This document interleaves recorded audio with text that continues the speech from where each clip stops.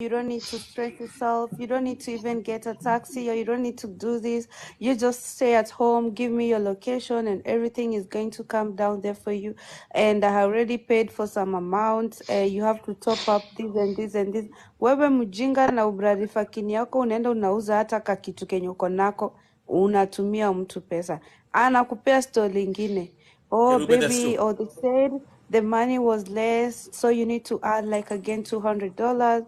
You know, I had put some money inside the parcel for you, and if you don't pay, you're gonna lose all the money that I sent to you. Na saizi alikupigia picha ya fake money amekuwekea kwa parcel 5 million.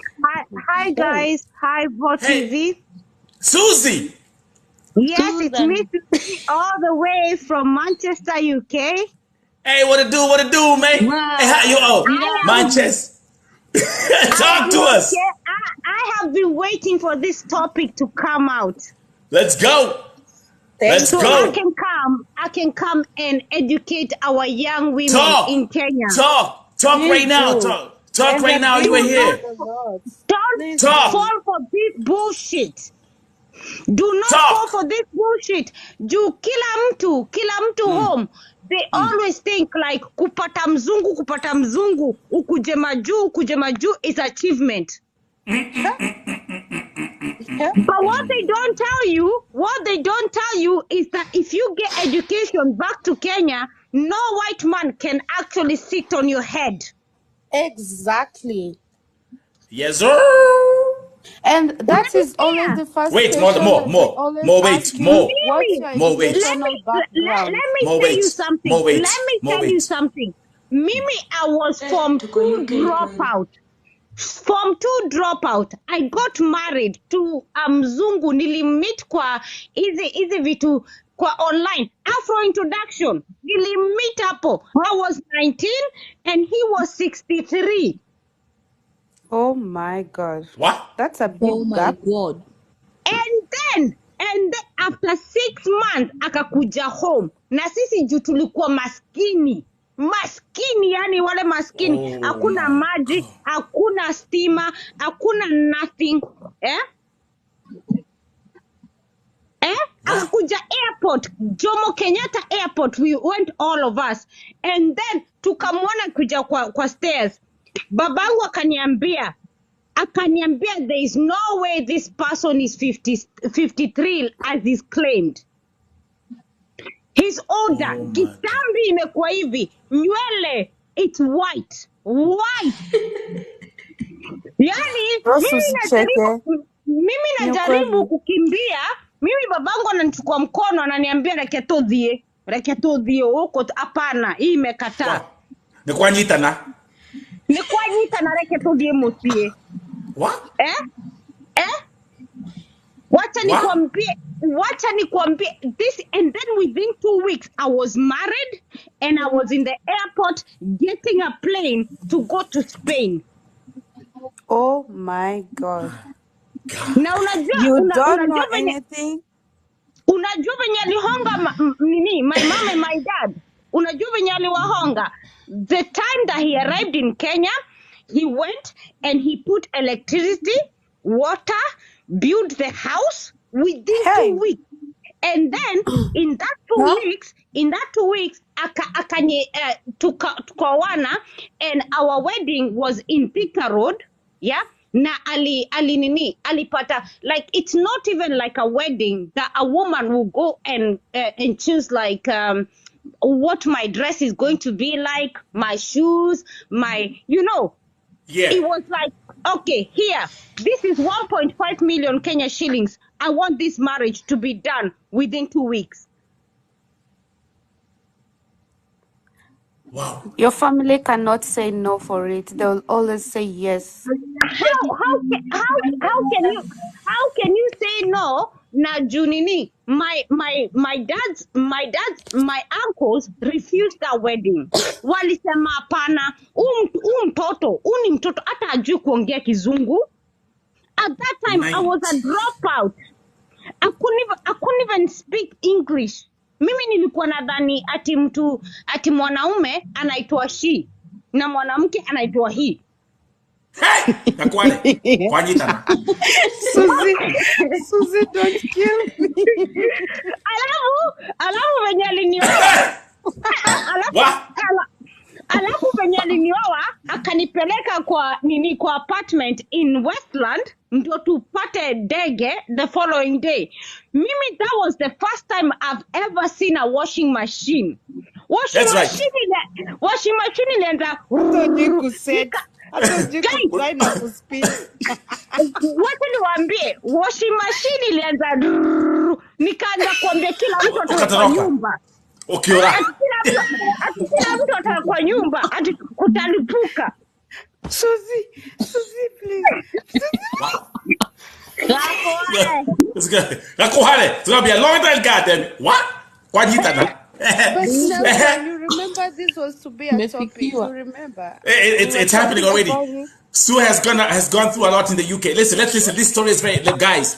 Everyone, pay attention. Story of Susie. Here she is. She's 19. She's married now to a 63-year-old Muzungu. And guess what? Yeah. And then, okay, let's continue. Okay, I managed to reach to Spain. Yeah, you know Spain, they speak Spanish. Yeah? Spanish. I was about to say that. You can't even speak Spanish. You yourself, you cannot even speak English. So how can you be able to speak Spanish?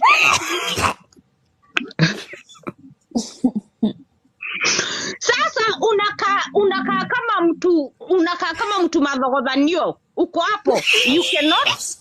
Yeah, absolutely. Yeah, like to a point, like if I was going to a supermarket to buy the food, I didn't know how to call a banana. That's right. I had to point it. Nelson, roho yangu ikitoka utakuja kupigiwa simu kesho. Language barrier. But then, this is the thing. I did not understand what this man had for me. I did not understand. Mimi, I thought to that point, because I got married in 2009. 2009, that's when he married me. Yeah? And at that time, if you remember, all the girls were coming from the village, going to Mombasa to look for white people. So it was a big thing at that time, yeah? That's right. So yes. For me, everyone thought like I am blessed, but I didn't know what was waiting for me there. This man made me become a sex slave. What I just said. Exactly what I just said that. And he was not being paid. He was not being paid. It was his what is it called in English? Nelson, help me out. It's called like something that you like. You know, you like. You don't want anything, but you like to watch. Fantasy? Yes, like a fantasy. Wow. Like you'd want to sit in the chair and watch somebody being violated. Oh yeah, that's fantasy. Those are fantasies. And this is Nelson. This is not just one guy. Yeah, it's 10 of them in there. Alafu napiga simu home, nasema I cannot do this. I wanna come home. Mimi nataka kurudi home. I cannot do this. Alafu huyu mzee juu ameweka familia yangu in a payroll, to meaning like he's sending more than like 100K a month, yeah, and our blind. Alafu ukipiga simu ukisema I need to go home, I don't want to do this, wanasema ule Nelson ngwali na Gikuyu anasema hivi ule daithue andu othe manje gututhekerera ati to no wathirura alafu ni wacoka mucii. Oh my God. Andu othe manje gutheka. So anasema ati what she's saying is walikuwa wanaambia ati hey, wataka rudi nyumbani tuache kuchekelewa na watu kijiji hapa. Tuanze kuchekelewa na watu na ujielewa. Susie, let's go back because this is something which I can me meniguza sana because I know how this thing works in Europe and how it works in America. This guy was bringing in men every day. Every day. And different. Wow. Different. Na hata akuwa anataka pesa. He didn't even need any money. All he wanted is to have like It's just this his life. kind of like a unajua Nelson, like that kind of chair, which I means know. like I know. kings I and know what you queens mean. sit on it. I know. Yeah, he gets a kick, like whatever. This might it's a that's it. That's it. I mean, that's his fantasy world. Just sitting there Yeah, and just watching you being actually sexually violated, abused. violated. That's it. And then when Yeah. he's not happy with a guy doing that, yeah, atasema atachukua chupa ya nini ya pombe anieke ndani. That would be the best thing ever. Jesus Christ. Alafu, alafu, this was the thing, because I cried out to my family and I asked them to take me back home. I don't want to be with this guy. And then I managed to nika find them moja Mkenya uko Spain. Akaniambia, Suzy, maybe if you get pregnant by him, maybe he will not do that. Sindio? Aya. Mimi nikamwambia, okay, can we start a family? Akasema yeye already alikuwa na vasectomy. Family. You know the vasectomy, so he cannot. Yeah. Can't give them. Oh my God. I just said this thing. They never want to have kids with us. Jesus. Alisema hata yeye alikuwa ameadvaisiwa na wazungu wenye wameoa ma Nigerians, ma Ghanaian wote. Wakasema if you want to keep this girl, make sure you give her a child. Sasa imagine mimi mtoto wa miaka 20 and I'm going through IVF. Na nitango through IVF. I'm getting body chills right now. Because I thought if I have his child, he will not like continue doing that. No. I understand, yeah. So That's why. So we went through IVF and we had to go private because I was too young for the government hospital to allow me to go through IVF. The government hospital cannot allow a woman who is 19, 20, 21 to go through IVF. IVS. Wow, very sad. So because he had money, he paid private. There you go. And then nikapata mimba. Kupata mimba nikapata mimba ya twins. Two children. Aya. Alafu akanieka chupa, which ended up me losing one of my children and I was left with one. And then neighbor wangu, because he used to see people coming in and out of our house, akasema something is going on. Alafu akanipata, akaniuliza, Susan, akaniuliza, where are you from? Nikasema, I'm from Kenya. Akasema, do you speak Spanish? Nikamwambia, me, I don't know how to speak Spanish. All I know is to say, hola, ¿cómo estás? ¿Cómo estás? Muy bien. Hola, muy bien. Muy bien. You know, those are the only words that I used to know. Na akaniandikia tu ka note, akasema, don't forget, I am not allowed to go out. I am not allowed to pick up any calls. I am not allowed to speak to anyone whatsoever. You're a slave. That's how they do it. I am on lockdown. Yeah. You're a slave. You're a slave. You're a sex slave. Yes, huyo mtu alikuwa nini yangu juu alikuwa ananisikia nikilia usiku. He used to hear me like screaming. And by that time nilikuwa nimejaribu kujiua 5 times. Oh, because my God. I said nikambia familia yangu, if you cannot take me home, I might as well just get myself done with. Lakini venye nilipata mimba, huyo neighbor wangu alikuja akanisaidia, akaenda kwa government, akasema, this is what is going on. Do you know what happened? Huyo mzungu venye alisikia tu fununu hivi, ati huyo neighbor wangu amenisaidia. Hapana, tulikuwa on the next flight to UK. God damn. Kila kitu. I swear to God, we used to have a home. You know, Nelson, what makes a home? Everything. Nakwambia aliniamsha usiku, akaniambia chukua suitcase, eka kila kitu, eka nguo zako, we are going. Na tukafika UK the next morning. Kufika UK, I am depending on him because in UK at that time you have to stay with a person for 2 years to get papers to stay. Papers. That's right. So I cannot, I could not leave him. Mimi, you abuse ikenda in mini kaza because I lost one of the children. So I gave birth to my son, my maiden, who I still have now. Nikaza mtoi, huyo mtoi, alafu after because me I'm very small. I'm very small girl. Yeah? Me niko very small. I have a small structure, which meant when I went to give birth, they had to cut me and they had to give to help me give birth to my son through vacuum delivery.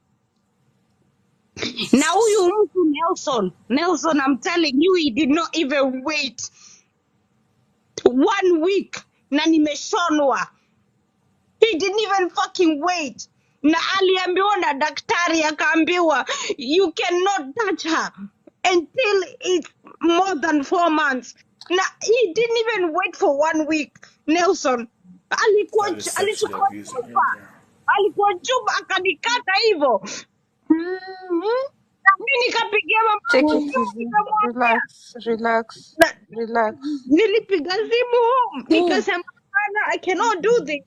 Na unajua nini babangu alifanya? Because my dad is my everything. My dad is the most strongest person ever. Babangu alisema I'm going to send your sister.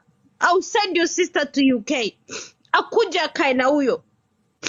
Sistangu alifika UK. Kufika UK, imagine, mzungu alimrusha nje within 2 months. Na huyu sistangu alikuwa hapa na 6 months visa. Na unajua kwa nini alimrusha nje? Because my sister could not cope with him treating me like that.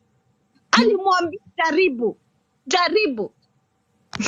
Sasa Nelson sahi, venye mimi tulienda, venye ilikuja to a point, si alichukua kisu na akadunga mtoto wangu tumbo. My God. Alidunga mtoto wangu mwenyewe, yeye alinipiga. Nilikuwa na mimba ya twins, nika lose moja juu venye alinifanyia. Alafu huyu mwingine akamdunga kisu ati juu nilisema ati enough is enough, I'm about to leave, I'm going. Na sita worry. Alafu the biggest obstacle was kama mtoto amezaliwa UK, a child is a British. Mimi si British, lakini mtoto ni British. That's right. Automatically. And then you cannot take them out of this country for more than 6 months. That's right. Yeah? So I have to stay here for me to be his mom, yeah? Akamdunga kisu ati because I was trying to leave him. Sahi minimum leave, yeah? Yeah? Nimepata custody ya mtoi, amenipeleka kotini ati trying to for the child custody and all over that. Yeah? Mimi already sahi I am in a secure accommodation. Nyumba yangu inakuanga na security lights at the front, yes, the back, the gate. Yeah, that's right. We are protected. Even at shule ya mtoi, they are not even allowed to put my son on their website. Thank God he's alive. Imagine, I cannot even go home. I have not gone home for 13 years. 13 years nikijaenda home. Unajua kwa nini? Yeah? Last time nilijaribu kwenda home, nikapigiwa simu, nikaambiwa Suzi, usijaribu kufika huku Kenya. Nikasema kwa nini? Wakasema ati huyo mzee amekulipia hit. Amekulipia hit as soon as ukikuja huku Kenya, wewe unachukuliwa. So sorry. So Yeah, sorry. sistangu alikufa and like I've not been at home to celebrate anything or to consult anyone. Juu wananiambia Suzi, huyo mtu amekulipia hit, usijaribu kufika huku. So and then Jesus Christ. at the same time, alafu this is what hurts the most, yeah? Unajua ukienda IVF, yeah? They take 4 embryos. They put 2 in you and they keep 2. The other 2, I have my 2 children in Spain. Juu walidonate kwa mwanamke mwingine.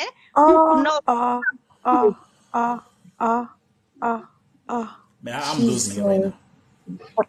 So they donated it. So I have 2 children in Spain, a boy and a girl, who are identical to my son. Oh my God. What? Oh. Susie, so sorry. Susie, so sorry. Susie. Just let it out. Just speak out. Just let it out. I want to let this out. Talk to your sisters. Talk to your sisters. Ongea. Let it Ongea. out so that they can also Continue. hear. Just let it Continue. out. Let it Unajua out. nini? This has been my hardest thing because I can't talk to my mom, because if I talk to my mom, I'm gonna give her stress and I'm too far away. I'm too far away. So she cannot consult me. So I keep it together. Okay, I can talk to my dad, but there's certain things that you cannot talk to your father about. Yeah. And then I've got sisters who I can talk to, but guess what? They choose money. They choose money instead of me. They choose money. That's where our families go wrong. My sisters are supposed to be the one who have my back, lakini unajua nini? Huyu mtu already ameambiwa you will never ever see your son for the rest of your life juu ulijaribu kumuua. That's right. And then the same sisters, yeah, tunaongea na wao kwa WhatsApp, wananiuliza hebu nitumie picha ya mtoi, wacha nione venye yako mkubwa, wacha nione venye yako hivi na hivi, natuma. Yeah? Wanamtumia. Forward kwa huyo mzungu. Oh my God. Really, sister? And he's not even supposed to call us.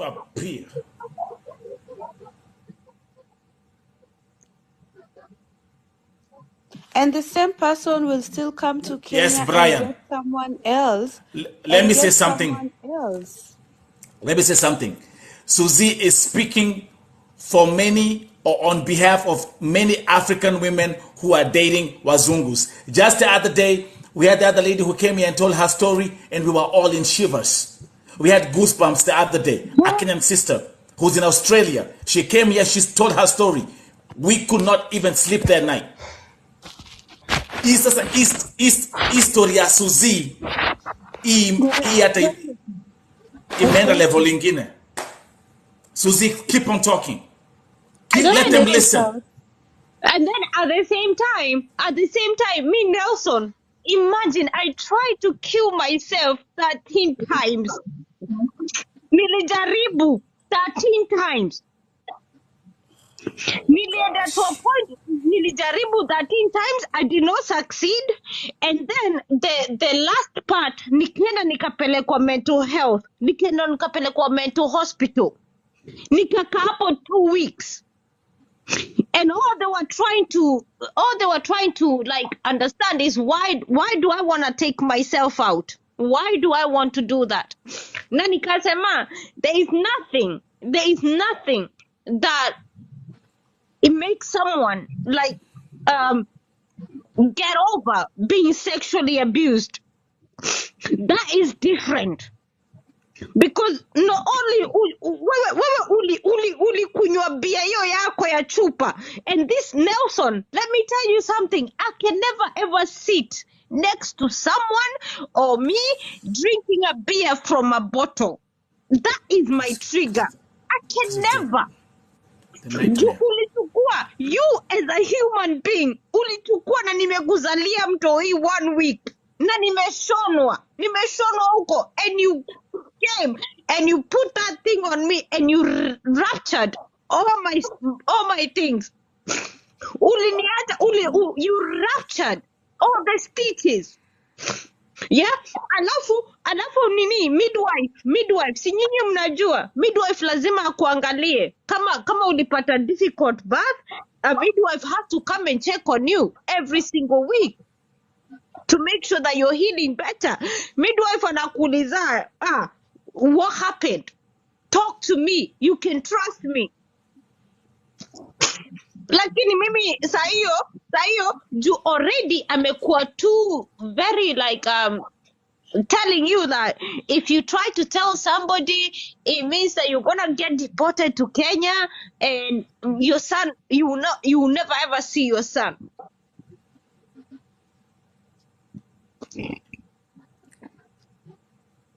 Jesus Christ. And by the way, let me give a shout out, Susie. There are some people I'm seeing who are watching here who are actually in the UK. Yeah. Shout out to all the folks who are watching here who are in the UK. Thank you very much. Yeah. And thank you. And then unajua nini? And then like I got rescued. I was taken to women's refuge. And then the problem ilikuwa mimi juu sijakaa UK for that long. And then you have to understand, like if you're in Europe, you cannot have dual citizenship. That's right. Yeah, I had citizenship in Spain, so I had to give it up to get papers for UK. And I had to stay with my husband for 2 years for him to give me indefinite leave to stay in UK. Na hakunipatia. Nilienda kwa women's refuge. I stayed there for 2 years, me and my son. And then I was granted papers to stay in UK due to domestic violence. Then Sahi Nelson, we live in a house that has security everywhere. Yeah. We live in a place. Susie, someone I have one of my friends. She's actually in Spain. Where were you in Spain? I was in Malaga, La Cala de Mijas. You're in Malaga. Okay, you're in Malaga. Okay. Man, and by the way, can we, guys, everyone who's watching here, can we give Susie the love that, let's just give Susie a hug and tell her we love her. Let's just do that. Let's just give Susie a hug and tell her that we love her. Susie, have you been coming? It's so interesting. I mean, I saw your comment when I started talking about this. Mm-hmm. It's like something you've been waiting for me to talk about on this platform. Yeah. She just said. I've been waiting for this because Nelson, like for example, right now, I am already diagnosed with acute depression, acute anxiety, post-traumatic disorder. Like Nelson, I have to take medication for me to get out of bed. And don't forget, I have a son. I'm a single mom. I don't have any family. I don't have any friends because my mental health doesn't allow me to make friends. Because I can't trust anyone. So, and I have a 12-year-old boy. I have a 12-year-old boy by my own. Na mimi ni Mkenya. So I've got to get up in the morning He needs to go to school. He's in Form 2, Sahi. Yeah? He needs to get up. So it's almost like I'm pushing myself over and over and over again. And then once, hata nikipiga simu home, nasema ati, Mom, do you understand that I suffer from anxiety, depression, and PTSD? Then this is what hurts me the most.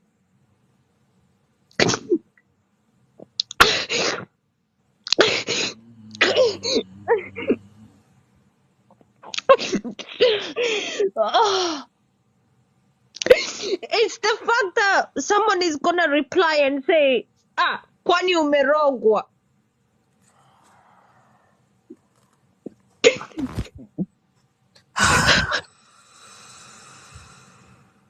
Just cry out, Susie. Just cry out.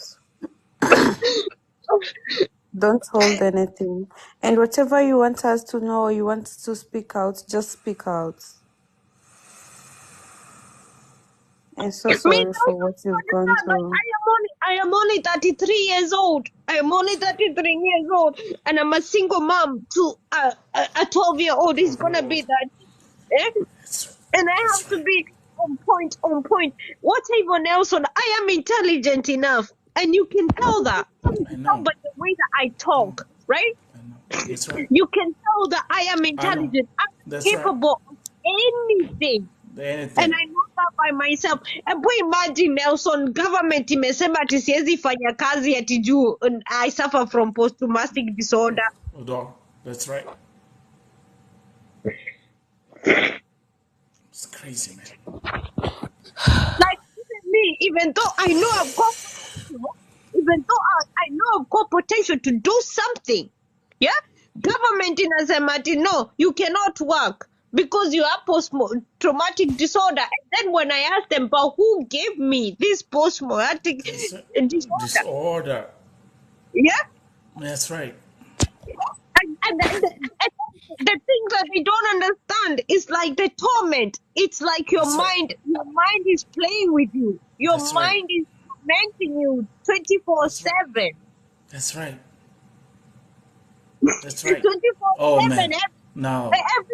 Every single time that you try to think that it's something good on you, you continue thinking like, why are you here? Why are you here? Anyway, why are you here? You're useless.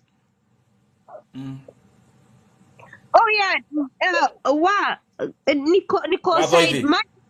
I am in Manchester. Wadoidi's mom, by the way, Wadoidi's mom is in London.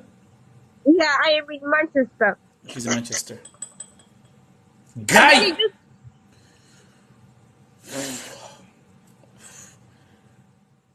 Nelson, Susie, today is your day, man. Let it out. You've been waiting. You've been waiting for this moment. You've been waiting for this, and we're here for you. I've been waiting for so long because sometimes I actually just think like it's not what people say back to you, it's how they hear you. Sometimes you want to be heard, even though you don't have permission to give me, but at least you're hearing me. Someone is listening to me. Oh my God. Absolutely. Someone is knowing Susie somewhere is going through this, and I listen to her. You know, and it's so difficult. It's so difficult to I like. Susie, let's do this. Actually, as we continue, look, I got someone. Lady Bird is in Scotland, right? And she's saying she has a friend in Manchester. Lady Bird, just follow Susie, communicate with her, and again, you know how to handle the communication. Yeah. Susie has gone through so much. And by the way, Susie, listen, that's why I always keep on saying, Vote TV this platform is a home to many. That's why I always say our foundation is love. We love everyone. We welcome everyone. Your story tonight is giving me chills, man. Your story tonight is giving me chills. But you know what, Susie? As you continue talking, we love you. I love you more.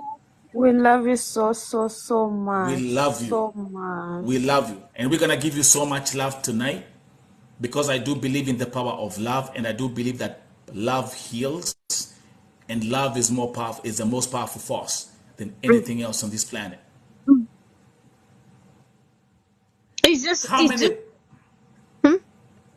How many people are taking notes? How many people are listening to Susie's story? Susie, let me ask you, let me just ask you randomly. Yeah. How do you feel when you watch these lost sheep on TikTok every day marketing these dating apps for white men? I feel fear. Fear comes to my bones, because I think, like, instead of you, these people, you just seeing a white man and then you think like, juu amenitumia 10K nimeomoka. You have no idea, because they are bringing you to their country. And when they bring you to their country, yeah, it's not your rules, it's our rules. If they were coming to Kenya, and if he did that to me in Kenya, my brother will be on point, my dad will be on point, my uncles will be on point, yeah. But in here, they bring you to another country, you've got no one. You've got no one. You see, your story is so unique because it's a,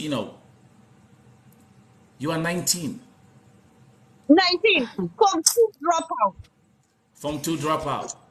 The guy is 63. Kiabu, ushago. Mi hata siko najua kuongea Kizungu. Even right now, ebu ni challenge kila mtu.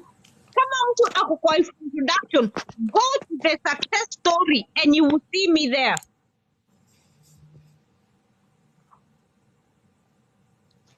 And by the way, everyone, there are people who are saying, CJ Shaki saying, I didn't hear the story. I hope you can post it later. Of course, remember, if you want to get all the replays of the Vote TV Primetime Show, check the highlights of this profile. Follow Vote TV on TikTok if you haven't followed Vote TV on TikTok, or subscribe to Vote TV YouTube. That's where you get the whole story.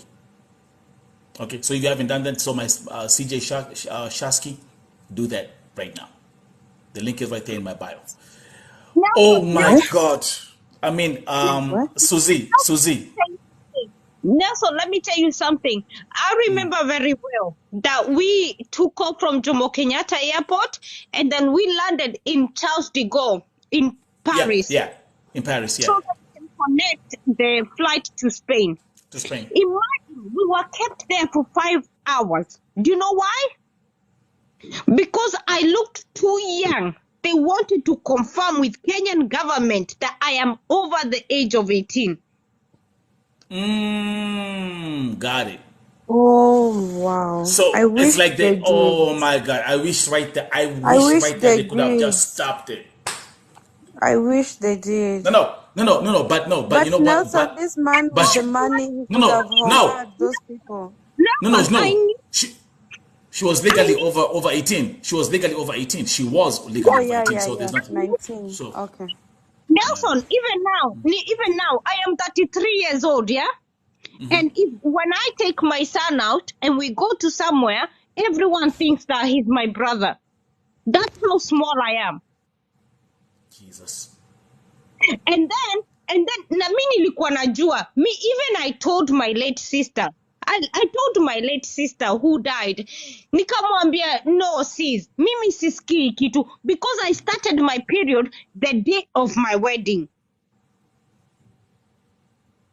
Oh my God. And then do you know what killed my sister? Do you know what killed my sister? Him. By stress, depression, no?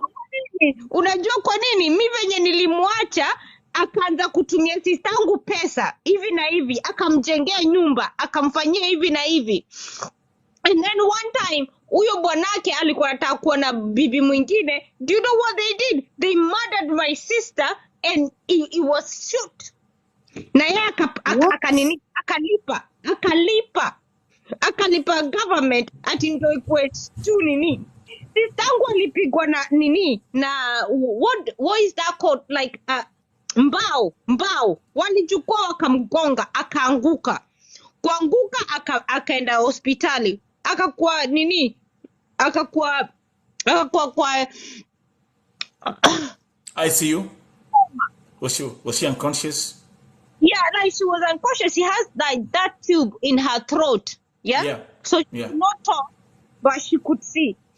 And I remember sending her a message, and I sent her a message, and I said to her, I will never forgive this man because he's the one who has made us as his sisters not talk, because we were not talking before, because she was having her, she was having his side. And then I'm so sorry. Nelson, at this time, me myself, I live in fear. Nelson, I can be talking to you right now, na kesho naweza kuwa atanichukua, because the money talks in any way. I can't go home. I can't take my son home to know where his roots are or where his family is, because I've got a bounty back there and I've got a bounty here in UK. Yeah? So hata Nelson, wacha nikwambie, mimi hata nikitoka kwa nyumba, nikifunga mlango, I look east, west, na scan kila kitu. And if you ever see me outside, I always wear a hoodie. Yenye itani protect kwa yangu. To cover yourself. That's right. To cover myself so no one can know who I am. Maybe wear a mask as well. Maybe like even wear a mask as well so that people don't identify you. You know the mask that goes like down to your nose. Yeah, that's right. So the only thing that you can see is the eyes. That's right. So let me ask you something. What kind of a life is that? Because let me tell you. The most heartbreaking things is like, okay, I've come to your channel right now, and I'm trying to speak out my words, and I'm trying to speak out to you about what I've been feeling and what's been going on. Yeah, and I do appreciate all the love and all the support. But the most heartbreaking thing is like, Nelson, I'm talking to you right now, but kesho hatujui. We don't know. I don't know if it's going to be me or it's going to be my son.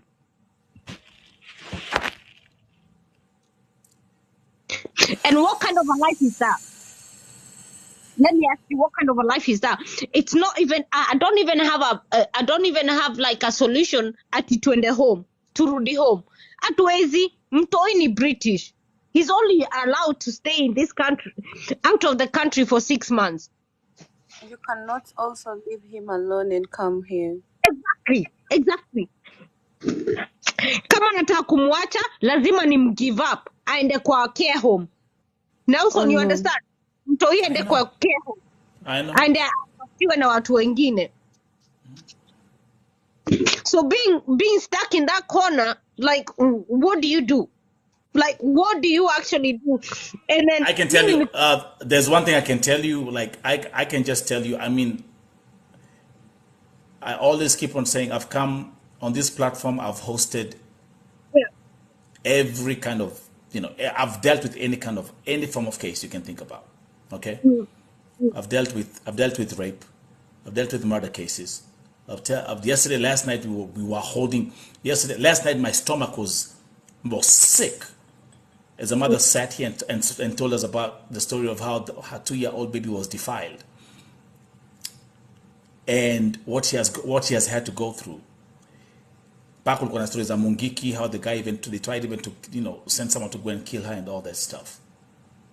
But there's one thing I remind myself. There's one thing that gives me strength, and I'm going to share this with you.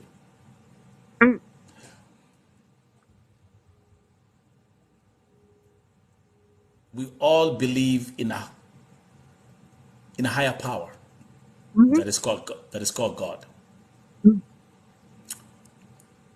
Susie, since you are 19, your life has never been the same. You haven't had that. Okay, now I see the people who are saying, that's why you gotta listen to the story and listen to the details. You're saying, why Arudi Kenya? Did you hear what she said at the beginning of this interview? Just assume them, Nelson. Advise her. Okay. Just assume them. We have a God in heaven. Those tears that you've shed tonight, May they pay back. let those tears, may they land on God's feet tonight. Amen. For you. And they should pay back. For you and for your And son. your son. Me Amen. Nelson, let me tell you something. Unajua mtoi wangu hata sometimes wanga anajihate. Unajua anajihate kwa ni venye dungwa na hiyo kisu ika mark kwa chest yake. So and you have to understand sahi ako form 2 in high school. So lazima afanye sports, which means they have to go to changing room, yeah? Change uniform to sports gear. Alafu kila mtu anamuuliza where did you get that mark from? Where did you get it from? Na yeye mwenyewe anasema my dad tried to kill me. So traumatizing. Oh my God. Imetraumatize mtoto wangu to a point. Mimi Nelson, you know, like I come to a point nikaambia mtoi, hata nilianza kumdanganya. Nilikuwa naweza kumdanganya nikimwambia ni birthmark. Unaona? Lakini akasema mom, don't lie to me. I know he picked up a knife and he did that. And he did that because you wanted to leave him. Let me give a shout out to my sister, VoTV US, Smiley all the way. Smiley in Seattle, right? Nyokoguruka mwana wito. Nelson, imagine mimi nilijaribu kujiua 13 times. 13 times na kila saa nikijaribu, napelekwa hospitali, and then they managed to put me back to and then the last straw nikapelekwa mental hospital. Kupelekwa mental hospital, yani alafu kuna mtu mwingine venye nilienda mental hospital, wenye nilipata huko na juu mimi because of my personality, I'm kind of like a light-hearted kind of a person, so I've got a light-hearted, I smile, I talk, and you know, I'm always positive. Mi venye nilifika huko, watu wakaanza the other patients started asking, what are you doing here? You don't belong here. What are you doing here? You don't belong here. Look at your smile. Look at your laugh. What are you doing here? Na mi alafu hata walikuwa nadhani eti mimi I'm member of a staff. What any mistake. You see? Na mtu mmoja akaniambia, look at your face, look at your smile, look at your attitude. Look how you are making us feel better and forget that we are in a mental hospital. Because that's not where you belong, my sister. Akaniambia, you don't belong here. You need to go home.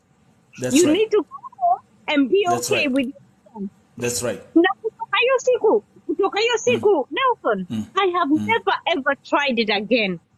Amen. And God cannot even allow you to try it again because of your son. You never. If his own dad tried to kill him, who's going to be with your son? Nelson, so this story, man. Thank you so much, my sister, for saying that. Nelson, today, Kwangu amejoin army. Amejoin army cadet. The military? Oh, yeah. Congratulations. Yeah, it's about that time. Yeah. It's about that time. And then, you know what? At that time, I was very surprised for him to say that he wants to join army cadet. Lakini, unajua nini? Hata ndio maana nilikuwa Thank you, Sally. Ndio maana nimekuandikia message nikasema this topic was very due. We needed to have this topic, yeah? And you know, Actually, what, Susie, we were Susie? to have this conversation like I think 2 weeks ago, and 2 weeks Nelson ago. told me I should remind him, and I Yeah, forgot about it. And all days that we've been coming here, we've just been talking about other things. We were to come here and educate these girls about Nigerian scam and everything. So that's that's right. how I started it. Like it was not even to be a topic of today; it was to be 2 weeks ago topic. Imagine. Lakini Mungu ni nani? Let me Unajua nini? let me ask you a What question, Susie. There's something which you said. You said you are from Kiambu. Where Kiambu? Umete Kiambuko. hapete? Wakafete. Yes, Wa. Yedo wa yedo guri. you know. Gakware. Gekiuga gakware. Togedeke. What? You know,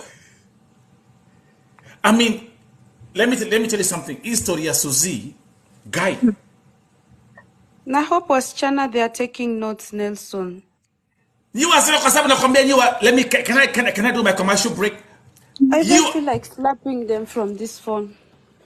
yeah, ebu please wapiga makofi kutoka hapo tafadhali. Cause kesho Because I tunapenda wish watongozwe nao wazungu na wabebwe. hata si wazungu utapata haya mashosho wa TikTok huku wakidvertise ati ukitaka kupata mzungu enda upata wa 70 years 60 years jinga nyinyi nonsense. Sasa Nelson sahi huyo mzee si ako 77 years old. Na huyo mzee I was about to say that. okay, just pause there. He's 77 years old. And do you know how much he gives me for his own son? A week. £6. Hiyo ni ngapi na dollars? What's like $10? So I can't believe this let me nonsense, ask you man. something. As a child who is 12 years old, what is $10 gonna do for him? I'm gonna give him. But yet akona nini kutuma almost Freedom. 100K on my head. You know what? Listen, God damn it. You know what? 77 years, it's time to go. It's time to go. God forbid, More money. I'll never wish even my worst enemy dead, but I wish that man dead. This guy, the day he came into, the moment he walked down the plane, he destroyed your whole family. Destroyed But your whole family. The day he walked down on that plane, he destroyed the whole family. And we are torn apart. Kabisa. Because some of my family decide to kind of like be good to me and then tell me wanasema ati hebu nitumie tu video ya mtoi nione venye yako, hebu nitumie hii. Nonsense. Alafu Niorimo. wanapeleka kwa huyo, alafu Niorimo. Niorimo, Susie. Ni ujinga ufala. Do we agree? yes, Ni ujinga. like That's not a family. That's not a family. You see. Nelson, Nelson, what hurts me the most, it's like you're pushing me out for the vouchers to eat me up alive. Guy. This story tonight, I'm telling you, Susie, number one, my stomach is aching right now. Like seriously. Nelson, hebu wacha nikwambie kitu moja. You know how I ended up? Sahi mi mwenyewe. Because of what he did to me with that bottle, sahi mi nakuanga na growth on my cervix.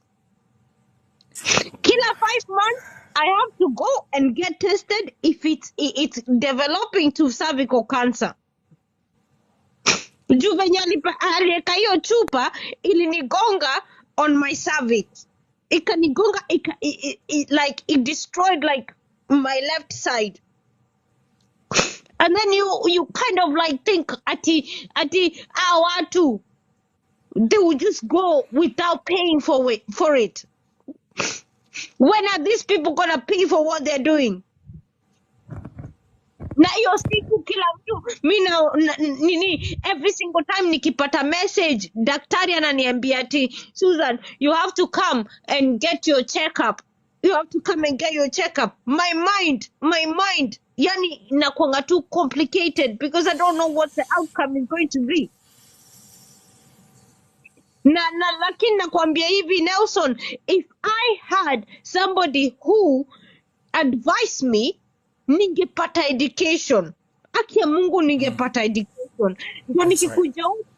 Ndio nikikuja huku, no one can sit on me because I can speak, I can write English, I can understand. I would have gone and got a job. Ndio mimi nimwambie huyo mtu, you are not my provider. I can provide for myself and I can stand by myself. So you are not point to come and do anything. Let me ask this question from my sister Kale Tania. Thank you very much. Thank you, my sister. I've been seeing you've been rocking all these comments. And by the way, guys, as we continue, let's give Susie all the love she needs. Let's just shower her, keep on showering her with love. This story is a story that is actually giving us men. It's kind of like piercing through your soul. Susie has asked, Kale Tania is asking, Susie, please, I want to ask you something. Why did the UK police leave these men outside? Because we went to you know, as soon as I was rescued and then I went to women's refuge, right? Tukaanza process ya yeye kuona mtoto, like the child custody, yeah. And then the custody, for it to succeed, they had to find out why we broke up, and then divorce at that time. Tukaenda kotini. We went to Manchester family court. You Nelson, you can Google that and see that. We went to Manchester family court. Wakasema the wife is alleging these things, and she said that Susan is saying that he did this and did this, and then he's saying that Susan did this and did this. So we went to fact-finding hearing, yeah, which you have to provide your own fact, and he has to provide 6 days, Nelson, from 7 o'clock till 7 at night. We were in court. Yeah? And then they decided that he was a danger. He was a danger to me, and he was a danger to my son. And then he was told for the rest of his life he will never see my son. But okay, but the point is that's what he was told, which is accurate, but there was no legal consequences like being put behind bars or Can I? whatever. No. Sorry, Oh, Kale, wait, Susie, wait. Kale is here. Kale, welcome to Vote TV. By the way, are you watching? Are you watching from the UK? Yes, I'm from Birmingham. Oh, okay. Go ahead, Kale. Go ahead. Okay, I just want to ask her, Susie, because you know this abusive to abuse women in this stuff is a very serious, especially for him.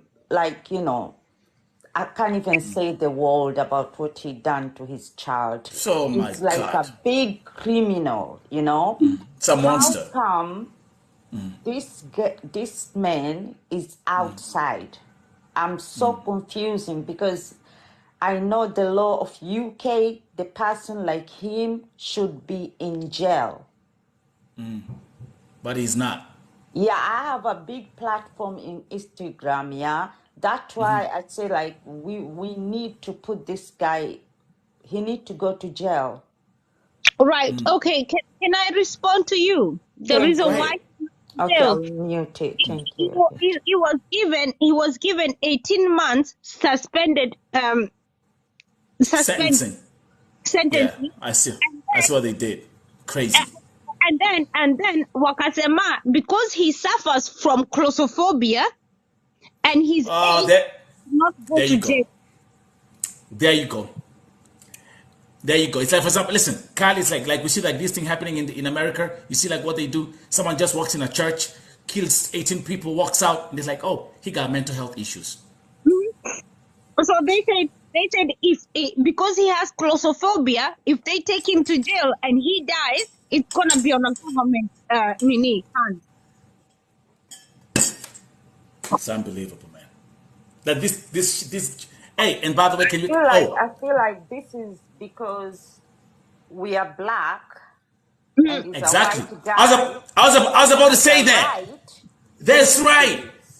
That's I have right. no Kylie, right that's a to, point. Very true. yeah. Because That's a even in point. Africa, the people with mental issues, they're always locked inside. They will never be released outside, and we are in Yeah. Africa. Oh Nelson, You my know this. God. You Mm. know let me what? tell You you can guys. follow me back, Susie, yeah? And Let me tell you anything, guys. any support, I'm here for By you. the way, let me just Susie, put up. Susie, wait. Susie, wait. Susie, I wanna let.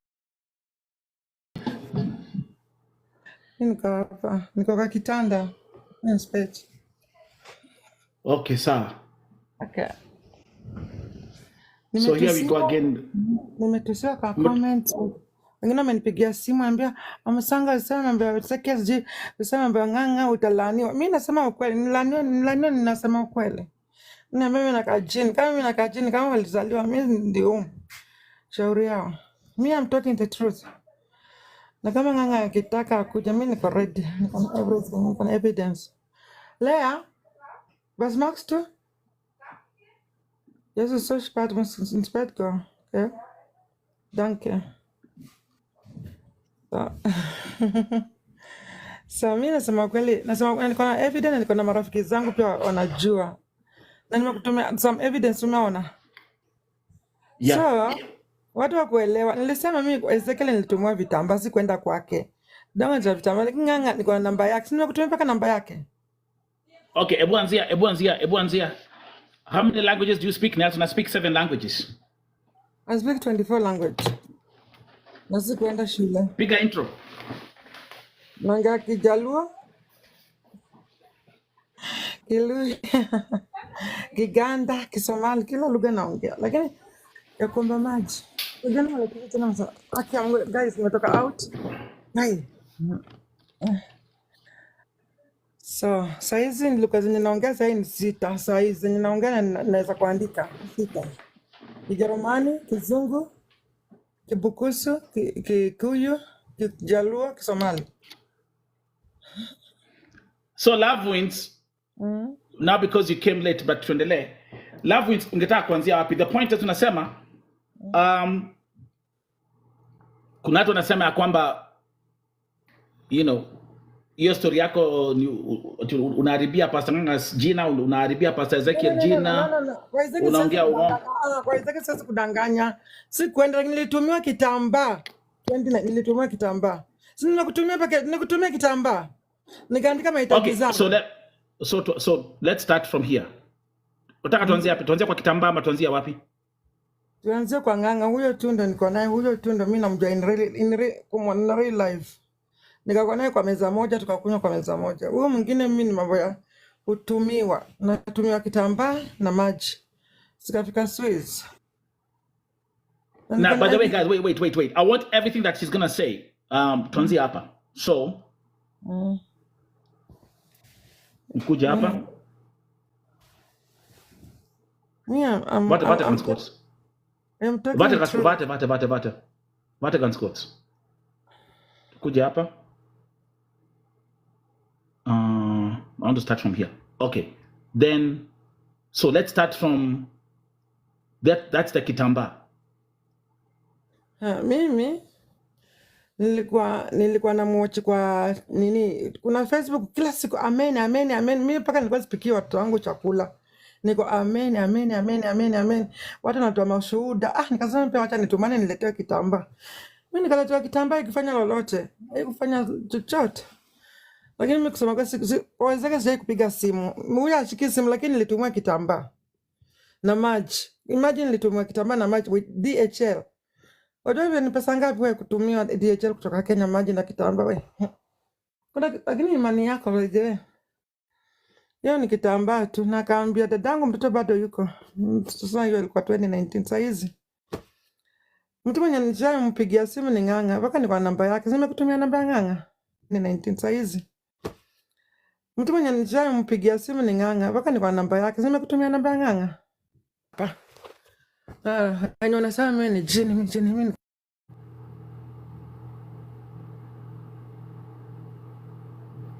Nimekunywa. Ni uongo. Mpaka sumaona, that is my handwriting. I'm class 3 dropout.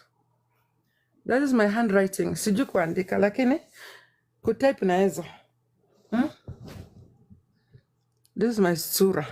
Kuja masema ni chini. And I'm in my bed. So hebu tuambie about that. So hiyo kitambaa ndio ulitumiwa. And what was the kitambaa for? Vile ushuhuda huko watu wanasema tunaweza kutoa uzi, unaombea, sijui unaandika mahitaji yako. Mimi niliandika hakuna kitu kilifanyika, hakuna nothing. Nimechoma by the way. Nilichoma. I swear, nilichoma. So ungetaka kuanzia kwa sababu unajua story yako ni kuna vitu mingi sana ambazo ulituambia hapa kwa Vote TV. Ungetaka kuanzia wapi? I'm going to give you the freedom. Unataka kuanzia wapi kuexplainia watu? Mimi nataka tu mimi. Where's your wig? What is the time now? It is 2:00. You go sleep.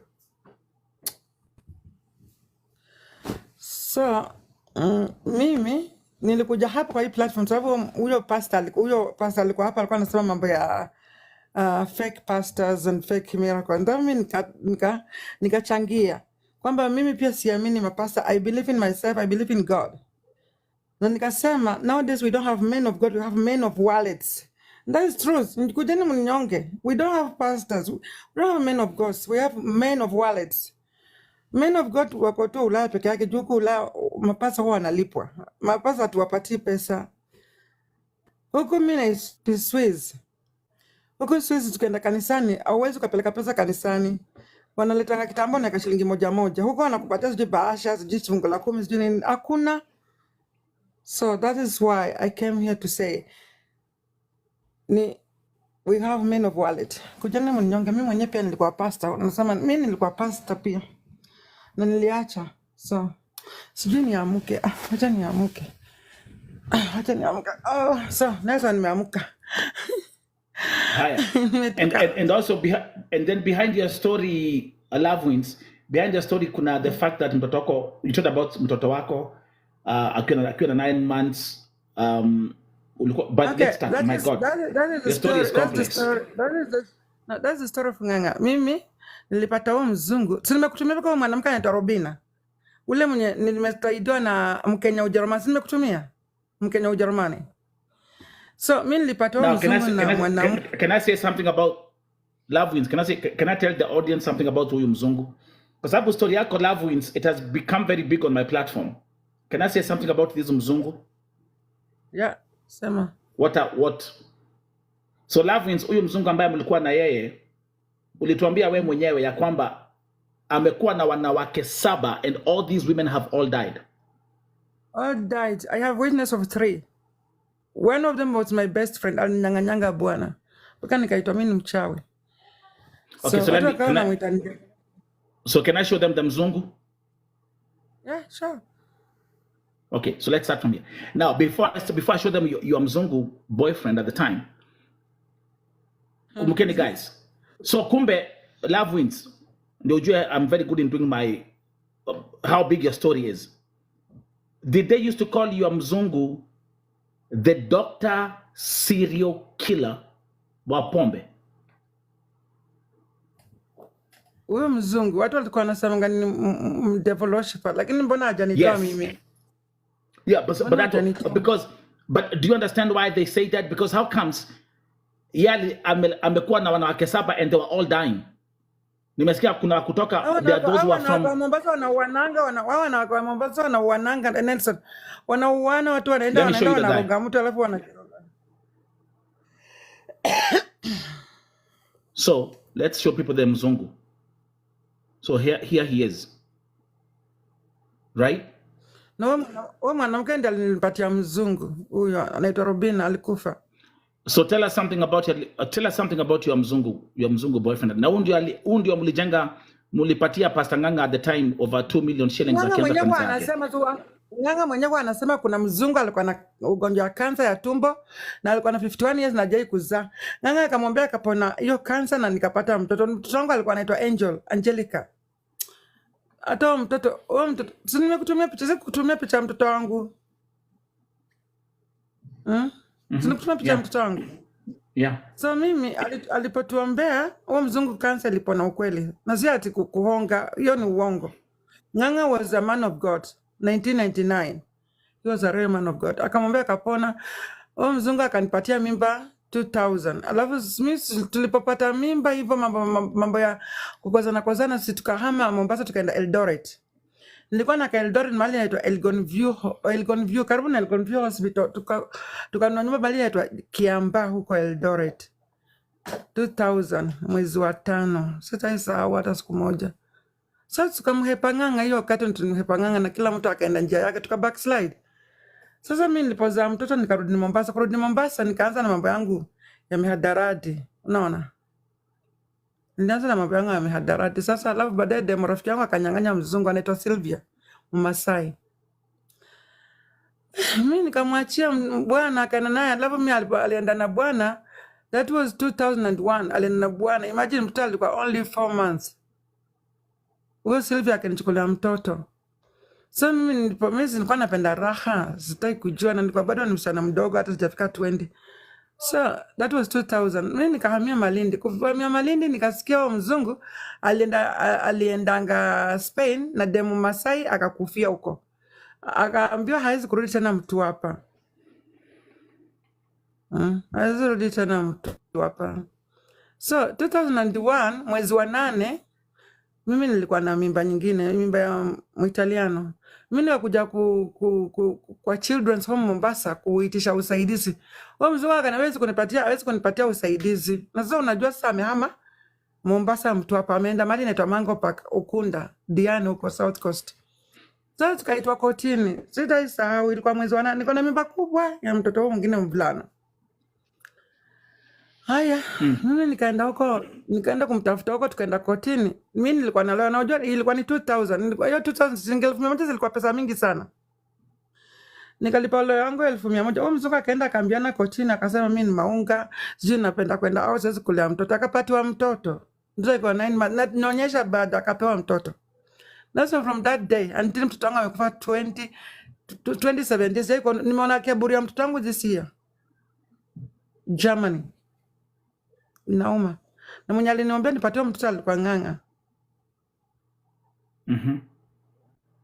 Msanga amefika huko. Kwani huko ni kwako ndio nisifike?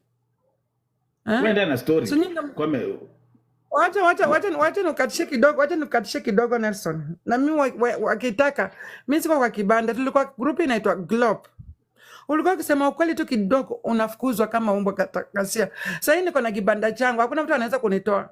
So juzi 1 month ago tulikuwa na Jeff wetu anaitwa Onesimus anaitwa Sidadi. Tunamwitanga Sidadi. Yani mimi mama mzee hivi naita mtu baba na babangu baada yako mzima. So yani kuheshimu yani. Ulikuwa ukifanya tu kidogo na rushwa nje. Sasa mimi nilikuwa natukana mafia tu sababu wakati nilikuwa mnyang'anywa watoto, naishi peke yangu, nafuta mabangi na yani huko Facebook unajua mtu anakunywa pombe na unataka unafuta masigara, si ndio? So akanizoea. 1 month ago jamaa nilienda kwa live. Watu walikuwa wamejamii nikang'ang'ana huyu ni fietu usiingiza huyu hana lolote, hana maisha, huyu hana maana. Sasa huyo jamaa mimi sibishani na mtu. Nilienda nikasema God you take the control. Mpaka nikaandika jina. I am not my own. He is in control. Hallelujah. I'm a singer. Naweza kuamini huyo jamaa after 3 weeks amewekwa ndani. Mimi sipishanani na mtu. Because I know I'm not myself. He's in control. So watu wanaitafia tu nini? Mimi sipiganangi na mtu. Ako jela. You know why? Because God is fighting for me. Sina maisha, sina maana. Lafu, nafuka wananitanga mimi ni mchawi. So mimi sipiganangi na mtu. Me just quiet. I know my dealer is dealing. You know your dealers is dealing.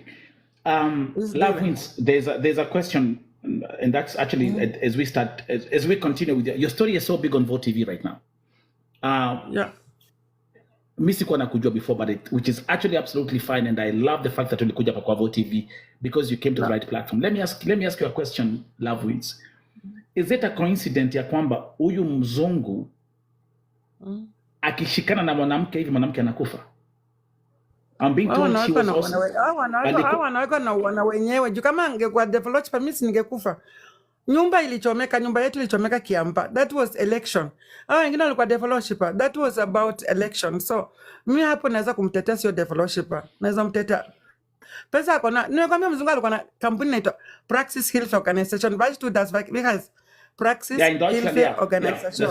That's why the Health Organization. Can you Google dentist, Sana's the chef of dentist akauza. Alikatwa macho. Ndio alikatwa vibaya, analipwa. Alikuwa na pesa kama njugu mzungu. Mimi nakwambia Nelson, with my 19 years to 20, I travel more than 10 countries. Saizi nimetulia hapa Swiss. Yeah, I went to Florida. I went to Klagenfurt in Austria. I went to Ballermann Sex in Spain. Yeah, Spain. Yani nilitembea. Before nifika 20 nimetembea. Mimi nimesha gari yangu ya kwanza na 17 years. Nasema nini?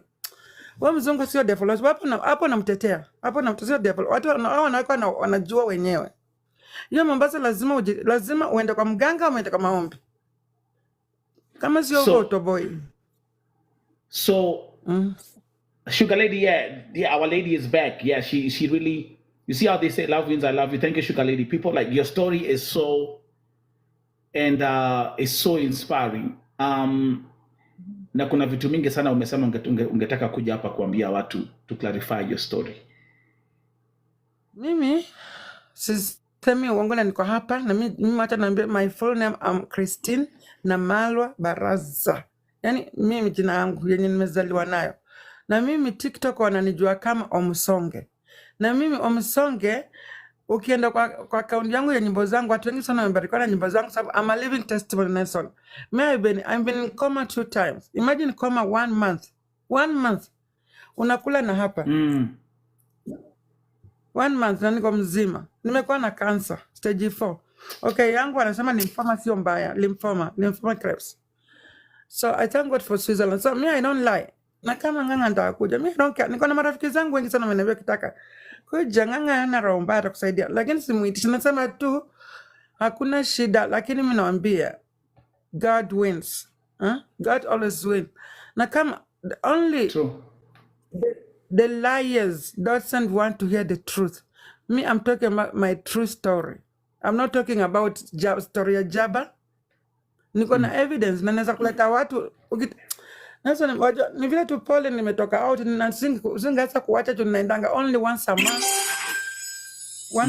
One and out once a month. So juu niko na marafiki zangu wengi sana. Okay, most of them died and I'm not special than them.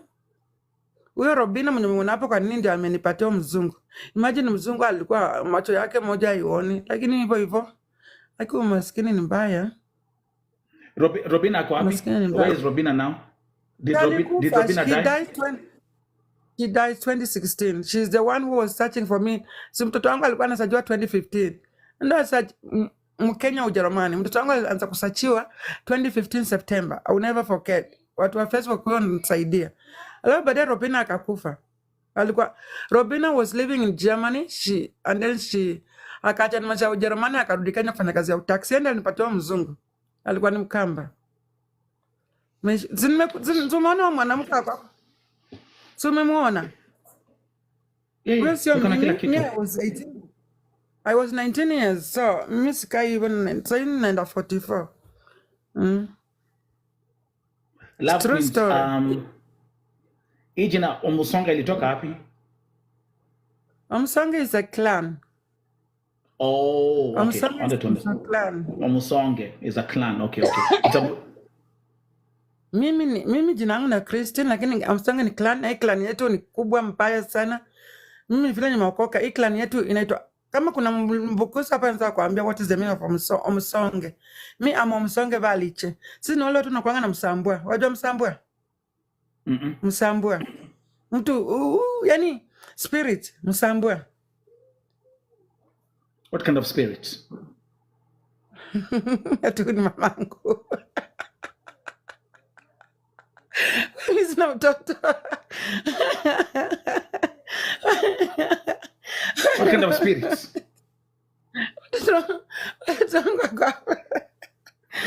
Spirit. Which ones? Good ones or bad ones? Msambwa ni ile ale watu wa roho. roho spirit. Mimi naweza okay, si tumekuwa na Basinde, sijui Basinde ndio kwa Kizungu ama Kiswahili.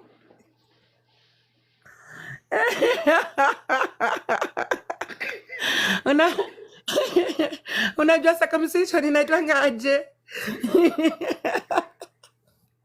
Mimi ni vile nimeokoka. Nelson kama nikisinga kwa nimeokoka. Hawa watu wananitusi hata kuwafula milango jua wajui. Okay, anyway, tuendelee. Wajua circumcision ile Basinde ile traditional. So unafanya mwezi wa 8, si ndio? Mwezi wa 12 wasonge. Wanatembea uchi usiku Disemba, wanaenda kutembea pamoja. What? Sasa wanafikiria mimi ni Omsonge ni clan. Aja tuna Basonge, kuna Bayemba, kuna Bahwa. Yani a lot of clan, eh? So Omsonge is not my name. Okay. So, wako huku. Haya. Next thing I would like to say. Let's go back to your child, to your baby. So mimi nikazaa mtoto. Mtoto wangu nilimzalia Elgon View Hospital, Eldoret. Sasa tumerudi huko mashambani. So nilipomzaa mtoto, mzungu alikuwa mobile. Unajua mobile nini? Wajua mobile, leo ako hapa, kesho yani ako njiani. Mzungu anakuwa kama spirit. Alafu mimi nilikuwa nakaa nyumbani peke yangu, mara kwa Amerika. Alafu anatusanga kitu na DW. Wajua DW ni nini? Deutsche Welle, DW. Yeah. Ni mtu wa gambling. Yani anafanya kasino mpaka saa hizi pia naliwanga kasino mwendo wazimu. He was a nomad. So, he was a nomad. He was not mobile, but he was a nomad. Yeah. Sijui kama aliacha. Mimi sijui sasa, that is long time. So, okay. So let's go. Mtoto wangu alichukuliwa 2001 mwezi wa 8. How old was Angelica? Yeah, Angelica. Tena alipewa na sina say. Alafu nikapigana na judge, alikuwa anaitwa Stella Mahindi, judge mwanamke. Leo yangu akanitoroka, kila mtu akanitoroka, niko hapo na mimba yangu, niko na mimba nyingine ya mzungu mwingine hapo. Wait, Lovins, how old was mtoto wako ulipatana akiwa how old? Umpeana alikuwa na 9 months. So unasema at the time ukipatana mtoto wako akiwa na 9 months, you are pregnant with another baby wa a Belgium. Muitaliano. Hata sijui babake bajuni alikuwa na danga Nelson, nimemwambia kudanga. So ulikuwa tunatomba tu ovyo. Hapo umetomba huku, umetembeza kinembe imetembea Mombasa hiyo coast mzima. Mimi pia nilikuwa mobile. Niko Malindi, Watamu, lakini Nairobi sija kwenda. Nairobi naendanga nikishuka na ndege. Kwani Love Wins ulizaa alafu ukawekwa mimba the same day? Hapana, sio mzungu alikuwa ameenda na mimi nikaendelea na maisha. Hata mimi ulipoenda kupatana mtoto wako wa 9 months, how unasema ulikuwa pregnant, ulikuwa na miezi mingapi pregnant? Tupige sasa hii. Miwili. Okay, so after Angelica was born, ukaingilia kwa Muitaliano. Who was with Angelica at the time? That's the part I want to understand. Sasa mtu akidanga, si unapeleka mtoto kwa yaya jamani. Kwa shosho? Kwa yaya. Yaya ni nataka siku moja ukienda Kenya uende huko Malindi ama Watamu, ni vile watoto wachotarve wanateseka huko. Yaya ni wapi mama? Yaya ni wapi? Watamu. Yaya ni nini? Yaya ni hao wazee wa mama wanaangalianga watoto. So ulikuwa unachukua Angelica katoka, I mean she's only 2 months old, 1 month old. Unapeleka kwa yaya. Alafu unaingia barabara. Yaya anakaa kwangu. Kinembe. Yaya ni mtu anakaa karibu na mimi, namwachia mtoto, nampatia pesa, anaangalia mtoto, naenda out. And what was the reason? So what was the reason of you? I want to get that, but me actually in your story, I'm very interested in the story of Angelica. So why did Uyu Mzungu decide that you have to give Angelica the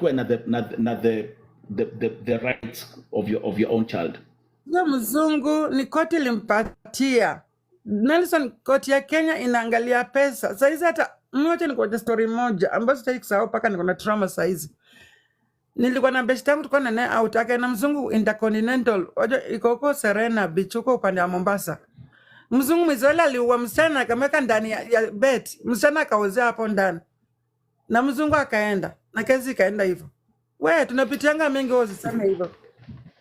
Love Wins, let me ask you a question, because life is spiritual. How many, every time I'm talking to you, I just hear death, death, death, death.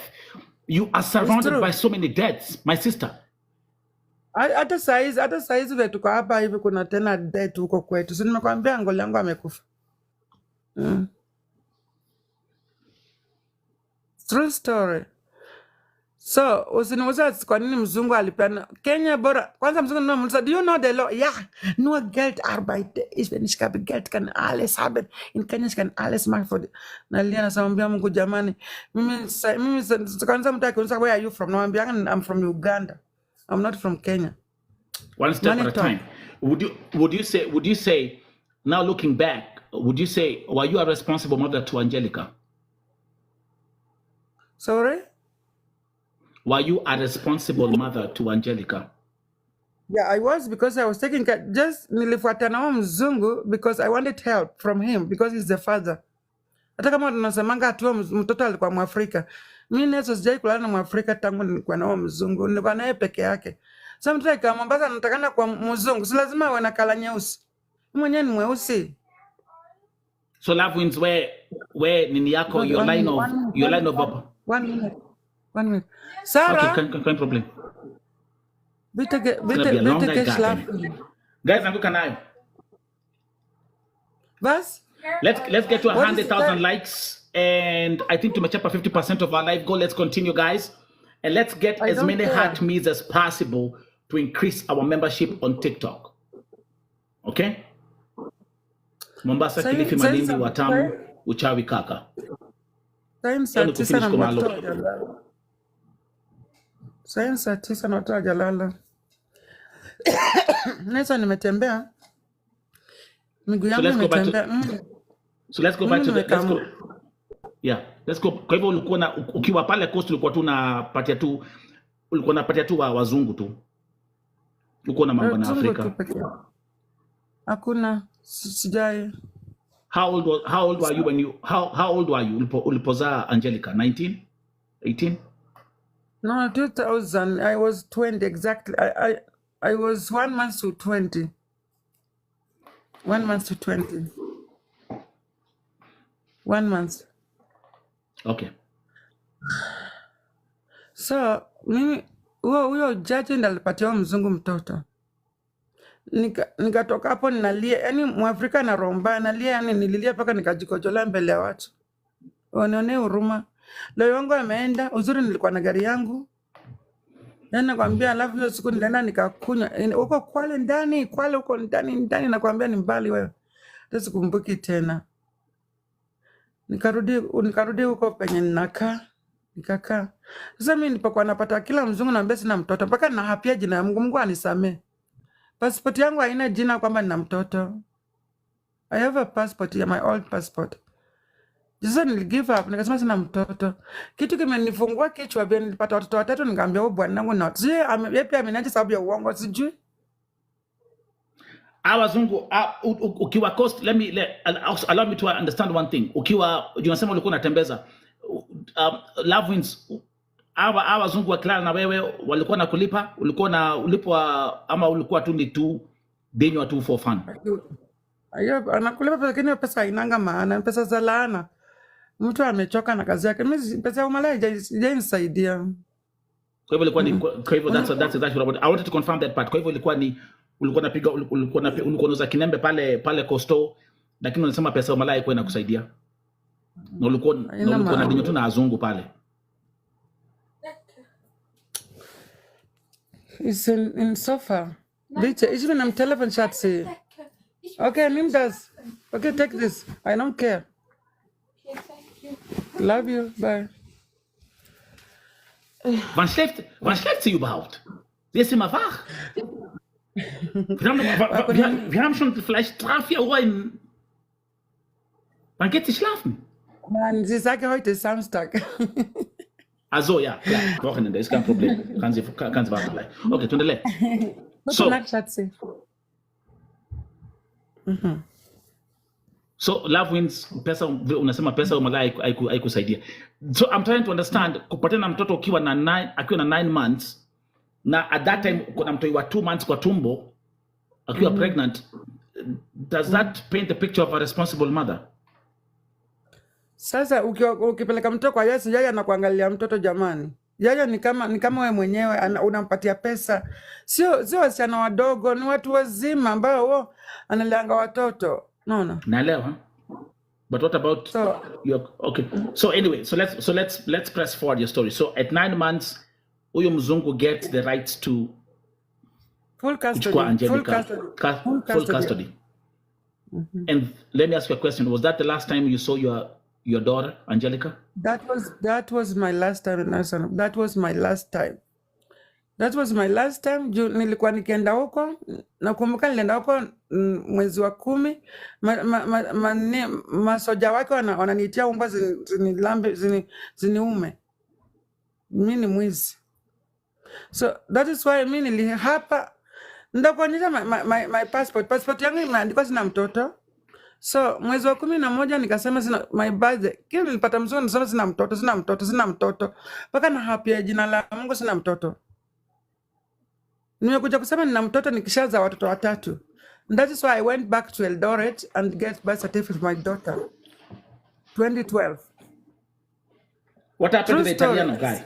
What happened to the Italiano guy? Nilikuwa nadanga jamani. Msami nilikuwa na guess ni yeye. Kudanga. Yaani kinembe ilikuwa tu na kudonjo. Sana danga. So cha kushangaza nilizaa mtoto wangu. Sina bia long fagna garden. Nilizaa mtoto wangu Mombasa. Mombasa hiyo hospitali ya Afrika ile inaitwanga aje normal, inaitwaje ya serikali, si ndio?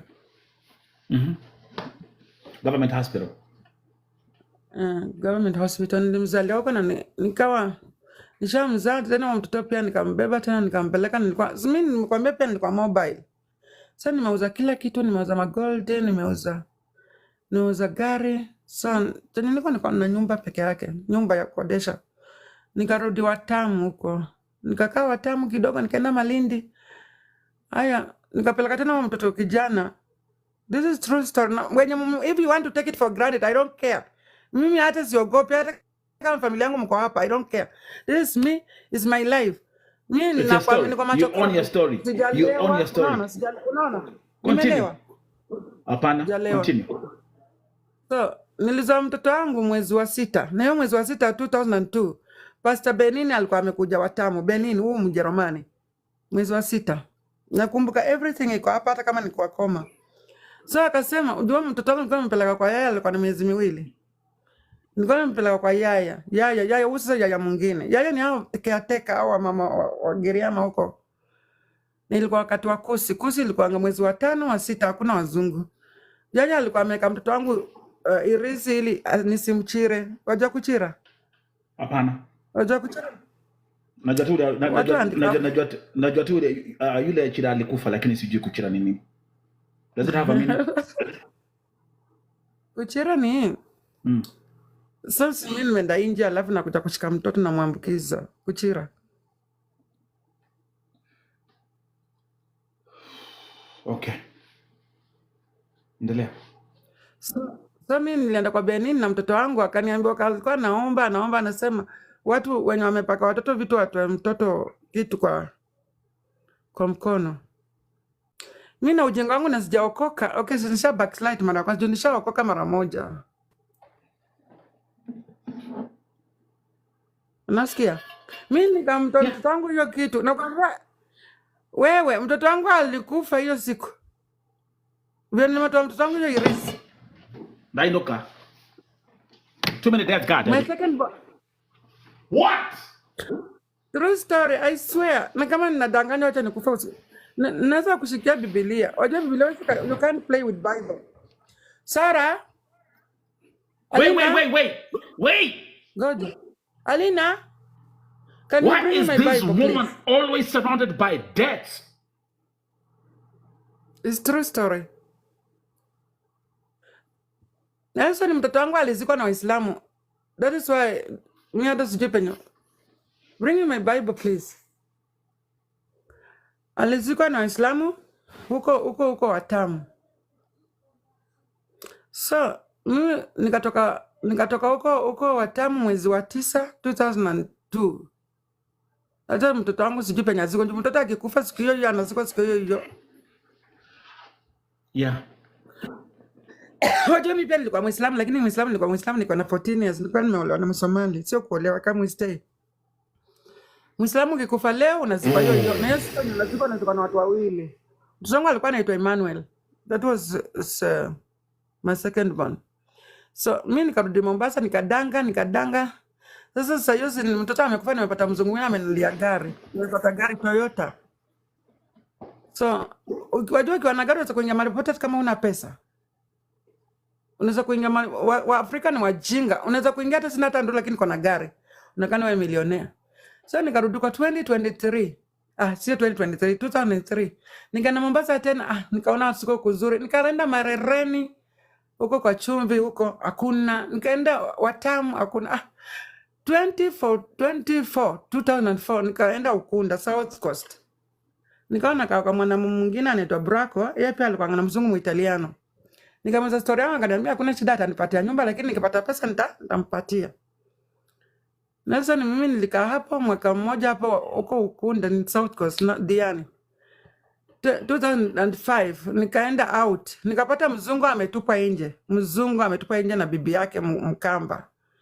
Amemkula kila kitu. Mimi nikamsaidia mzungu, nilikuwa naenda kudanga, nakuja tunakula nao mzungu mbaazi na maharagwe. Nakula mbaazi na maharagwe. Mzungu akaniambia akifika Ulaya, ilikuwa 2005 mwezi wa 10. Mzungu akifika Ulaya akanitumia 1 million. Na hiyo wakati 1 million ilikuwa pesa nyingi. Nikachange maisha. Niko na gari kubwa. Sasa hiyo gari ukiwa unaenda out. After 3 months mzungu akaniitisha huko Ulaya 2006 mwezi wa 3. Mimi kufika Ulaya nikasema mimi nitakaa nao mzee, hapana. Nelson unaweza kunichukia lakini mimi naongea kitu cha ukweli. Mimi nikakuja nikakaa Zurich. Nikakuta na demu ngine tulikuwa tunajua anaitwa Nancy Atema Baluya, akaniambia tuende airport. Mimi kwenda airport nikapata baba watoto wangu, my age mate, na chinda na miaka 2. My husband, baba watoto wangu atafika 40, ako 46 sahi. God forbid.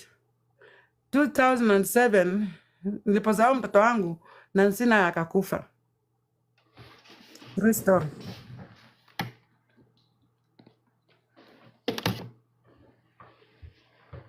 It's true story. Haki ya Mungu na acha nilete. Unafikiri watu wengine wanafikira ni uongo. Bible is not a fiction. Hell Bible fucking no. Bible is not a fiction. Wacha nikuje na later.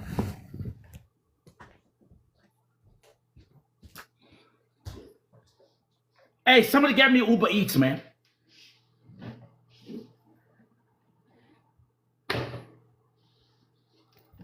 I need to get some food.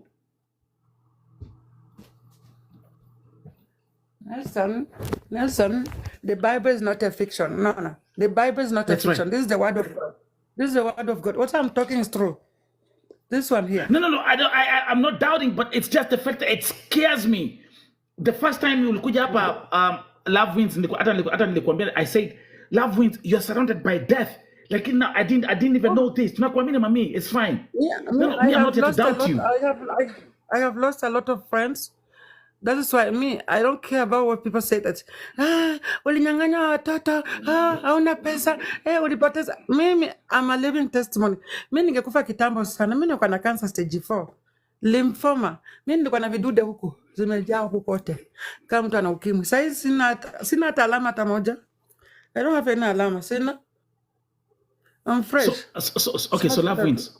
Love wins. So let's go step by step. So Angelica, 9 months akachukuliwa na ule mzungu, child full custody. Your second born Ukamza dies. Akazikwa the same day na Waislamu. Your third born dies. That one's wako hapa, ni watoto wangu hapa. I have my children. So mimi hata mambo ya mtoto wangu kufa nimejua this year, Nelson, this year. Niliitwa na Gemainde, sijui Gemainde huko inaitwa Armed. Wakaniambia, juu nilikuwa natafuta mtoto, jo. Wakaniambia niko na good news, kufika huko nikapatiwa Tote Soige. Lakini mimi siliangi, me I don't cry because you talk about, okay, so what she's talking about, just to clarify, because the thing is, Love Wins, she hops back and forth in her story, but I'm here to hold her hand and to make sure the story goes straight. What she's telling you is she made the effort of searching for her first daughter, Angelica, the one that she gave up full custody at the age of 9 months, and then she found out that her daughter died in 2017. So mimi ni Mungu ameniweka. It is God because I'm still alive. Wajua kuna siku nilikuwa ninaimba kazi ya Mungu haina makosa, again nika backslide. So wale walikuwa wanasema Ezekiel achukwangi simu. Nimwambia Ezekiel alinitumia vitambaa. Mwenye nilikuwa na simu yake ni Ng'ang'a. Hamuelewi. Lakini Ng'ang'a mimi najua ataniongelesha tu siku moja. Nitaenda kumwambia. Mimi bibi Adita, Wilhelm Huppert, you can Google. He was a big doctor in Germany, in Bremen. Nilikuwa Dita was nimepata not your milioni. husband. Dita was not your husband. Alikuwa kama mistake. Lakini si nilipatia mtoto. Si nilimpa mtoto. That was our child. It was our child. Na mpasanga alituambia nikapata mtoto. Jio mzungu alikuwa na 51 years na hana mtoto. Sasa imagine na 74 mpaka najua siku alizaliwa. Anajizaliwa 4th June 1951. Kwa kichwa hapa. Hata kama lala kwa koma. I remember everything. Sama wa Mkalenjira anaitwa Sharon Cheroitich. Umbwa gasia takataka. Leo nikawatandika this year. Niliwatandika. Mpaka nimepatiwa Verboten huko Ujerumani. Inauma. Inauma. People can doubt of me. Nelson, me, I'm not afraid. Umekoka about no backslide. I keep on getting confused. Right now, as we have this conversation. Nelson, nimeokoka mara 3. Nimeokoka kwa Ng'ang'a, nikaokoka hapa na Nigeria, nikaokoka tena huko Kenya huko Malindi. Nimeokoka mara 3, nika backslide. Nilipookoka mara ya kwanza nilikuwa na pepo mmoja. Wakaenda wakaitana sapa wakakuwa 8. Nika backslide. So nimekuja nikaokoka tena Malindi. Wao 8 wakaitana saba wengine wakafika ngapi? Hebu sema. Nikakuja nikaokoka Swiss tena. Tena niliokoka Swiss tena nikabatizwa tena huko Swiss. I swear. Nikapaka na evidence.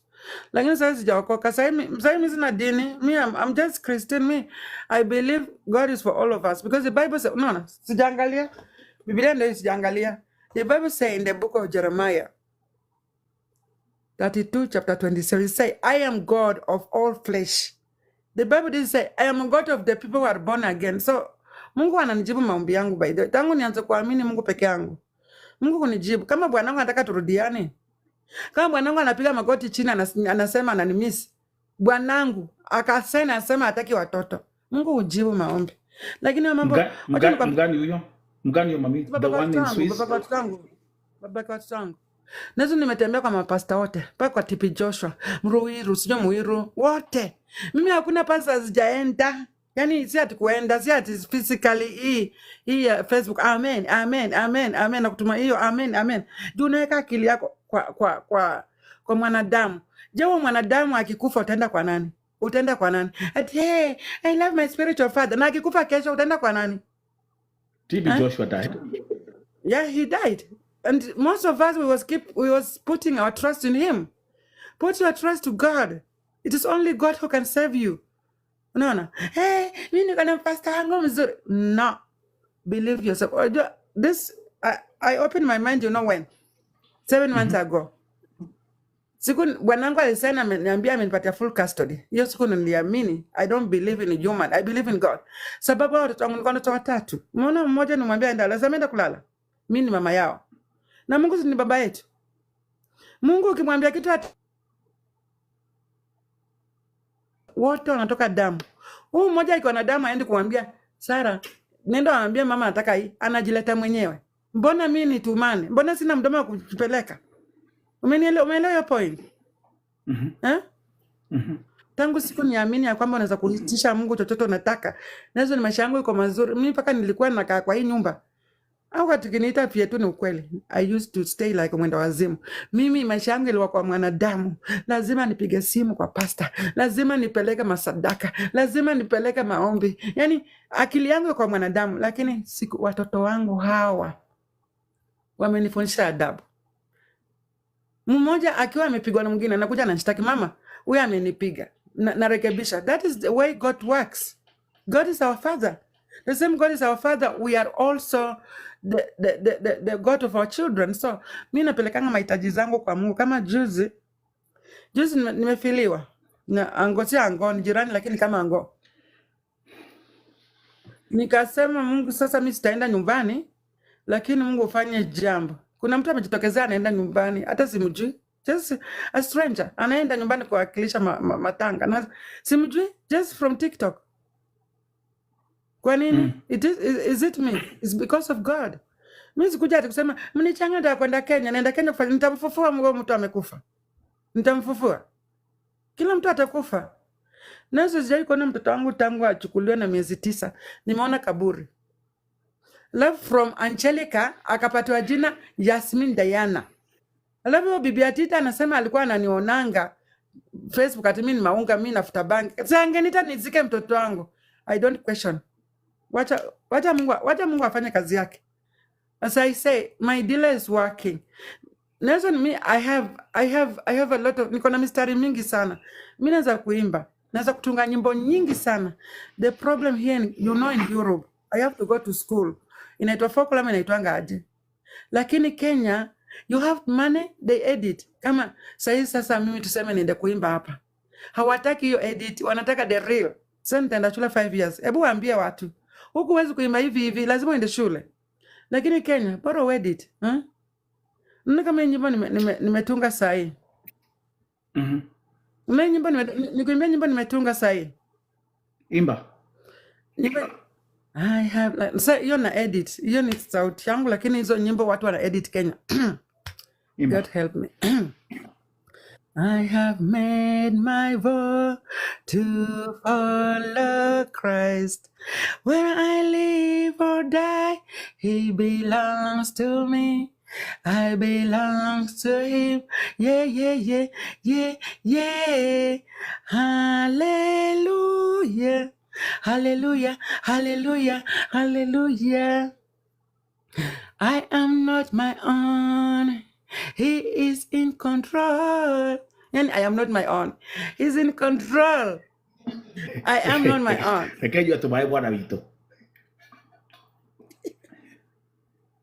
For me to live is Christ, and to die is gain. Umai kusikia nyimbo wapi? Hiyo nimetunga mimi mwenyewe. Nini mwimbaji? Niko na nyimbo kama 10 kwa online. So nimetunga nyimbo mingi sana. Kuna kitu, there's something I wanted to make very crystal clear tonight. Kwa hizi story ati huyu anasema ati make nyimbo fake. Sukuja imbe yako nisikie vile unaimba. Love it. We having an interview. Comments acha nayo. Comments ni mingi. Sasa ni machache. Ukiangalia kama hizi vitu ambazo zilikuwa zinatendekea watoto wako at the beginning, do you believe that it could have been because of the spirit, it was spiritual? Watoto wangu mtoto mmoja tu alikufa sababu nilikuwa nimemfunga irezi. Ni huyo yeye alikuwa amemfunga. Huyo mwingine sijui alikufa sababu ya nini. Hao wengine wako sawa. Mimi niko na watoto wangu wote ni wazima hapa. Watoto wangu hajawahi kuwa wagonjwa. Mimi tu ndo nakwanga mgonjwa. Huyo mwingine alikufa sababu nilimtoa irezi. Hiyo irezi kwa mkono. Yaani akaela tu akaenda. Mimi nilimtoa na yeye aliniambia sasa hivi mtoa juu nitamchira. Na sikuelewa sababu nilikuwa namchira kweli juu natoka out hata hujaoga unakuja unanyonyesha mtoto si vizuri. But everything I was saying, it is the will of God. No. We all here were candidates. We are candidates. Sijui kama unanielewa. We are here candidates. When your time come, you will go. Na hakuna mganga anaweza kutoa uhai wako. It's only God can take your. Wajua hii roho kutoka vya ni ngumu wewe. Hii roho kutoka sio rahisi. Yeah? Why? Where Thank you for are the you love, going? everybody. Thank you, As we Banks. continue, guys, if you're new at Vote TV, just make sure you follow the host. Guys, I appreciate you. Also, I need 8 more TikTok members to Chape Miambili. Go up Thank there you, and Banks. grab that. Do the heart maze. We're at 192. Let's get 8 heart maze and we reach 200 members tonight. Thank you, Kinsey Banks, for the love. Thank you. That is my friend. That's my friend from Canada. She's my friend. yeah. She blessed you. I saw. She came. Hey, Kinsey. Yeah. Welcome to Vote TV. Your friend is up here talking and giving her her testimony. This is part 2, by the way. Love wins. So mimi nakwambia wale watu wanafikiri mimi ni uongo. Me I don't lie. Na kama nganga anataka kuja mimi I'm very ready. Yaani niko tu ready kama niko ready. Mimi sifanyi kazi. Niko nyumbani. I'm very ready. So talking to Pastor Nganga. Okay, I've actually done that intentionally. Tell them the picture of the person behind. Hii picha ni ya nani? Give me a second. Ulinitumia hii picha. Huyo ni mtoto wa nganga anaitwa Elizabeth. Ameimba hiyo nyimbo. The firstborn. Mungu wa Agano. Yeah. And mulikuwa did you sing together? Yes. No. That is mine and that's hers. We just met on 2019 after those all years after. Sababu last time tulionana, she was a small girl. She was, I think, jo hapo mimi nilikuwa na 19, she was like 7 or 9, so 1999 huko. Love wins umekuwa ukisema you said here last time you like to talk to Pastor Nganga. What exactly would you tell him today? Okay, I would like to say mimi sisi tulimsaidia na mzungu alimsaidia ukweli. Na mimi nataka pia nikumbuke sababu mimi nilikuwa kanisa yake 2019 akanipromise ataniongelesha na jaishika simu yangu. So masekretari wako ananiambianga nipige on Tuesday. Hiyo Tuesday nikipiga hakuna mtu anashika simu. Kwa nini?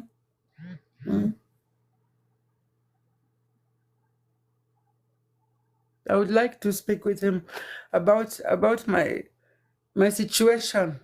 About huyo mzungu alituambia tukapata mtoto. Okay, tuka backslide. Tukatoka huko. Sasa hizi mimi ningependa na niongeleshe kidogo anipatie courage sababu sasa mtoto ameenda. Na yeye ndio baba wao mtoto. Yeye ndiye atusombea nikapata mtoto. Mtoto wangu alikuwa anaitwa Angelica. So alinipatia kadi yake, niko na kadi yake ya simu na nikipiga simu ashiki. Kwa nini? Si at fake, niko na really number of his own direct phone. When was the last time uliongea? When was the last time uliongea na Pastor Nganga personally? In real life na macho kwa macho. 2019. Oh, just 2019 recently? 2019, yeah. I was in his church. Si profile yanga ya WhatsApp iko hapo. 2019 nilikuwa kwa Nganga huko Nairobi. Paka nikaongea na yeye. Then nikabaki hapo tukidiscuss na Eliza, tukaenda tukakunywa soda. Lakini nilikuwa sikai kama mtu nimepotea. Nilikuwa niko sawa tu. I just wanted to say mtoto wangu alipotea. Na ulimwambia nilienda lakini na ulimwambia ulipoenda kwa church yake ulimwambia because now he's akona kanisa kubwa, akona ministry kubwa. I went to his church and you see there in my profile hiyo ni brother yake iko hapo, nyingine ya mtoto wake. Nikaongea akaniambia nitampigia simu jo, he was very busy. 2019. That is his church in Nairobi. Mtoto si alikufa, nimekwambia mtoto my baby died. Tunaonyesha guys. Life is spiritual.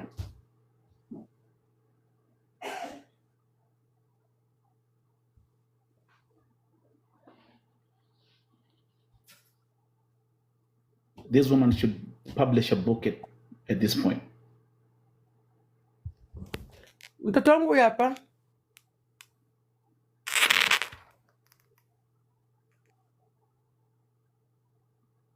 Sika mnaona? Tumeona. Mtoto wangu alikufa. She died when she was 17 years old. But the last time you saw her, but the last time you saw her, she was only 9 months old. Jesus Christ. Imagine. Alafu mwanamke anaitwa Sharon Choroitich alikuwa anaona Facebook, nilikuwa nimelewa na mtoto akakufa na kuniita hata niende matanga. But let me tell you, Miss Liangi, because God is not a stupid kunipatia triple. Hakunipatia double, anipatia tena wote na wasichana. So, ndio nikasema kazi ya Mungu haina makosa. Actually, that was the will of God. Sisi wote tutaenda, lakini angenipatia tu chance niende tu nipe respect kwa mtoto wangu tu. Mimi ni mapicha nilikuwa natumiwa. Mapicha tu nilikuwa natumiwa.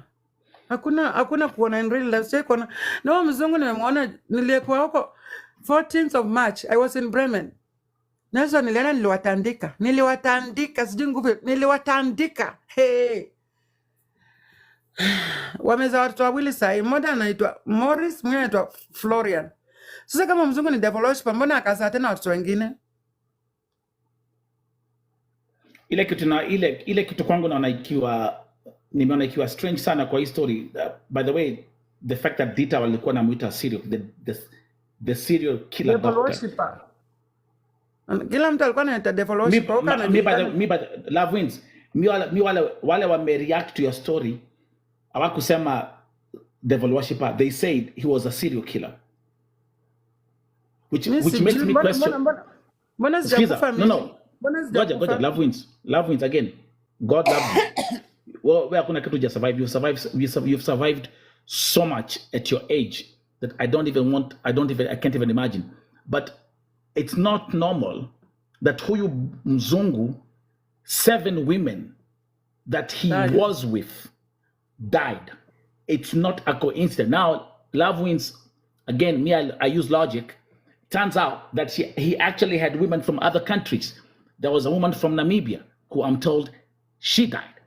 He had a woman. I made a list of the countries that he was getting these women from.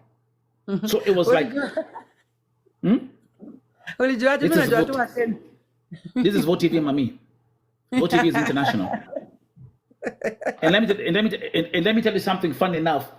One of the persons that wrote to me, hata si Mkenya. Simon anaitwa Dita.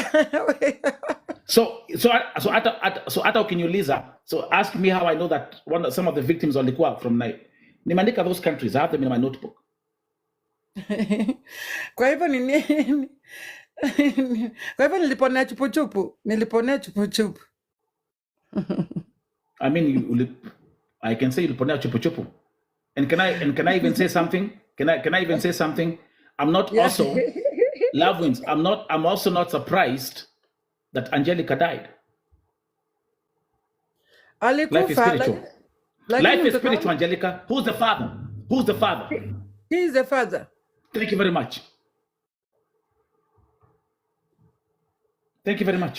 Mimi naweza kusema mtoto wangu alikufa alijiua kwa sababu I have experience. With 17 years myself nilikuwa nataka kujitupa kwa hiyo coniferi huko with 17 years. So I think that's the spirit of death.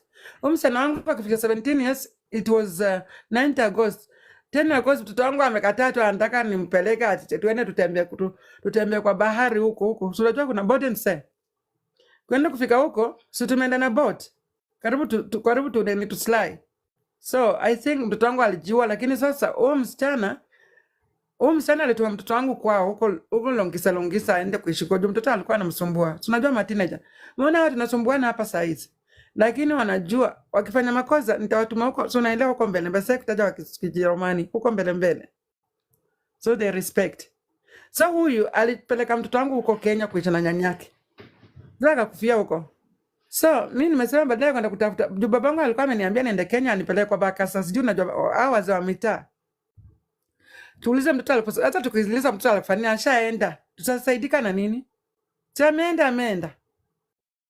Unajua hata lawyer wangu alisema hawezi kunisaidia juu mimi nilisign full custody. Ukisha sign full custody like that, sababu haukuwa responsibility is the unaanza hivi nitakuwa nao watoto wangu Kenya. Bwanangu lazima assign, baba yake lazima juu asha sign kwamba watoto ni wangu peke yangu, umeelewa?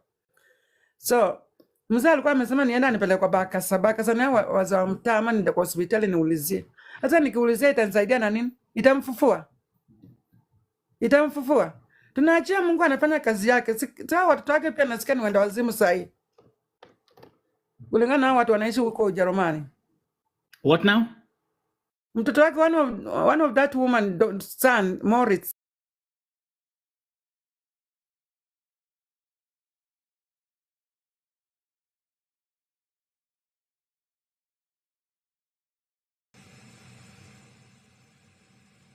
Wacha musikia story nyingine. Jojo mambo. Poa sana.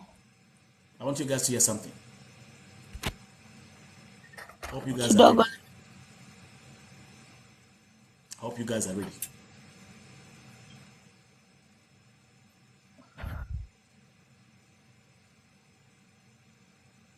Joanne, welcome to Vote TV Mambo. Poa sana Nelson. Hebu ambia tazamaji na watch kutoka wapi? I'm watching from Kenya, Ruiru. Guys, wacha niwaambie hivi. The story we are about to have right now. You'll cry. It will break your heart. It will shake you to the core. Pahali ulipokaa chini vizuri. Sit down and just listen to what we are about to be told. If you are a mother, especially if you are a mother, how many mothers do we have here tonight? How many mothers do we have in the room tonight?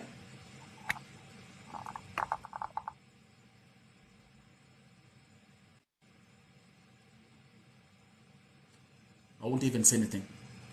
Joanne kuja hapa. Talk to us. Hi everyone. My name is Joanne. I'm mom to 3. And early in 2022, I realized my daughter was being defiled by my neighbor. So Oh my God. tulienda polisi and yeah, we started off the journey, but ilikuwa inatingika, people are being bribed left, right and center, and I approached Nelson. Nikamwambia kuko hivi mimi hata mwenye anani attack anajua siko financially stable, ndio maana anani attack to that point. So Nelson akapull 1 2 3 strings na nikaanza kusikizwa, like prosecutor akaacha kuchezea kesi, mwenye alikuwa anasimamia prosecutor wa Thika I think akachange or something, and kesi kaanza kwenda vizuri. I remember Nelson, I was here when 30th I texted you on 30th August. Yeah, and I told you tumeenda, judgment imetolewa, amepatikana na 3 accounts. So wait Joan kidogo. Ni mangapi? Wajua Githongo pia ni mushkila. Amesema my daughter was defiled. Do you people know what she's talking about?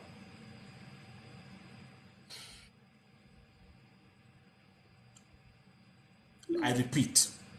Amesema my daughter was defiled. Do you know what she's talking about? Okay. Joanne, ebu tafadhali waambie and sorry mom. We're going to give you a lot of love tonight. I know it's a very tough story. How old did you find out She I mean, was how old is your only daughter? 2. Skizeni. She was only Listen. 2 years old. Skizeni. That's the part I want you to pay attention to. She was only 2 years old.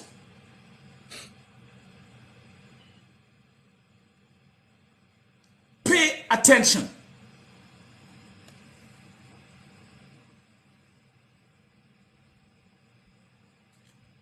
So the 30,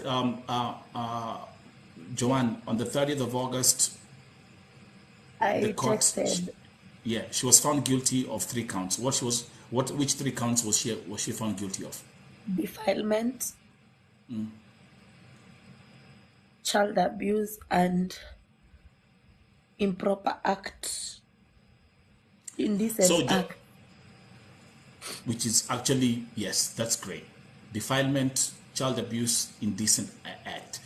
Kuna kitu ningetaka waambie, maybe kwa hiyo kuna watu wajui kesi ya mtoto wako. And by the way, tell them the name of your daughter.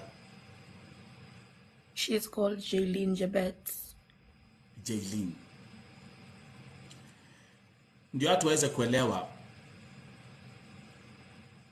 how did it come to the point ya kwamba your neighbor alikuwa na defile mtoto wako? So I had given birth to my last born. Normally I give birth through the normal way, but this time I did CS. So the bill was ilikuwa overwhelm. Finances, they are not financing, like zilikuwa tu zinapigana chenga. Yeah. So she was the only one who used to come through for me. Umekula mami, wacha nikushikie mtoto wenda lala. Because my kid alikuwa the newborn alikuwa na colic, saa zingine alali the whole night jumi mwenyewe sijashiba. So sitoi maziwa. So yeah, that's how she came to be close with my kids. Yes. Litmus, now you guys, you see now your eyes are popping out. Exactly. It's a ni mwanamke. Si mwanaume. Ni mwanamke. Yes. Shikilia hapo. Joanne, as we continue, and by the way, if it's this case, I know this case, and this is one of the most heartbreaking cases I've had to deal with. If you want to take a break when you're talking, just let me know. Maybe you can have like a glass of water or something, and then we continue. Okay? So do you? Yes, Mashaga Wanjiro. Yes, she's a lady. Okay, tuendelee.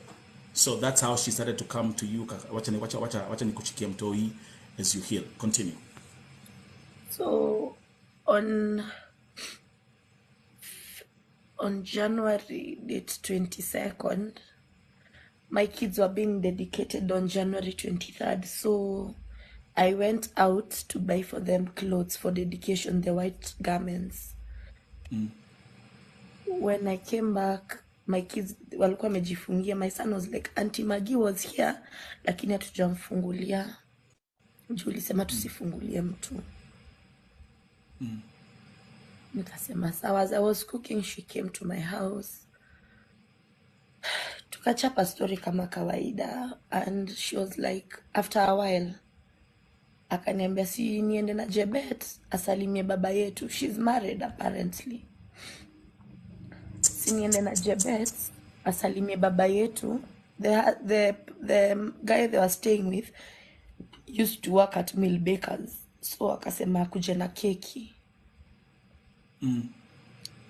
Innocently I said ni sawa. My cousin was there. My cousin asked me, wewe kwani ujono msichana anatoa mtoto ulimi kwa mdomo na kiss mtoto deep kiss? Nikaambia shiko, mimi hata sasa hivi nimechoka, kuna kitu naweza ona. Ebu kama ni hivyo wacha Andy, my male cousin was around. Wacha ende mtoto. And hata akukaa. Nikaambia ebu endea mtoto kwa Maggie house number 6. Kufika akanok. Sasa ndio I think Magi alikuwa amemtoa stoki na ameanza kumuingiza hizo vitu and stuff. Akiita mtoto anasema niko hapa kwa meza, Auntie Magi ameniweka kwa meza, and my cousin akamsukumanisha akaingia akachukua mtoto and they came. So when alikuja we noticed the skin tight ilikuwa imeshukishwa juu I think hiyo harakati ya kuchukua mtoto hakumvalisha skin tight. So when my cousin asked, ndo akatuambia Auntie Magi alikuwa ananiingiza vidole huku akinilamba kasusu. Okay. It's okay. I'll mute first. It's fine. It's fine. Guys, as we wait.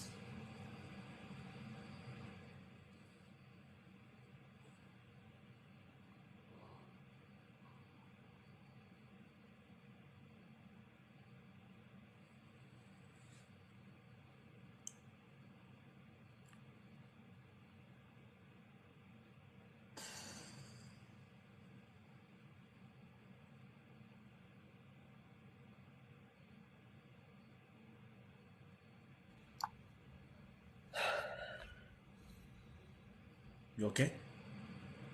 So akatuambia Auntie Magi alikuwa anamuingiza vidole huko ndani, carrot akimlamba.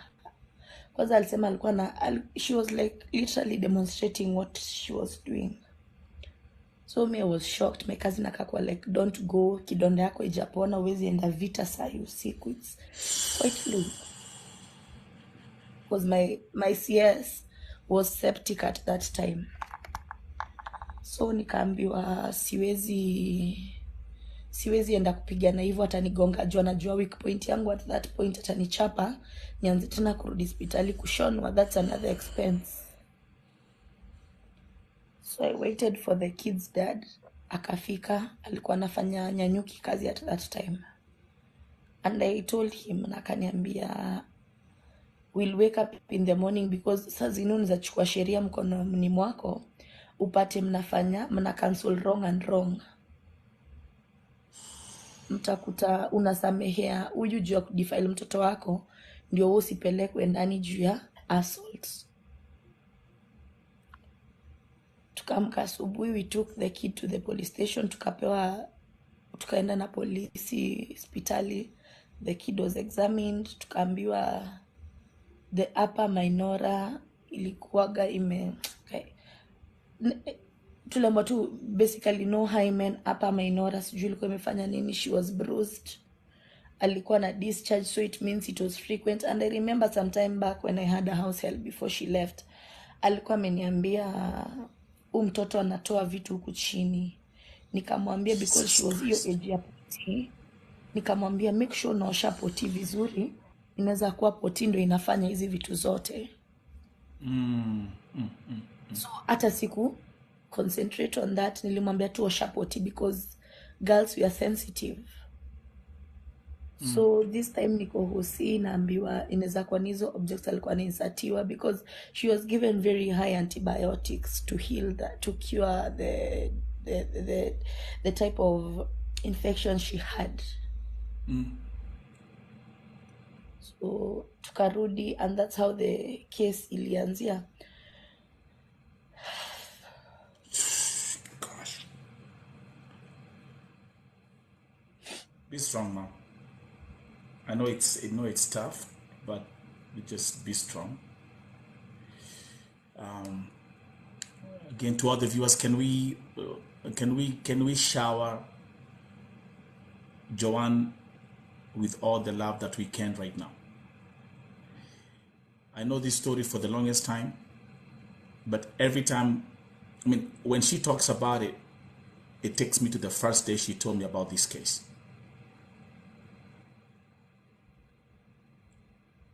Mama Jaylene, we love you. Know that here, everyone is listening.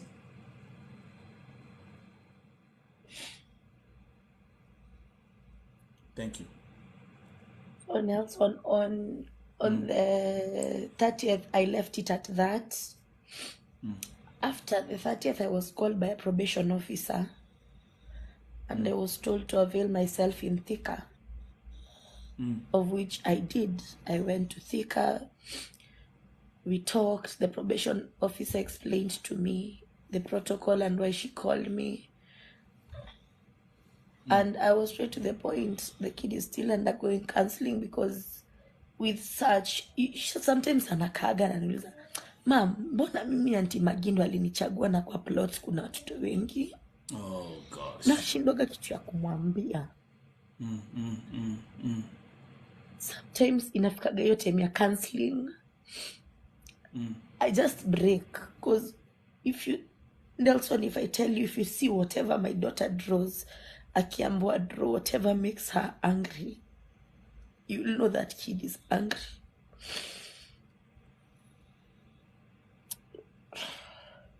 Oh gosh.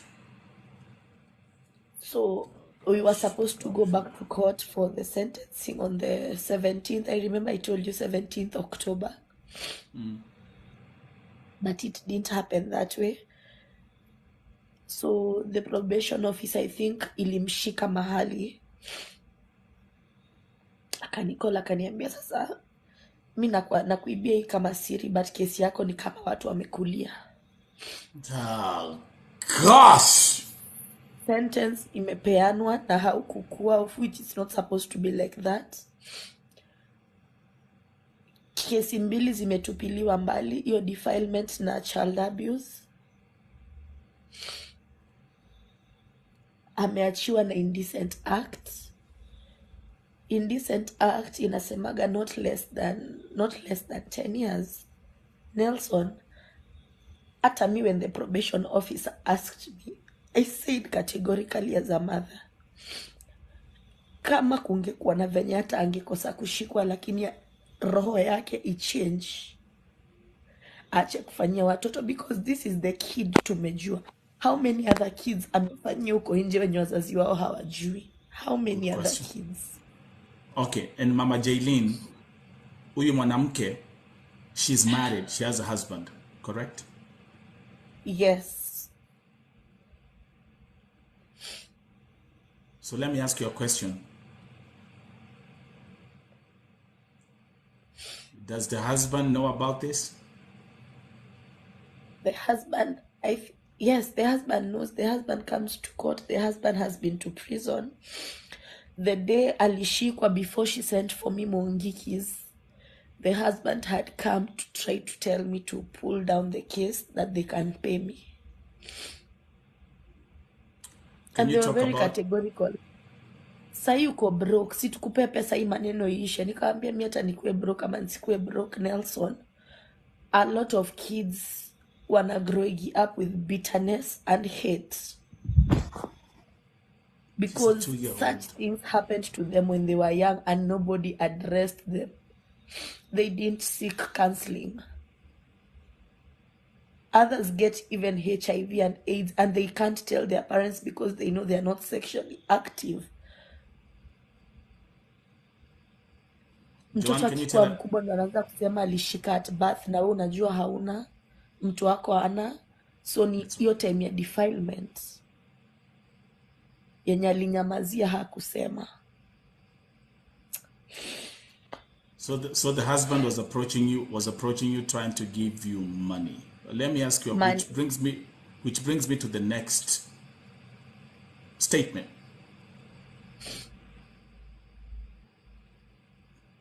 Could it be possible that both the husband and this woman were defiling your child? The doctor said there is a possibility, because a hymen cannot break with a finger. A hymen cannot break with a carrot. Yeah, it can with a carrot, but with a finger it can't. Because you remember when we were in Kenyatta, alitolewa a piece. Yeah. Uko ndani, I think ilikuwa imevunjikia. So the doctor was saying there's a possibility, but since mtoto ameinsist sana na Auntie Maggie, because the kid was very categorical, Nelson, even if you call tomorrow, even if you call another day, the kid will still tell you. And that's what she said in court. Because I remember the first time we went, she didn't talk. because the accused was there. She was so afraid. Akimwona, she starts shouting. The second time, she was still there. And she didn't talk. The third time, there was an activist called Logan Christ. She said it is not even an environment for a kid. The way they're handling the case, they're not handling it as if they're dealing with a 2-year-old kid. They're handling it as if they're dealing with an 18 or even a 10-year-old kid. Unbelievable. Because the environment was not even friendly. Anyone who knows Thika, Court 9, it looks like a toilet. Very dark. So ata mkipatana, if this one is, for instance, this one is Maggie, this one is my kid, they're like this, wanaangaliana, so there is no privacy. Gotcha. So my kid akimwona anapiga nduru. So ndio one of the police officers, he was very helpful. Ata the third time alifanya mtoto ongea, alifanya the room to be friendly, baby friendly. That's right. Akeka It's toys. These are 2-year-old. It's a 2-year-old baby. I mean, we have to think about this. I mean, you know, like the thought about it, as a father, the thought about it as a mother just makes you sick. These are 2-year-old. For Christ's sake. Continue, Mama Jalen. Okay, he made the room friendly. That time the accused was not there. Judge alikuwa amesema we take a break, and if she'll not be able to talk, apeleke kwa children's psychiatrist. So police akamake an friendly environment, akampea soda, akampea sweetie, and the kid now started telling the police. The police was asking, pole mami, ule anti ametoka hapa, mbona umeshindwa kuongea? Akaambia polisi, uncle, unajua anti Maggie alikuwa anafanya hii na hii na hii na hii. And then the police broke down, alilia, a whole man cried. Alilia too. Absolutely. Akatoka. Then tuko na judge amerudi. So I think alienda akaambia judge, mtu yeye anajua Kenya anasema juu oji bila anyone, mtu wote kumwambia anything. And the kid was telling me why she was not talking. And why she doesn't want to talk when Auntie Maggie is here. So the judge came, the accused akafichwa, and the kid talked. Imagine a whole mama. The lawyer to that woman is I can call her my shosh, because she's really old. Mtoto amesema statement, and then she's like, venye uliingizwa hizo vitu ulisikiaje? Oh gosh, come on, man. God forgive this woman. She might be doing her work, but the questions she's asking my kid is just out of it. Ati mami, venye uliingizwa hizo mkono na carrot ulisikiaje? Ati nawe mbona ulikuwa unakisa Auntie Maggie? Sanikole, why would you even ask such questions? Already, we mwenye unajiconvict, umeconfirm mtoto alikisiwa. So, without anything, in this act, ulikiss mtoto. You yourself have confirmed there was kissing. Without even me saying my statement, you have confirmed there is kissing. Hatukuongea. And we continued, and the judge, atakuwa verdict ya judge yenye ilisomwa on the 30th, the judge alisema without reasonable doubts, the kid was very confident. Alafu there was trauma in the kid. That's right. Yes. There was trauma in the kid akiona the accused. So without any reasonable doubts, a kid of such an age cannot lie and say confidently. Ingekuwa ni mtoto amekochiwa, hangekuwa constant, because she was, unaona ile mtoto ukimpea sweetie atasema alifungua sweetie ndo akaweka kwa mdomo. She was going step by step. Alinitoa skin tight ndo akatoa suruari ndo she was very straightforward. That's right. So ingekuwa ni kitu ya kukochiwa, ingekuwa anasema hii, anasema hile, you know. Yeah. Yes, so nikambo imetupiliwa mbali, amepewa 3 years in prison instead of all those accounts. And then hawakuwa ananiambia. That's why I asked the prosecutor today. I was in Thika Nelson. Okay. And I asked the prosecutor, why didn't you call me? Why didn't you call the lawyers? Because the this case, FIDA has the case, Mzungu activist has the case. So why didn't you call either of them if maybe you didn't want to talk to me? That's true. Why didn't you call them and tell them, by the way, sentencing is happening? It was supposed to be on the 17th, but maybe the lawyer of the accused, because she's not even an accused at that point, requested of that. But akasema ati lawyer wa accused usually insist here on that date. Nikamuuliza, Nelson, when we are checking the files, they have gone to court 4 more times without us. Oh my God. 4 more times without us. And Nelson, I'll tell you for free, we're in September, August, someone close to me, a man who married my sister, one of my sisters, had a case in court, and he was a bank manager, and money got lost in between. And whatever they have done to my case is what was done to my brother's case, because aliambiwa alikuwa amepewa sentencing the same way, na mtu akasimama kotini akajifanyisha na watetea, alafu mwisho akamfuata nje akamwambia, you can give me money, I go and see the judge, mtareduce your sentence. And that's what happened. But last sentence ya 20 years in prison akapewa 2 years na anaweza lipa cash bill, na hivyo ndo alitoka. Welcome to Kenya, man. Now, So when I was told ati ametolewa hizo zingine mbili na amepewa 3 years. The same way. Same way. And it's the same court, the same judge, right? No, the judge changed during the last lap. We have a different judge. The other one was taken to Milimani. So, Mama Jaylene, here we are. On the 30th of August, when you reached out to me, I was so happy because we knew she was found guilty beyond any reasonable doubt for A, defilement, B, child abuse, and 3, indecent act. So actually, looking from all those charges, I was expecting from the sentencing, at least she was supposed to get minimum 30 years. Minimum.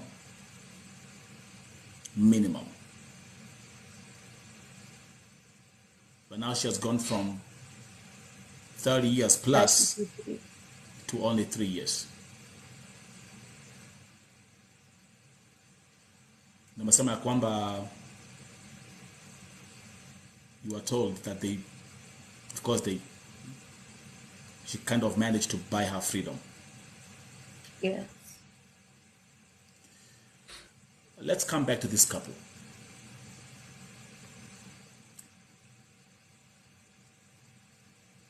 Do they have money?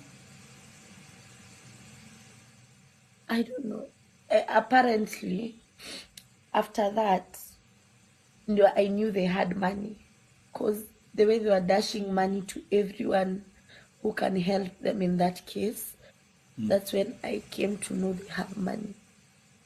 How much did the husband try to offer you so that you don't take them to court? I didn't even give them a chance to but he tried. Tell me. Yes, he tried. Then I told him, wait a minute, let me call my husband. I told my husband, there are people here who want to talk to you. He said, wabaki hapo nakuja.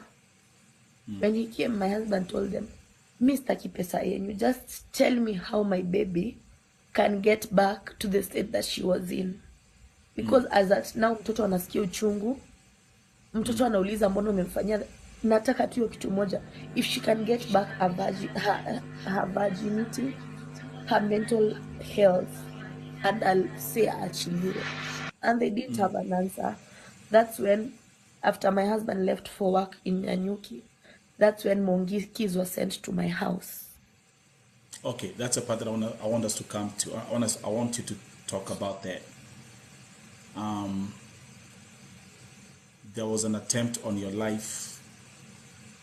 They sent Mungikis to your house. I want us to tell us when it happened and how. I mean, what went on that day. So we came. It was on Sunday evening. I was cooking, so my kids were like, "Mommy."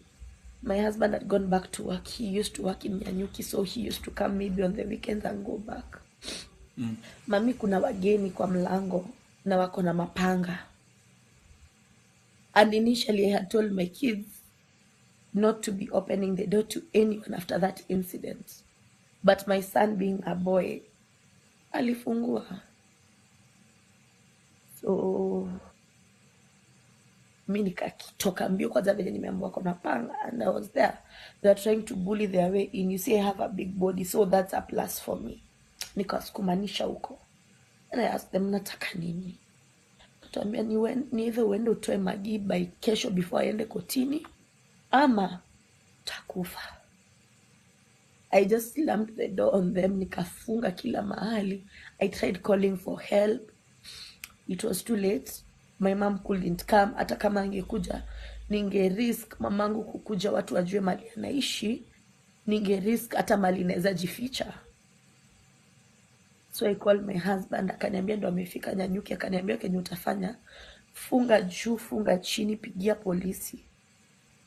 The police, apparently we are taxpayers, but the police don't have a vehicle in our area, so they couldn't come on, man. Oh, come on, man. Come on, man. Wait. Mpaka asubuhi. Watakuja asubuhi na pikipiki. My blood pressure going up for nothing right now. My blood pressure is going up right now for real. Walikwambia makarao hawana gari ya kuja kukuona. Hawana gari. Then wananiambia ama niwalipie Uber. Najiuliza, this woman knows I'm financially unstable at the moment. How do you expect me to pay for you Uber to come rescue me?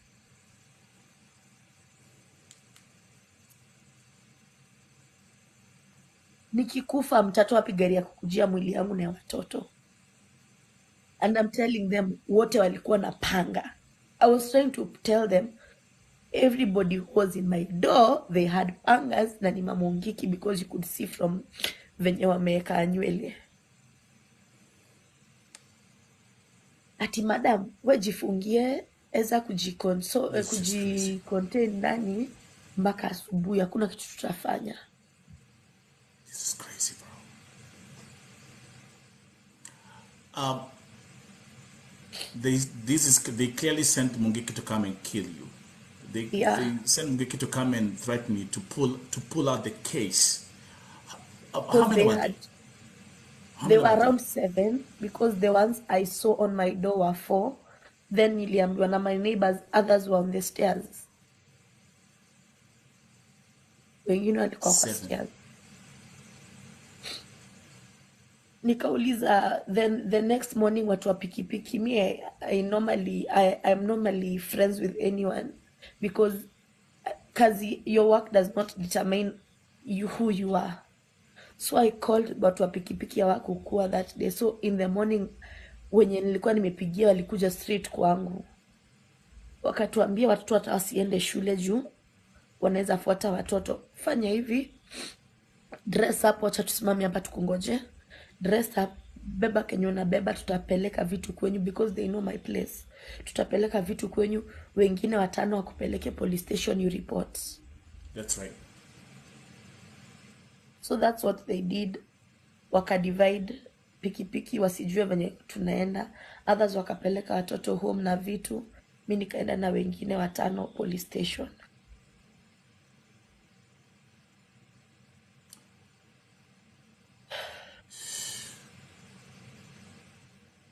Nikiwa police station, I remember asking the madam venye nilireport na they refused to write for me an OB. Madam, wewe ni mzazi? Why would you refuse to write for me and OB? Yet I'm telling you, people came to my house, Namapanga. I called yesterday at night. You didn't have cars to come and rescue me. That same lady texted me that night. Na mtu ameshikwa afai kukuwa na simu. The madam told me ati ni right ya mtu kukuwa na simu. Then why did they take it from her when I was there? If it's someone's right kukuwa na simu jela.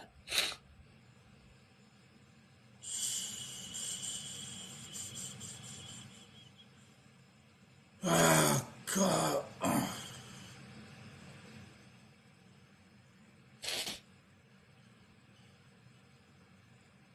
Okay, more than.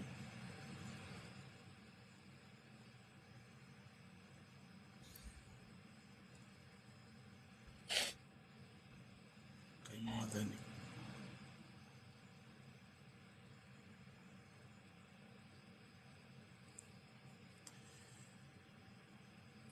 Mama Jelly, you got water? You want to get some water? When I drink water, I have asthma, so my chest will block. Okay.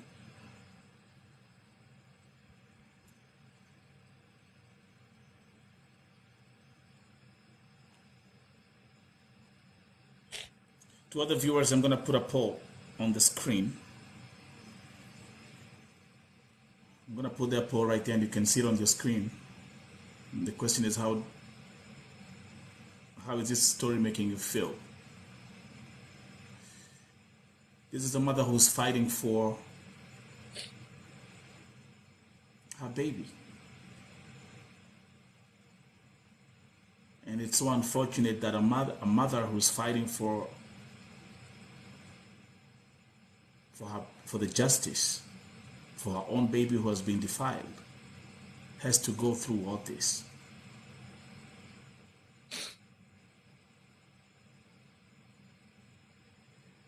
So now that they've dropped 2 charges, there's a white activist who is involved in Jaylene's case. There is you call it, is it FEDA or FIDA? There's FIDA, there's the activist, yes. Has there been any attempt to appeal the court decision so that the other 2 charges can be reinstated? After I came from Thika, I tried calling the activist, and she's in Geneva at the moment. Okay. She's in Geneva at the moment, so the time frame is a bit tricky on our side. But I called FIDA, and FIDA told me to, because they were checking on the pothole. There's a pothole you can check. Yeah. And all this, whatever we are saying, apart from the charge, the sentencing, the rest has TUKO. It's just showing they have gone to court 4 times. So FIDA was saying there are some things they are hiding. Oh my God. There are some things they are hiding. Okay. Which is clear. So there are things that they are hiding. And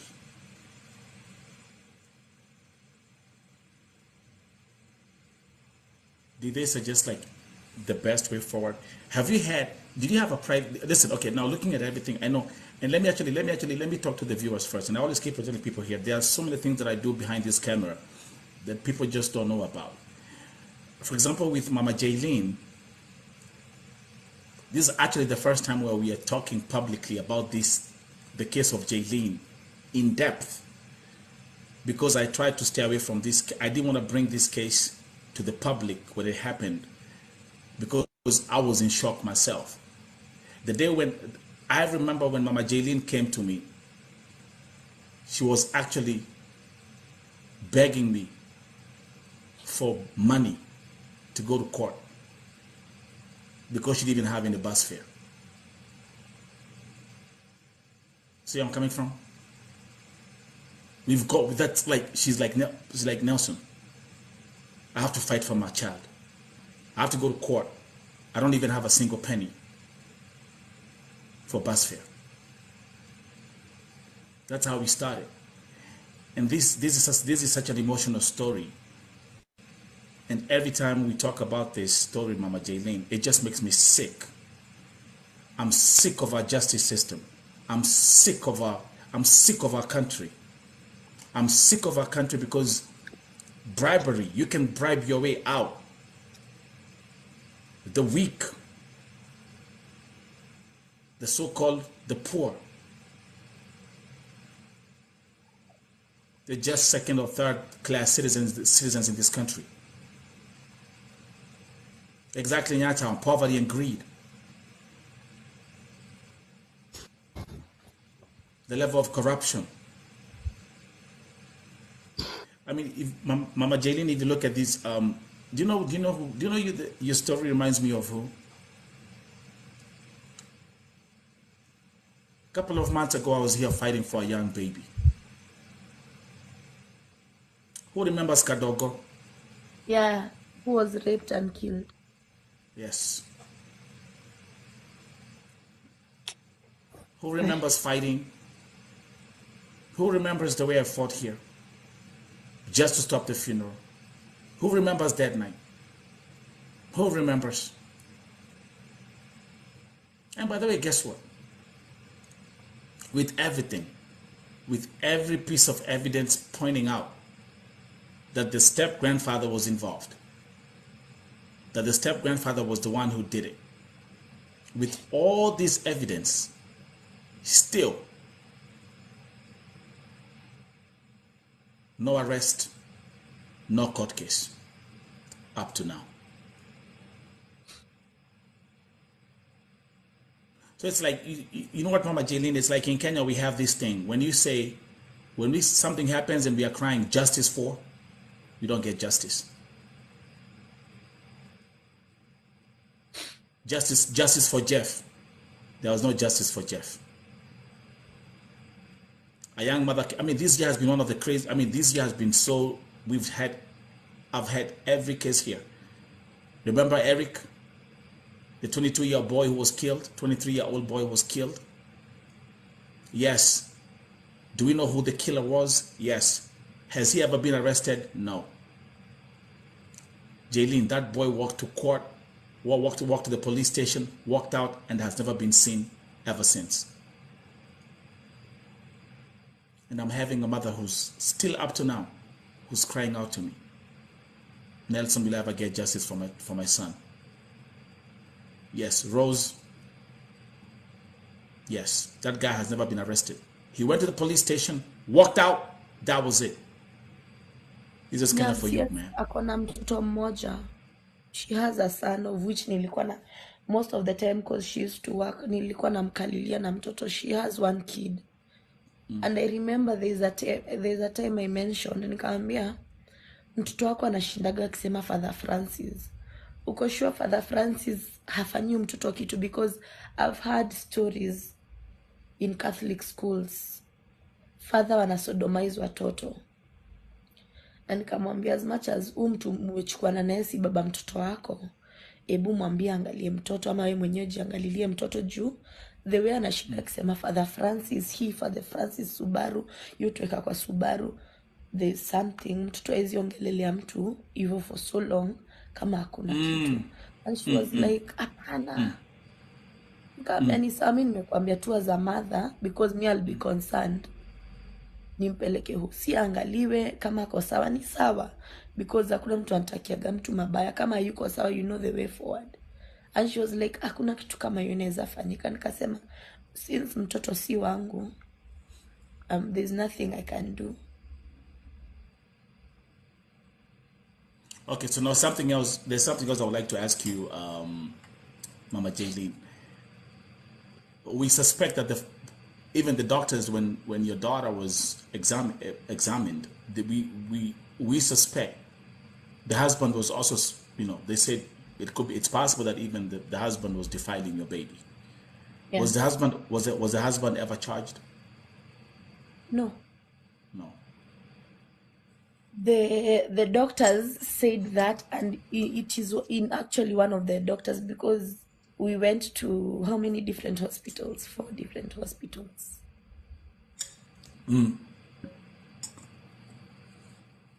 And the doctors were with the same conclusion apart from Kenyatta. which Kenyatta, I'm sure they were compromised because Nelson Kenyatta is a very big hospital. Yeah. When I tell you a big hospital, I mean a big hospital, because in 2014, I lost my son outside Kenyatta. Yeah. I was coming from a small hospital. They had called Kenyatta, but mwenye alishika sio mwenye alikuwaga kwa receiving emergency. My kid turned color white kwa emergency. Anafaa kureceiviwa, but wanarushaniana, ati mtu anapigaga simu, mtu anafanyaga. They were throwing words at each other. Nilikuwa nimebeba mtoto alikuwa color purple, and the kid turned white on my hands. They didn't tell me my kid is dead. They took my kid, wakambook in, wakamweka juu. Nikienda 6 kuangalia mtoto ndio naambiwa nisishike mtoto. Nashindwa, other kids are moving. Why is my kid not moving? Why is my kid white? That's when I found my kid is dead. So, Jaylin, polisi hatuja report tunaenda Kenyatta. See, we are entering like normal people. That's Do you know tulipata madaktari wanatungojea? A big hospital like that, a kid can die when they are looking. But this one, for defilement, you find doctors are waiting for you. How logic is that? How logic is that? And they really tortured me because a normal procedure, sini kuingia kuangaliwa and to go home. They made me sleep there. I have another kid that is at home. They admitted me forcefully,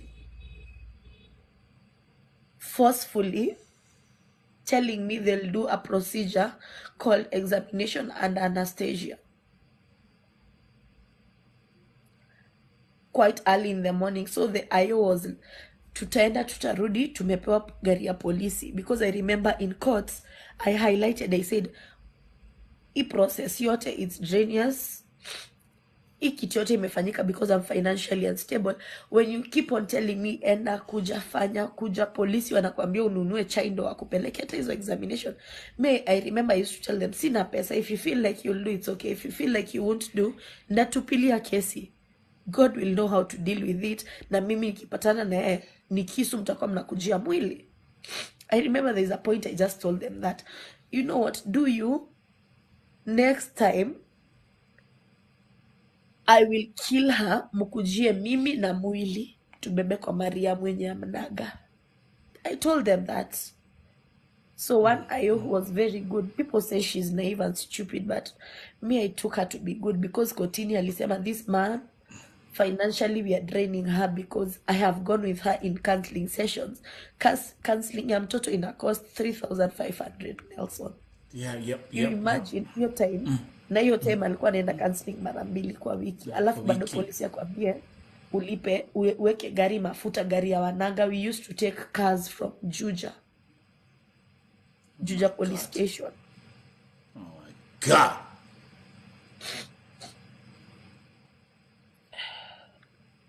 So the court ikawaambia nisiitishwe kitu yoyote na tupewe gari na dereva. That is how tuli end up Kenyatta. So polisi akamwambia usijali, tuko na gari ya serikali, iko na mafuta, tutaenda turudi. Wakakata mpaka they called, I remember they called like 10 more nurses in the room. So me, I'm like, wow, this thing is serious. I'm confused. I've left my kids without anybody because I knew ni kuenda hosi na kutoka. So I'm confused. Sina credit ya kupiga tiniambia watu waende wachukue watoto. I was so confused, Nelson. I was crying. Yani, you would really tell I was disturbed. I was crying. I'm confused. I don't know what to do. Ikafika 6. I tried and put myself to sleep. Ikafika 6. They're not calling us. Kwanza usiku, wakamtoa, this is the pelvic, wakamtoa damu hapa na shindano kubwa, Nelson, a very big needle. Wakisema wanaenda kuangalia ati kama akona damu. Now, what is examination and anesthesia? I have Googled and I've seen what it is. I have asked several nurses. Hakuna mali anafanywa procedure. So why are you even removing the blood? Jesus. Ananiambia, madam, wewe si daktari, tulia. Tulia. Mimi nanyamaza, but Nelson, if you could, I remember we talked with you. That time I was confused. I looked like a mad woman. I had neglected myself. If there was a time, I normally look at myself and tell myself I'm a strong woman. It was at that time, because I remember Absolutely. You are. Indeed, it you're a was still strong at that time woman. that I broke up with my husband, because he never used to understand what I'm going through. It's tough. That's right. So at that time, I was confused. I looked mad. Actually, Nelson, I remember there's a day I came out of the house. I stayed in Kimbo. I walked from Kimbo to Roiro town without shoes. I realized I don't have shoes when I'm at Roiro. Hugs and love to you. You're a strong woman. You're a strong woman. Hug and love to you. Stay strong. I swear to God, she's so strong, man. She's so strong. She's so strong.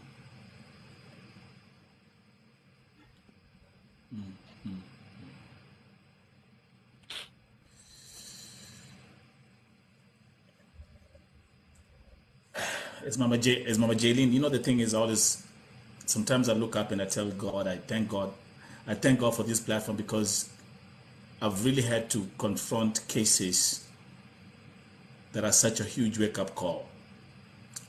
I mean, to the entire humanity. Last year, the same thing. I was just in my car, I was driving, I woke up in the morning, it was a beautiful Sunday. I woke up in the morning, it was such a beautiful Sunday morning, the sun was shining. I step into my car, I'm playing the music out loud, the roof is open, the windows, I open up the windows, and then my phone rings, I pick up the phone, and I will never forget the cry I heard on the phone of a mother who was telling me how her 3-year-old boy had been killed. And that story, I'm telling you, it will remain the top 3 most emotional story I've ever covered on Vote TV. What I had to go through fighting for that case, a 3-year-old boy who was killed by her friend. And that boy was Davy.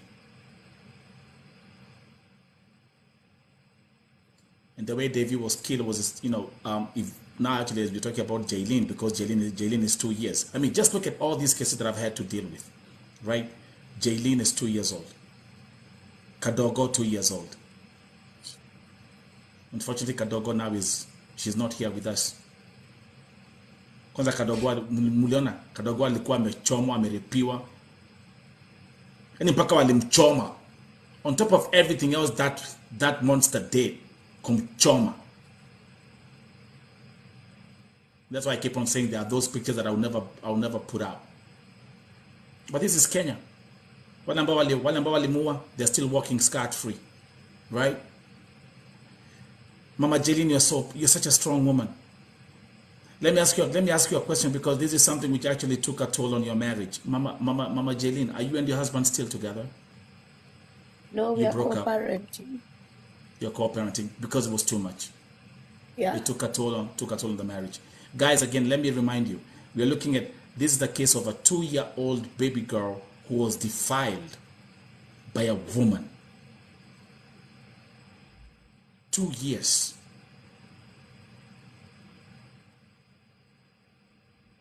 Mama Jaylene, with all that has happened, she bribed her way out.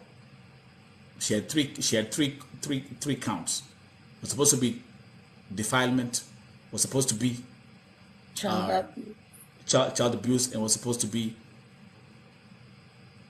indecent acts. Indecent act. Now they dropped 2 charges. Now she got 1. Now she has been sentenced to 3 years in prison. Yes, and even the indecent act, Nelson.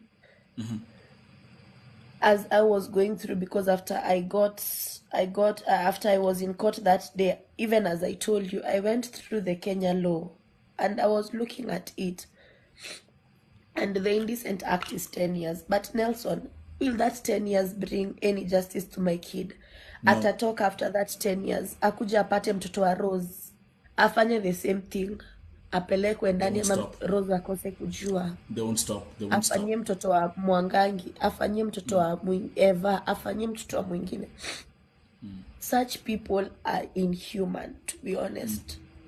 Even as I'm crying, Nelson, I'm not crying because of any other thing. Hata akifungwa 40 years, Nelson, it won't change what happened to my kid. But as a mother, nalilia watoto wa mama wengine, because I know how hard it is. Even for my worst enemy, Nelson, I wouldn't want such a thing. Even for my worst enemy. Absolutely. Because I know how it feels. You feel betrayed because this is someone you used to trust. I normally don't keep friends anymore around me. Absolutely. Because it costed me my marriage. It costed me my child's dignity. It costed me a lot. My sanity. It costed me a lot. Absolutely. And there's no price she'll pay that will make me feel contented, to be honest. But whatever the money they have taken, Nelson, I told the judge, the lawyer from FIDA, I suspect, you remember I had put up with Plug TV. Plug TV is a Kenya. Plug TV used to be my friend, Kitambo Kidogo, Nelson. Yeah. I used to act anti-boss, so he used to come for extras. He's a friend to Mayweather. And when I told him, I remember I had reached out to Eve Mungai, the same way I reached out to you. Everyone was like, atutaki maselebwa, anti-boss, sijui atutaki nini, you know. And it was only you. Honestly, that's what they told me. Kwanza Eve Mungai was very categorical. Mi story yangu ni ya kuexpose maceleb. Nika akaulizwa na Plug TV, si ni celeb.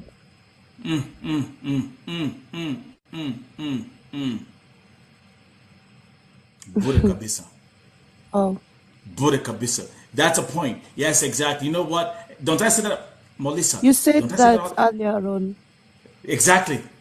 I was talking about this actually today. Yes, when we started the show. Exactly. How dare she? Akiata nashindwa kitu ya kuongea. It's all okay. You know what, Melissa? Because they are chasing dopamine. You're chasing dopamine. They're chasing dopamine. And that's why, listen to me, and I'm going to say this again. This is what makes Vote TV such a unique platform, because what we do here,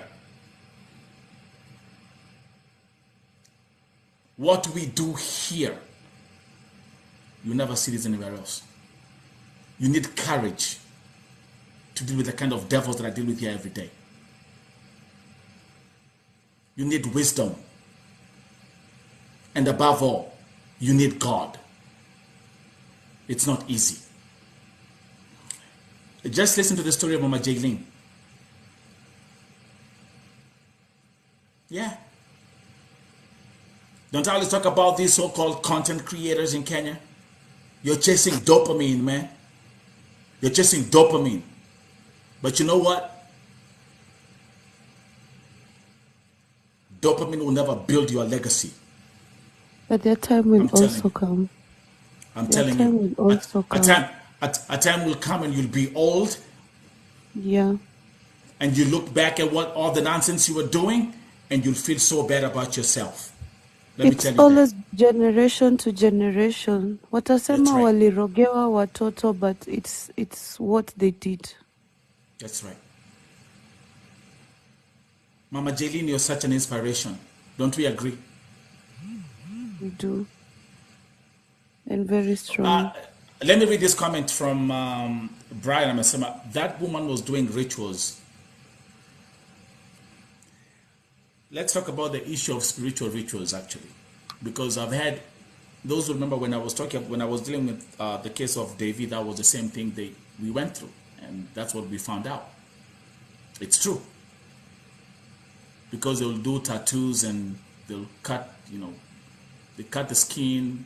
Remember that case, Jaylene? Mama Jaylene? You remember? Yes, I remember. Remember the way they even had the snake tattoo over here. They had all these kind of different, and then they were sucking blood out of both brothers. And when they killed Davy, they kind of like the way the body was laying down. They had his blood was sprinkled around in a certain way. And when as I was doing all this investigation, I said automatically this is a ritual killing. When I look at your baby, whatever this woman was doing with your baby, and I do believe beyond any reasonable doubt that she was doing it with her husband, is also associated with this kind of ritual acts. Because a normal, at a the IO from Juja was telling me, a normal husband after such an act, is back here because what I... Okay. So, Mayumi, welcome to Vote TV. How can I help you? Hello. Hello. Hello, I'm Mildred. Okay. Hi, Mildred. Hi to you. Talk to the Mildred. I'm Mildred. I'm in Saudi Arabia. And I'm here to inquire about my sister, my elder sister. Okay. What's going on? Yeah, my elder sister was in second deportation last month. And on 20th, we found news that she passed away.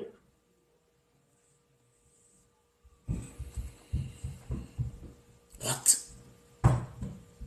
Yes, we found news in the morning that she passed away, but we were not sure. We were not sure. I even showed I even showed in your channel, there was a post there. What's your sister's name? She's called Mary Wesonga Maya.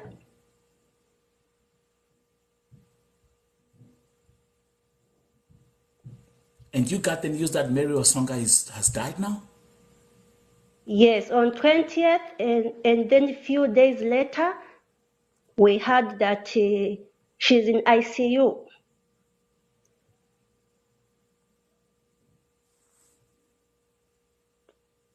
And that's your sister? Yes, she's my elder sister. So when I tried to follow up, I even went to embassy for assistance because I'm in Riyadh, Saudi Arabia. I went in embassy. I asked if they have any information about her. They told me that they don't have any information. Jesus Christ. And after that, I got news from one lady from second deportation who told me that there is a nurse there. A nurse said that my sister is alive.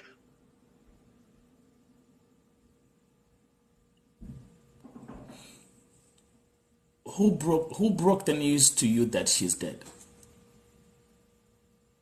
They were ladies that she was using her phone while she's there. She didn't have a phone.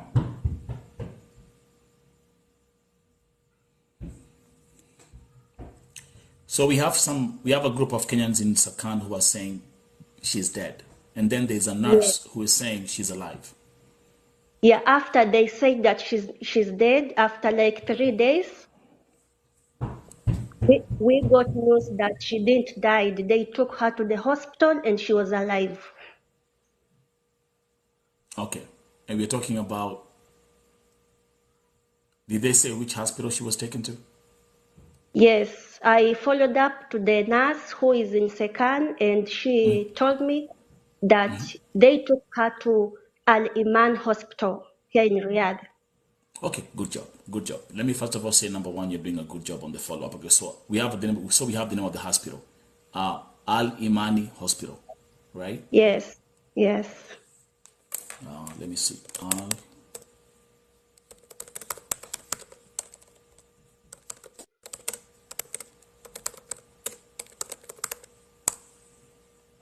Okay, and then what happened after that? Did you follow up on more?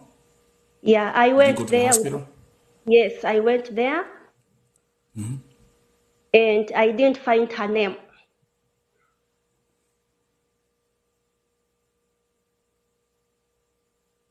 What?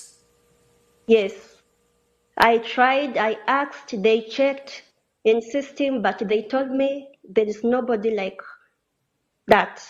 They don't have any information about her.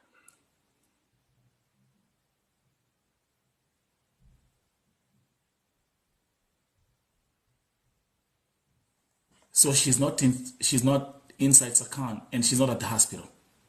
Yes, and while I'm there, I called the same nurse while I'm there. Then she didn't pick the calls, and she even blocked me.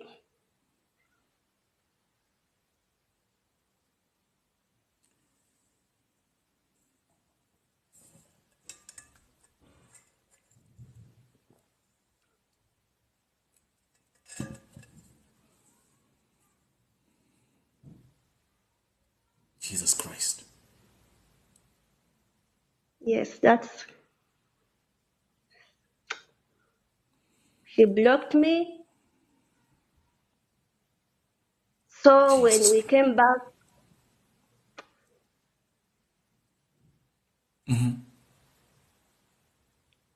so when I came back, I asked again the same lady who is in Sekan, who is claiming that she's having her documents, even her belongings. There is one lady there who introduces us to that nurse.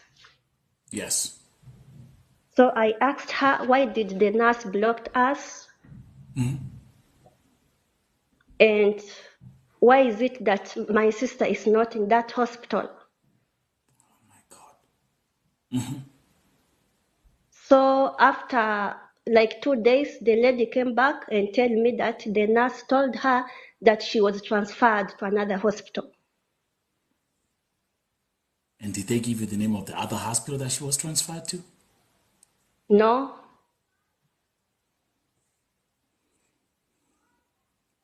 So in other words, we don't know where you don't know where your sister is, and you don't know whether she's dead or she is alive, because now we have all these different stories. yeah, now that's what we are asking ourselves. But before all these things, the Saudi agency, they already confirmed that she died.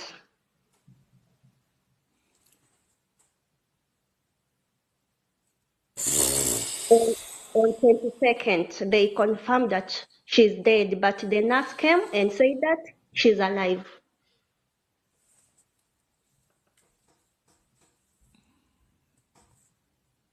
Are you guys getting lost in this story? So the agency said that your sister died on the 22nd. No, on 20th. She wrote the letter on 22nd, last month. Mildred, have they given you any document that confirms officially that Mary Wesonga has died? Yes, there is document that my brother went to Foreign Affairs, and there is replied that there is document that saying that she died. Okay, now that. With that said and done, I can then also approve that. If your brother went to the Ministry of Foreign Affairs and there's that confirmation that she died, then it's official. If the agency has said that she died, then Yeah. that's official, because the agency in Saudi, they communicate with the ministry. But now the question is, where is the body? The only one place that I have in mind, okay, you're in Riyadh, right? Yes, I'm in Riyadh. Okay, and you've done a very good job, Mildred. Have you gone to Shemesh? You have to go to Shemeshi mortuary.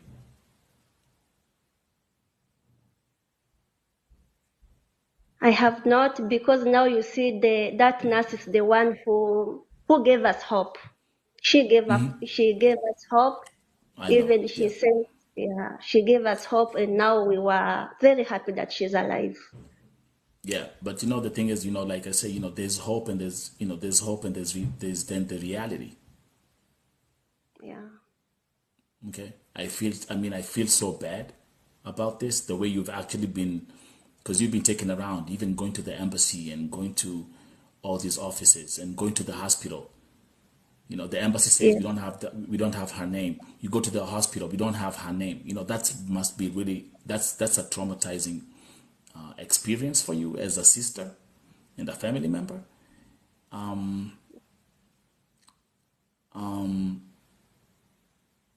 But we can add one more. There's one more.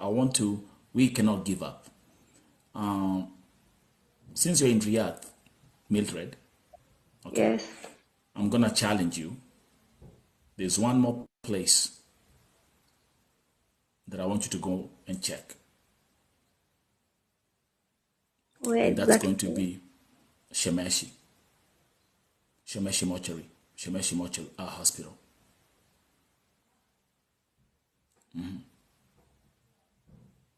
Yes. Yes. And with that said and done, I will also, Kenyans in Saudi Arabia, can you type the number? Can you type the 2 numbers for Mildred in the chat?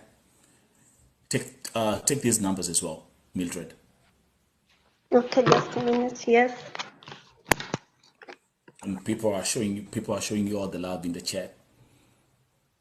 Thank you very much. The whole world is listening to you. And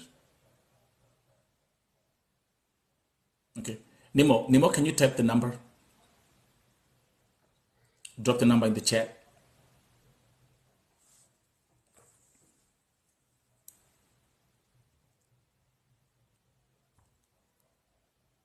So that, and oh, and also there's something which you said which was very powerful. You said your brother went to the Ministry of Foreign Affairs in Kenya and they confirmed it. Yes, they confirmed on 22nd. Yes, yeah, that 3 one right days there. after the incident. Okay, so let's start with, write the first number. So the first one is you're in Saudi Arabia, so you don't need the code. That's going to be 500 Yes. 755 755. Yeah. 060. 060.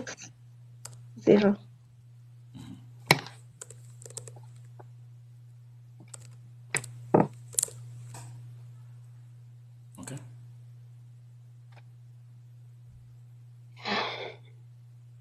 Sorry, man. Yeah, it is hard, but it is better to know the truth, even if it hurts. That's right. When did your sister go to Saudi Arabia? Yeah, it was like 1 year and 6 months ago. Yeah. And when did you, Mildred? And when did you go to Saudi Arabia? Me? Okay, I went 2 weeks earlier than her. Okay. Yeah. The same thing, man. Welcome to modern slavery. That's what happens. Welcome to modern slavery. That's what I tell you all the time. Did your sister complain about any mistreatment by the employer?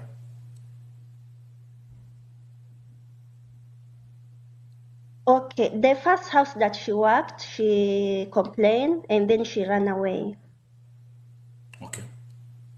And then she went second while she was sick. Yeah, she surrendered. She wanted to go home. Okay, so she went to the first place, first home. She ran away because she was being mistreated, and then she was walking outside. Yes. And then she surrendered to Sakan when she was sick. Yeah, she stayed there like 3 weeks in Sekan. Did they say exactly what she was having? No, she became like depressed before she went there, and she was vomiting a lot. Even in second, they said she used to vomit. She was vomiting without eating. She vomit every time. Even that day, they said that she vomited blood. There was blood everywhere in the whole night.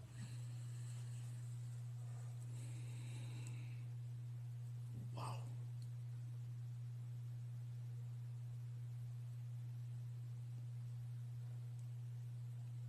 I'm sorry, Mildred. I'm sorry. Did she have any children?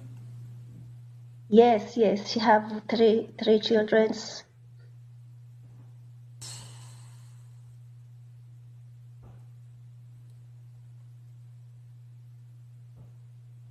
Husband? Or she was No, just a she single didn't. mother? Yeah, she was a single mother with three children. Okay.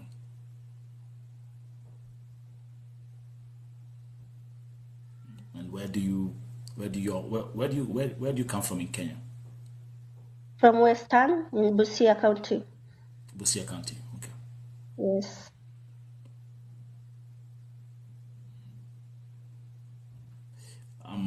Yes, because this news was brought to me also from Sakan,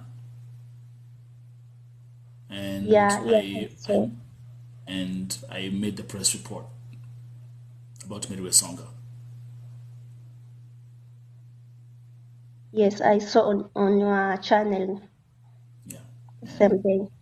and that's what the people who were communicating with me from the inside. That's exactly what they said. They said she was vomiting and she was sick, Yes.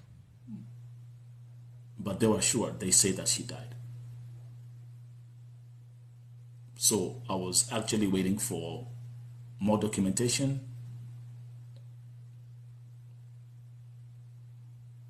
for us to have a closure. The fact that the nurse reached out was giving you false hope. I don't know why she was doing it.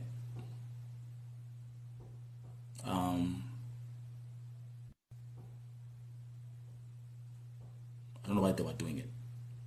But these are Arab Yeah, people. They can tell you anything. They can tell you anything. yeah. Even me, I wondered why she gave us news and then she blocked us.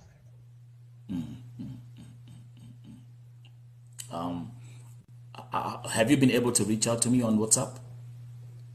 Yeah, yeah. Even today, I found your contact today, and I sent some messages there. I sent you some details there. Let me try to check real fast. Can you? You say your name is Mildred, right? Yeah, but I used Mayumi in WhatsApp. Okay. And what's the? Can I have the last three numbers of your WhatsApp number? The last three digits. 312. What do you say? 12. 312. Okay. Let me see. Oh, okay. Okay. You were even texting me. Okay, so you even sent me the messages when I was on live, right? Yeah, I sent before I joined. Yes. This is Miriam Songa right here. Yes. Yes. Now I'm looking at the doc. Yes, this is her right here. Allow me to do this so that the audience can see who we are talking about.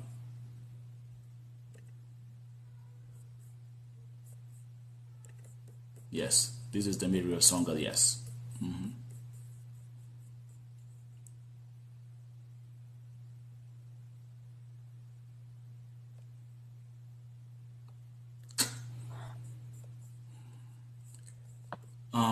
The messages that you had. Okay, perfect. So Mildred, give me 1 second, okay? Okay. My,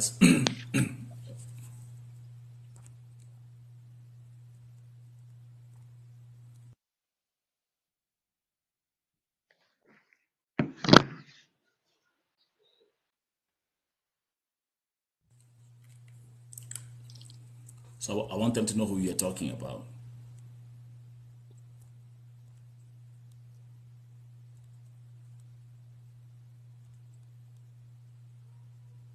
And that's your sister. Yes.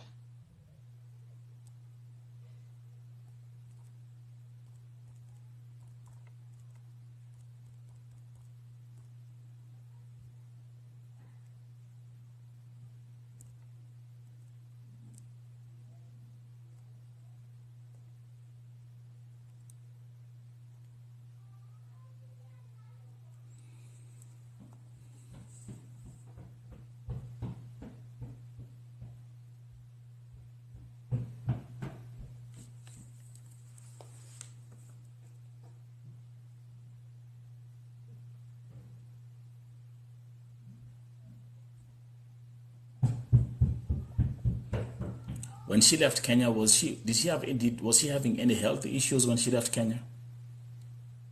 No, she was okay.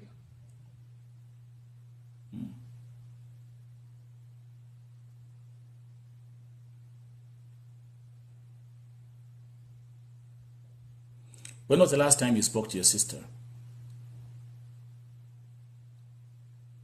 Okay, I spoke to her a few weeks before she get well. But while she was in Sekan, I used to talk to her friends because every time she was telling me, no, don't disturb her, let her sleep. She's having headache. She didn't sleep like that. So like 3 days, I didn't speak to her. But I was speaking to the lady close to her. There were also allegations that she was poisoned, right? Yes, they said that symptoms was like poison, symptoms that she had.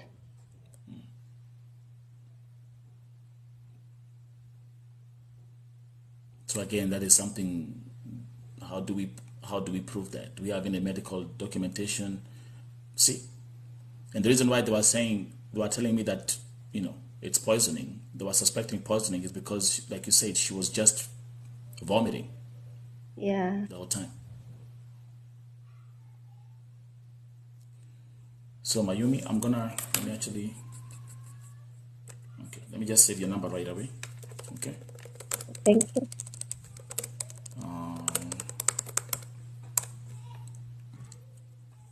And then I'll catch up with you after the show, okay? Okay, thank you so much. Yeah. Yes. In the morning, we were talking before this whole conversation started. And then I was saying, okay, before I got saved, I went to witchcraft because it's how I was raised. And then there was a pastor who was suggesting that I should go and raise altar. And then I was like, give me a verse which says, when I sin, That's nonsense. Instead of going to church and instead to talk to God myself, I should go and tell pastor to help me pray by raising altar. Did you hear what he said? No. Listen. Those are heretics. Pastor, he said that's nonsense. Yes. He called it nonsense. That's nonsense, sir. God's gift is free. Prayer is free. Salvation is free. Anywhere they take Nelson, so I'm happy this topic. I'm happy I started as a joke yesterday, but now you see. Yes. Let them call unto the elders of the church.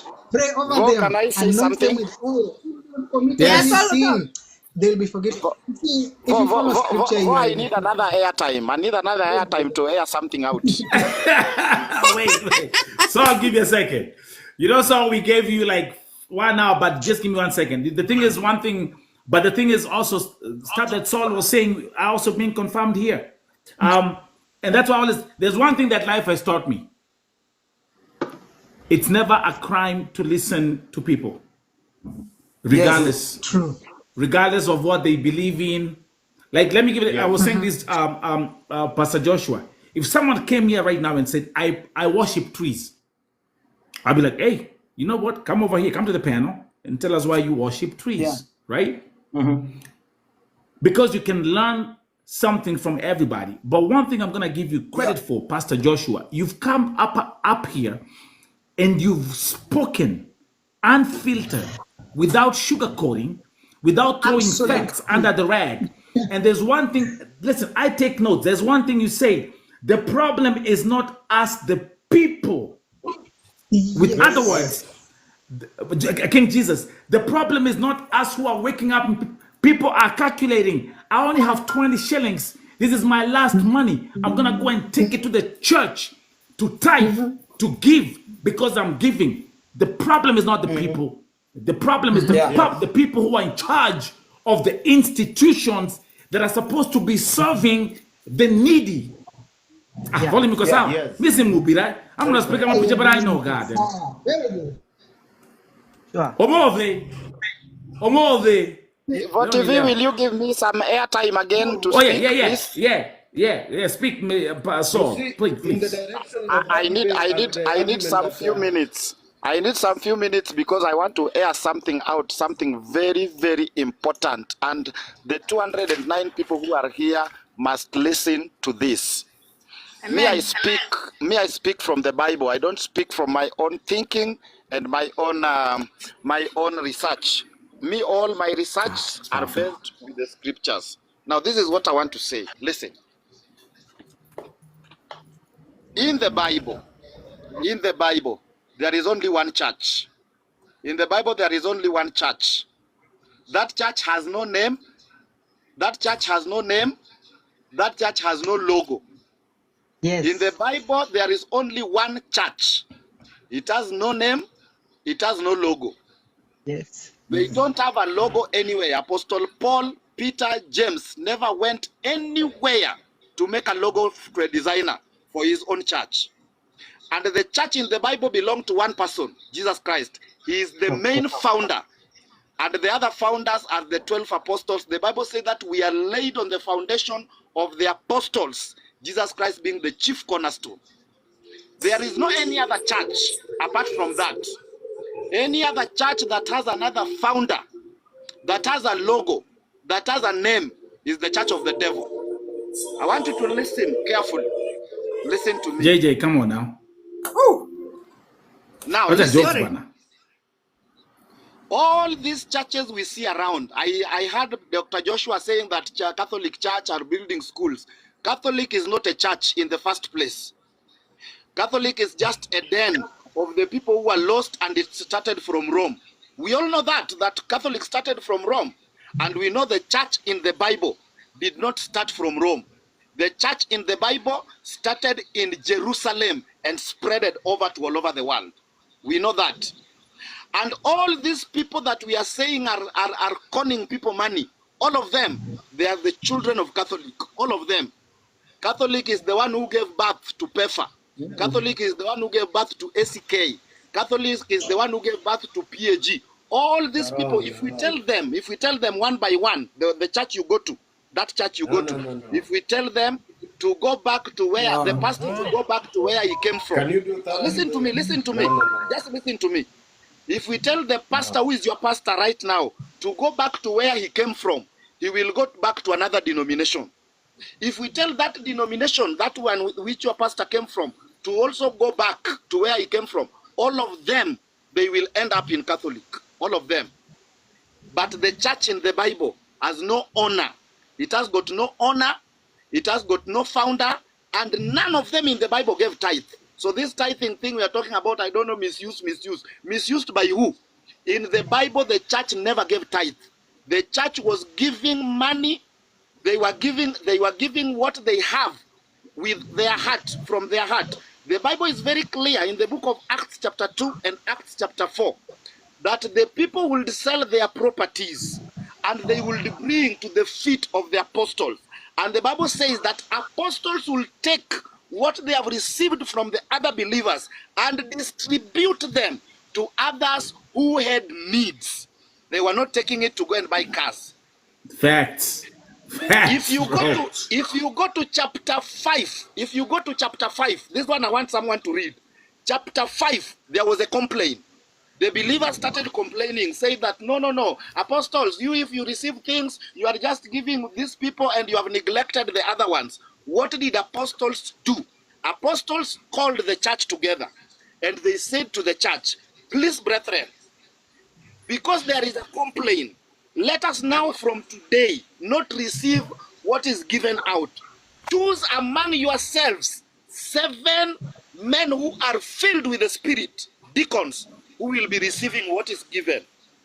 So now from there on, it is deacons who are receiving, and the deacons are the one who are distributing the need to the needy people, not the apostles anymore again.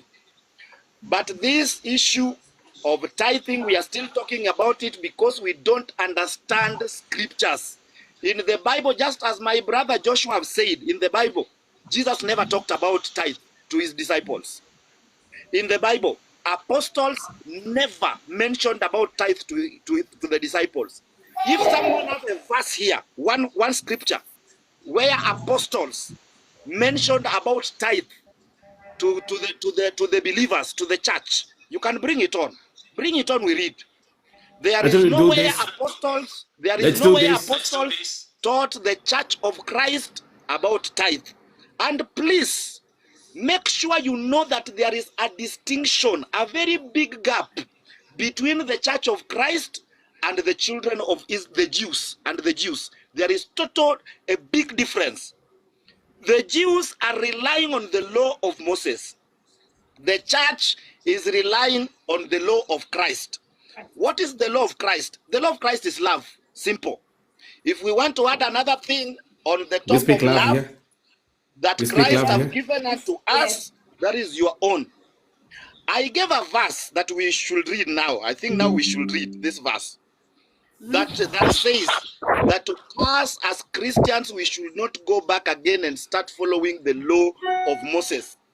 So me, myself, someone asked me here, where do you fellowship? Me, I don't belong to PEFA. I don't belong to Catholic. I don't belong to PAG. I don't belong to any church that has a name and a logo with the founder. And I cannot go there. I was there and someone preached to me who did not belong there. Why are you talking about the church to be governed by the government, Dr. Joshua? Between the church of Christ and the government, who is greater than another one? Who should monitor another one? Is it the church to monitor the government, or the government to monitor the church? Let's read that. If we say that the church, if we say the government is the one to monitor the church, then the church is not of Christ. Then this church belongs to a human being. You see, the Bible says you should not do what the gathering of brethren. So gathering of brethren. I'm not talking about the gathering still, brother. Listen, I'm still not talking about the gathering. That is another debate. That is another debate. I'm talking about the church. Just listen. I will finish and then I will keep quiet. I'm talking about the church. I'm not talking about the gathering. The problem is that your pastors taught you that gathering is what is called the church. Church is not a gathering. Church is believers. Church is people. Church is human beings. Church is people. Church is not a house, and church is not when we come together physically. Church is brethren, the brothers, those who have believed in the message of our Lord Jesus Christ. That is what Jesus is coming to take, confirmed in so many scriptures. I can read for you. Church is not a gathering. So let's take this. Actually, wait, Sam. Saul, wait. Actually, it's interesting. Your students are here. I hear you give classes for photography. I'm seeing your students who are saying, I never knew Saul amekula Bible hivi. Buddha. Utakuwa na shida Monday. But as we continue, let me bring Dr. Joshua. Pastor Joshua. Yes, sir. At the beginning of your conversation, you said, no, Christ never spoke about tithing in his ministry. Yeah. So let's start from there, and then you make some comments based on what Saul has said. The whole of the New Testament, there is no highlight of tithes. What is spoken of, as my brother said, was just left. It is in Acts chapter number 2 and verse number 4, where the Bible says that they shared all things except one thing. They didn't share marriage. but the rest of the things they shared together. And each and every one was given according to their need. There was nothing like tithing. Now, number two, there is an issue is raising about the government regulating the church. A few years ago, 2-3 years ago, a lot of things was happening in Kenya and South Africa, Nigeria and Ghana. There were a lot of doctrines that were, you know, like eating these countries. People are told to drink petrol, drink wine, eat rats, eat snakes. A lot of fun doctrines were going on, you know. And like, for example, in Rwanda, when Paul Kagame realized that there was a problem with the church, it was untamed, people were getting out of control, he brought a registration in parliament. And he said, if you don't have a degree, you don't come from a recognized biblical institution, you are not going to be a pastor. And there is sanity in Rwanda right now as we speak. Now, in Kenya, for example, when a few years ago we saw a lot of things taking place, miracles being faked, on this stuff taking place, and we were like worried, what is happening? So I'm not saying that the government should fully control, but there should be pieces of legislation governing the church. Because, for example, if the rest of the people are paying their taxes, why should we as pastors not pay taxes? Because that is our income. I pay my taxes. I run companies. I pay taxes. So why should we be people who say we are untouchable, that we don't need to pay our taxes? Why do we want things for free? What does the Bible say? It says what belongs to Caesar, give him. What belongs to God, give him. Any economy, you said you've been to, you chairman, I've been to the US, I've been to Canada, I've been to Australia. These economies run their countries by taxation.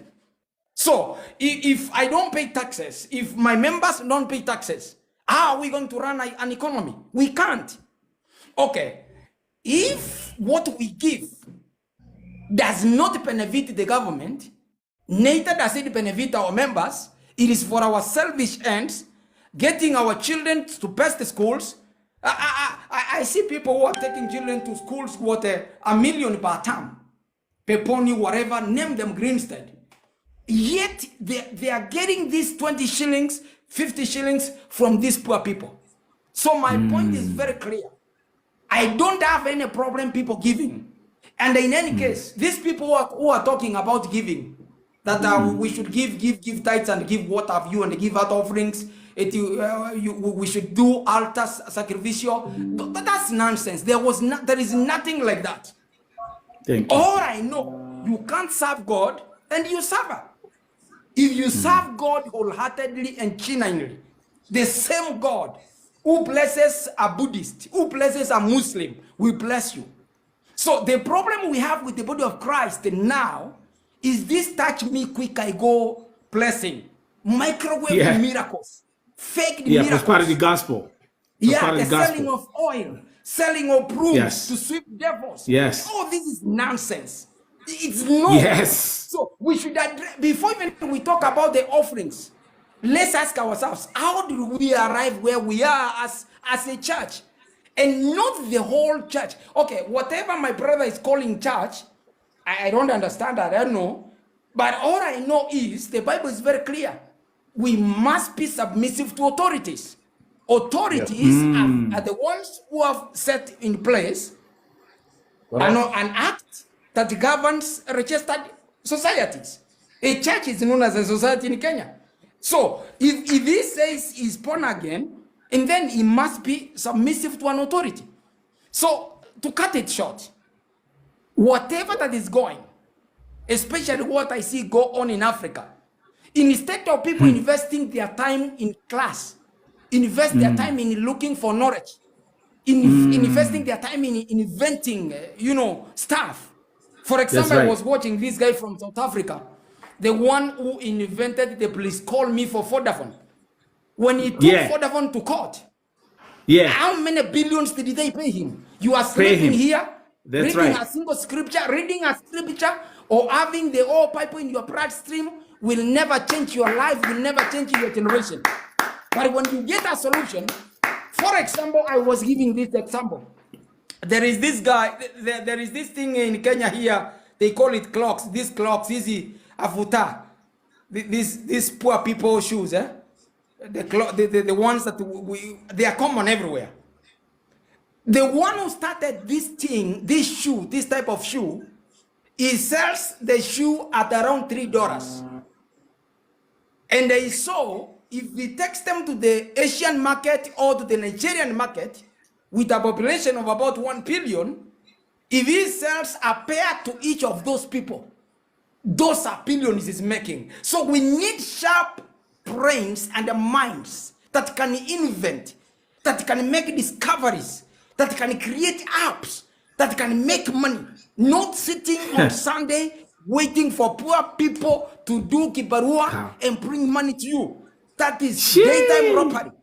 If there are people who need to be crucified, who need to be taken to jail, it is we the pastors who are stealing from poor people. When these poor people come with their problems, we tell them, you must register to see me, you must book an appointment to see me, you must sow a seed to see me. Nonsense. Tell them. I don't need a seed to be seen.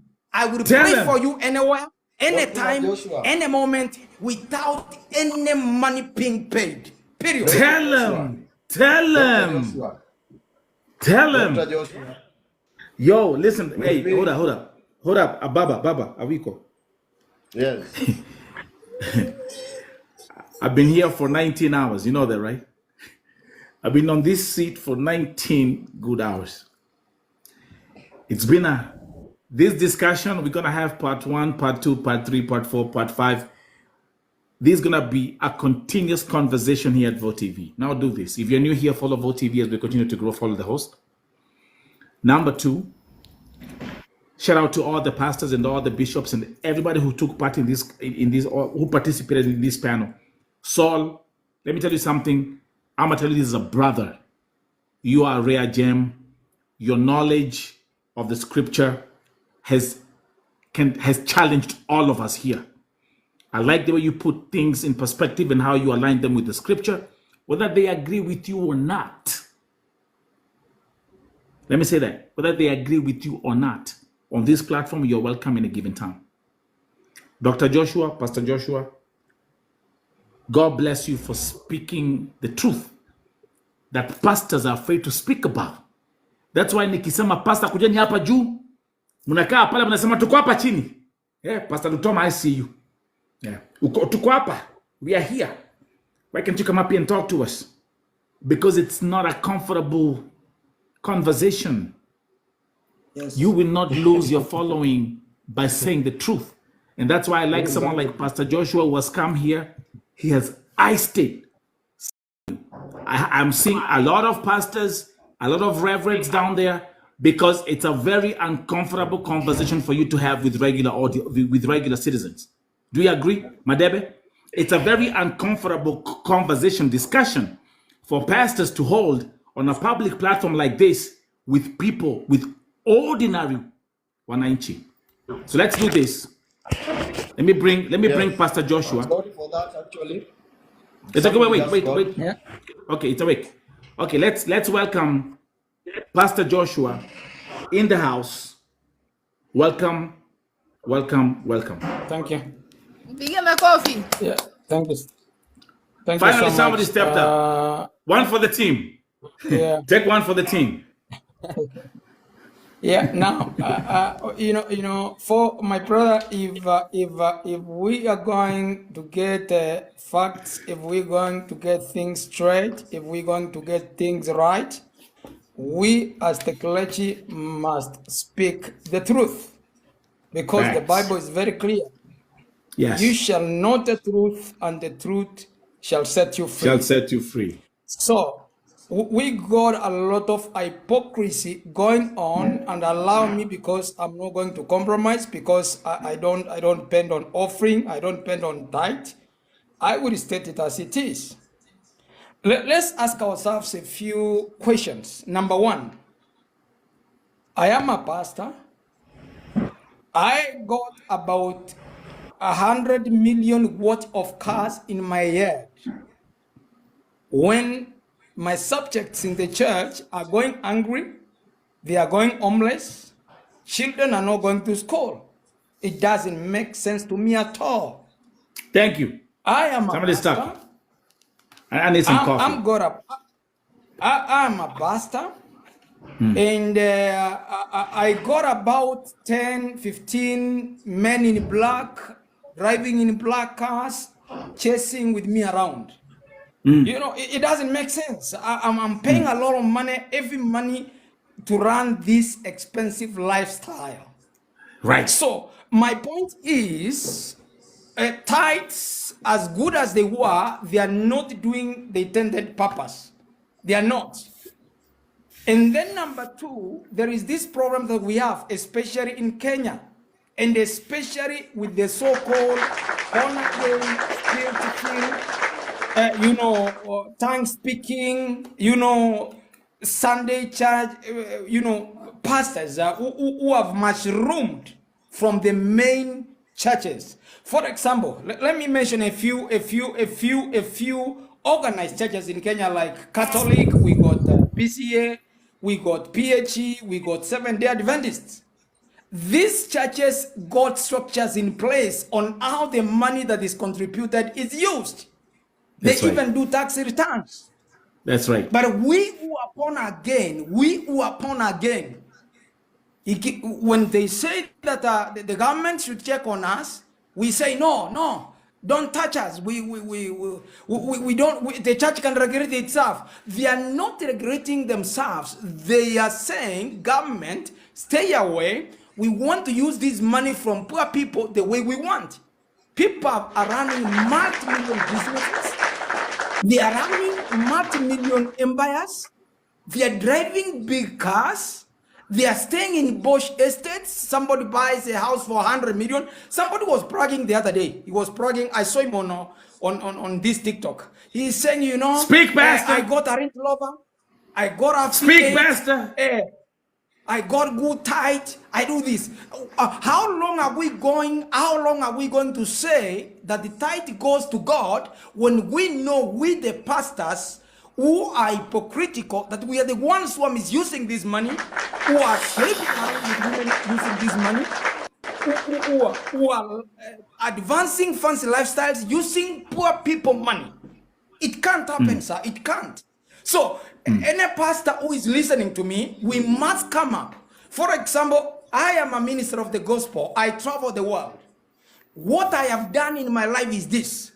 I teach pastors and I tell them, get something constructive to do. Stop this nonsensical mentality of quarreling members every Sunday, complaining that they are not given tithe. What do you have to give? Facts. Because the Bible is very clear. Acts chapter number 10, verse 38. What Jesus started doing and teaching, before he preached to them, he did something. What are we doing? So we have got a bunch of pastors who are hypocrites, jumping up and down, doing nothing. 3 members or 10 members, I don't have a problem with that.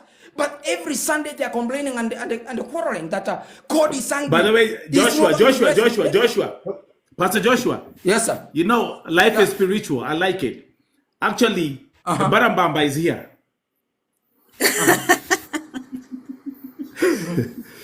That's cool. Yeah, that's cool. I'm also going to bring him up here because I remember you said in our last conversation, you don't consider a Barabamba to be a gospel musician. But continue. Yes. Yeah. So, sir, if we're going to be honest with ourselves, and then we are going to cure, we are going to get rid of this hypocrisy, these lies that are going on. People don't want to be regretted. People don't want to be under, because most of these people who are cheating people in terms of tithes and stealing people's money, if you follow them, they are not answerable to any umbrella body in Kenya or Dr. in Africa Joshua. or wherever. They are not Dr. answerable Joshua. to the government. They have not gone to any theological class. This is why they are doing all this funny stuff. Dr. Joshua. God has never eaten tithe. If Dr. I need help from my members, let me be honest and say, I need this help. Dr. Joshua, may I ask something, please? Okay, so just wait a minute. Just wait a minute. Okay. Gaki, ngoja kidogo. Commercial break. Ngoja kidogo. Gaki. Afoi. Habari. Nimeona mnahubiri wawa. Tunahubiri. Na nimeona mnahubiri kweli kweli. Unajua nimekaa hapa nje. Sasa kitu nataka nikwambie Foi. Kidogo. Kitu nataka nikwambie kwa sababu unaenda media Chakaranda. Inataka pa saa mbili siku ya leo. Tukue na hapa live. Nitakuwa hapa live. Tusungumuse mpaka saa 8 ya usiku. Tutakuwa hapo kuanzia saa 2. Tusungumuse mjue yale yametendeka, mahali tunaelekea, mahali tumepanga mipango. Ili wa Kenya na wako nje ya Amerika wajue Embaramamba sasa anaenda kusaliwa mpya.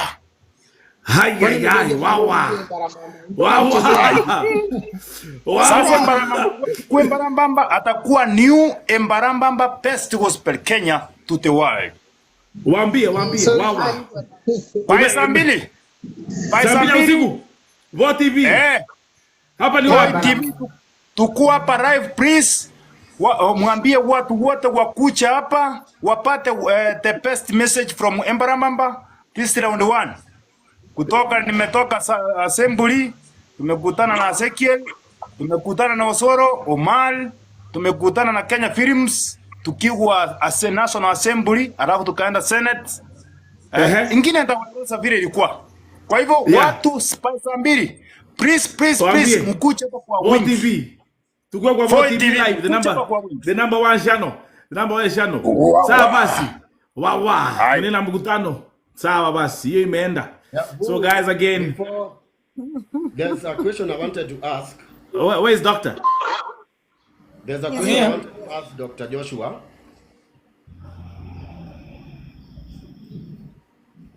Give me 1 second. Listening. Yeah, there's a question I wanted to ask Dr. Joshua. Yes. Yes, and you have spoken Thank you. And there is no falsehood in whatever that you have said. The fact that I'm asking here is that, yes, we can dispute the tithing on the character of the users and the receivers, but can we dispute it as Jesus declared it obsolete and illegal? That is what I just want to know. One thing, my brother, let's get this straight. Yes. There is nowhere Jesus talks about tithe. He doesn't talk about tithe. So tithe is simply what can I say? It is simply a creation of angry, idle people who don't want to work. It is a narrative that is propagated. For example, when your pastor says, if you don't bring tithe, you're not going to be blessed. If you pay tithe, you'll be blessed. Let me ask you. No, that is wrong. The economy in Kenya is run not by born-again people. It is run by Muslims. Muslims don't pay tithe. Why are they controlling the economy? So there are things we must be straight with one another. God's word is a word of principle. And anybody who observes God's principle, that principle works for them.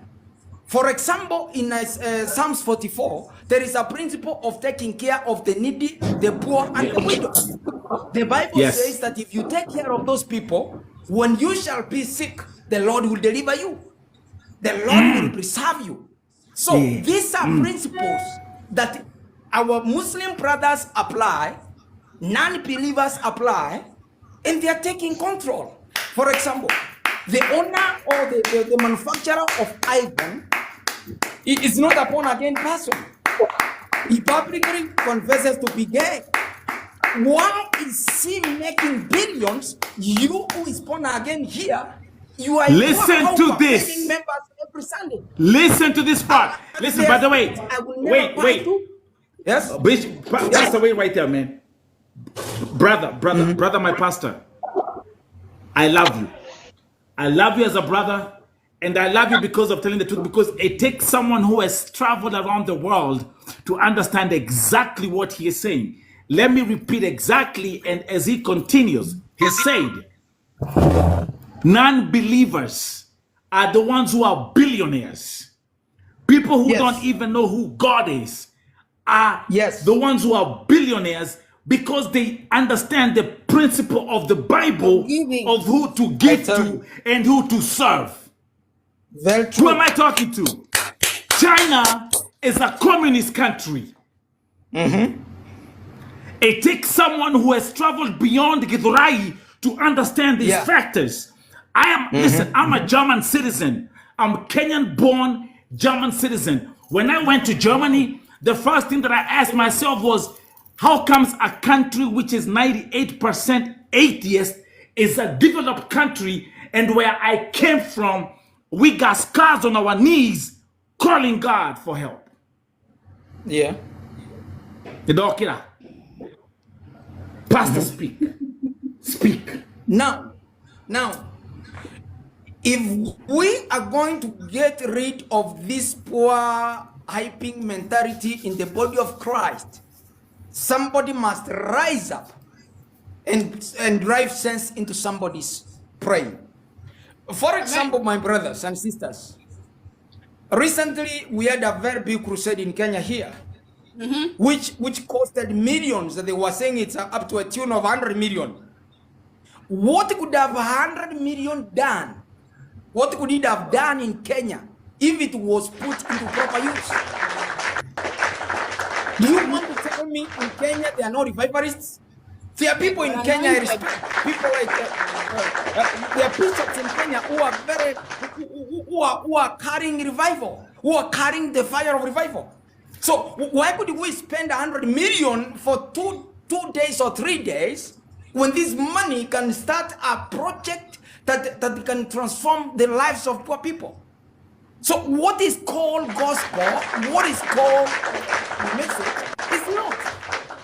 So this is why I want to drive sense into somebody, that you are supposed to be a solution giver.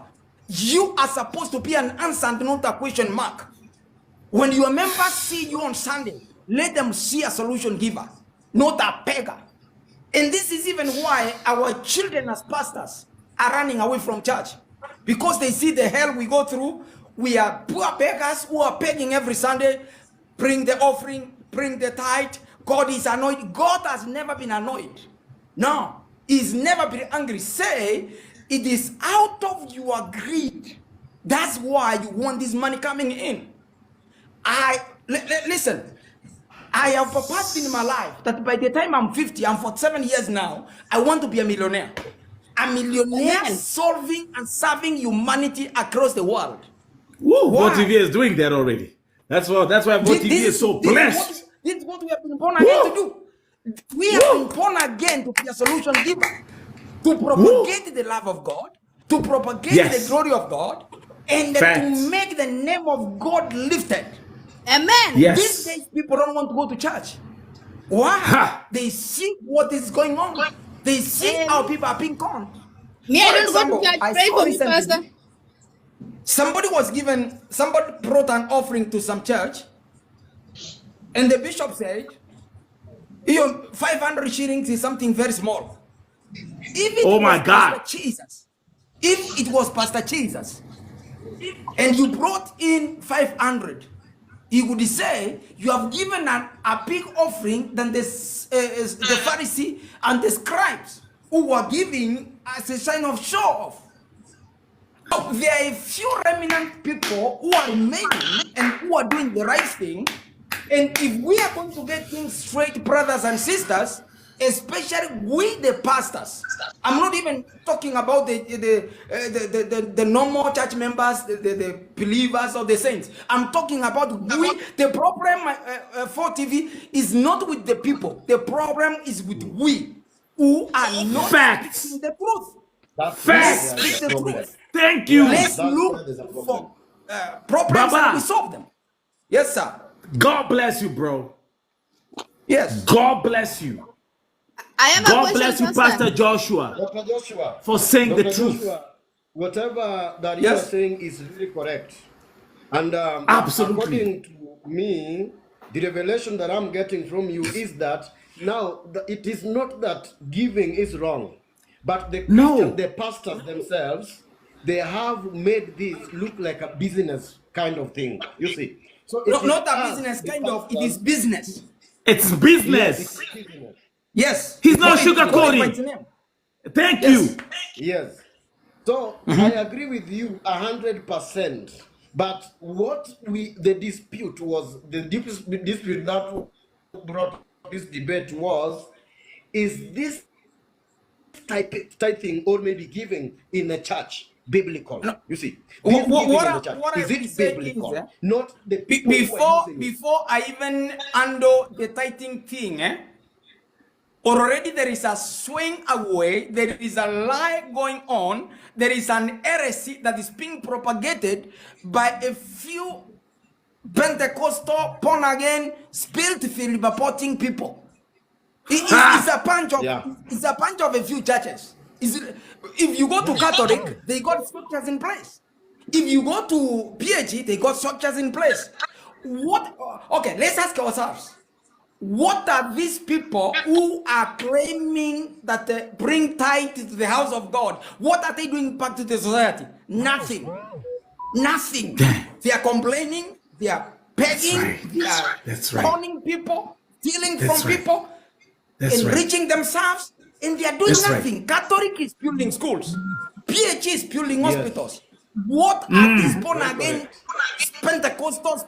William Getumbe Yesu Ninyandue. Okay. So William, Yes. let me first of all introduce yourself. Ambia wasanii uko mtaa gani and where your ministry is located. Yes, my name is William Getumbe Ninyandue. Yesu Ninyandue. Ama imejaa, ama nyonga sheitani, ama nyonga na mia, ama fuata Yesu. I have actually 6 albums of music, about something close to 60 songs. This is not my first song. Okay, just wait right there. Kuna kitu umesema Pastor William Getumbe. There's actually one thing nimekumbuka. Umesema ati nyonga na mia. Yes. Tuna wimbo yenye inaimbwa iko nyonga na mia, nyonga shetani na nyonga na mia. Okay, because the only person that I remember who had a song called Nyonga na Mia ni huyu.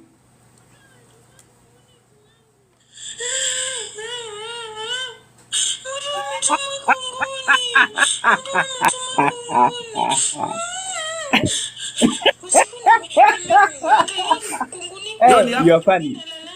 Sasa nasikia kitu inatembea hivi. Ni kunguni kubwa kwa kuma yangu. Okay, sawa. Okay, kwa vika umesema nyonga na mia nikashika. I thought I gotta make sure. CEO. And then I'm a producer, I'm also a musician. I am a parent, niko na watoto 4. I have a daughter, a son, and a twin. I am the CEO of William Getumbe Foundation. We deal with the environment, we deal with health. Yes. We did tunafanya mambo ya environment, tunafanya mambo ya health, tunafanya mambo ya welfare, relief, building and reconstruction. And then pia mimi ni pastor, philanthropist as well, and an advocacy and a human rights activist. So okay, that's a very powerful introduction defining what you do. You're very welcome. Yeah. Now, actually, let's start with your profile picture. Your profile picture is you and Mbara Mbamba. And one of you is wearing a dress and the other one is wearing diapers. It's a song called What's the title of that song? Imejaa. Diaper imejaa ama? Imejaa jamani, imejaa. Nyumba ya baba imejaa, twendeni,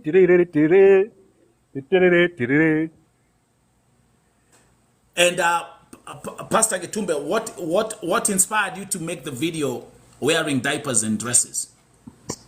For about 3 years now, I've been doing advocacy for guys who are suffering from urine incontinence, fistula, diabetes, cancer, those ones within the special care, physically disabled, watu ambayo mkojo unatoka tu bila wao kupenda.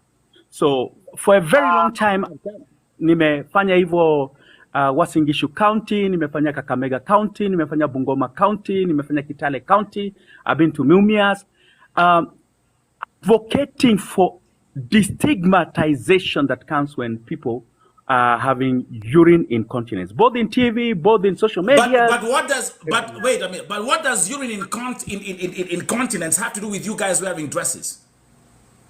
No, I did not wear a dress. I wear a pump. The diapers. But yes. Okay, so because I can't tell who is who. So who's wearing the dress and who's wearing the diaper? Is it you wearing the diaper or who's wearing the diaper? The diaper is me. And Brabamba is wearing a dress. Yes. So what's the significance of a grown man wearing a dress in the video? Now everybody has a brand. Even you have a brand.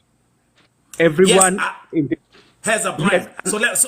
So let's actually get So let's actually get to the nitty-gritty of this story. So you are here doing a gospel song, and I understand what you guys are doing. What do you think the audience will think watching a grown man with a dress in a video? Just you have children, right? Yes, I do. So explain that to a child. I'm not explaining it to a child. Yeah, what you want me to explain to you, it is to you, not to a child, that everybody has a brand, and that brand is what sells them. Even you, when you're wearing the way you're wearing, that is like a brand to you. And that is what you have created over the years. When Mbaramba dresses in a dress or does something like that, that is his own brand. I mean, that is the way he's accepted all over. And that's the way the people know him. Okay, so let me ask you. So let me ask you respectfully, Pastor William Getumbe. So let me ask you respectfully. So do you do this to provoke? Do you do this provoke? Do you do this extra to provoke? No. Do you wait for me? You ask a question, you want me to answer. That is very important in journalism. Absolutely.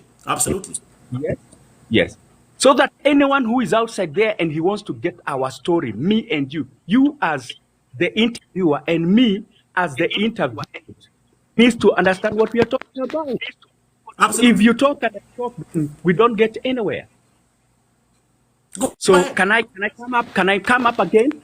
Everyone has a brand. The brand of Mbaramba and what he's doing, that is just about Mbaramba. He does it in dresses, he does maths.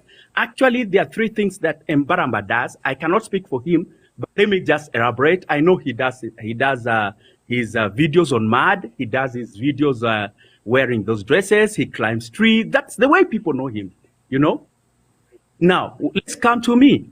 I've been doing the diaper thing for a very long time, and everybody knows about it. The TVs, the radios. I mean, I've been on all TVs, I've been on all radios doing the same thing and talking about guys who are suffering from urine incontinence. The stigma that is associated with adults when urine is seen on their clothes or in the cars, just like the way people have been fighting for menstrual cycles or periods, and they're being given, what do we call them, always. That is the same thing I'm advocating for, that guys should be helped, and those people who are suffering and those people who have challenges, they should also get diapers. Okay. That was actually just a warm-up. Okay, I was just trying to find because I watched that video too, and I wasn't getting the message, but you've explained that to the viewers. They're gonna keep on dropping their comments. Now let's get to this song. Yes. Yesu Ninyandue. Yesu Ninyandue. What's the definition of Nyandue? Nyandue has many definitions from Kiswahili. Neno nyandue ni kuinua kutoka juu kwenda chini, kwenda chini kutoka chini kwenda juu. Lakini katika hali ya kimtaa, katika Sheng, watu wanatumia neno nyandue katika hali tofauti. Neno ambalo naelewa katika mitaa wanasema nyandue ni kusema ni tuatwa. Lakini mimi pia ninaelewa ya kwamba nyandue ni kuinua, moving from one place to the other.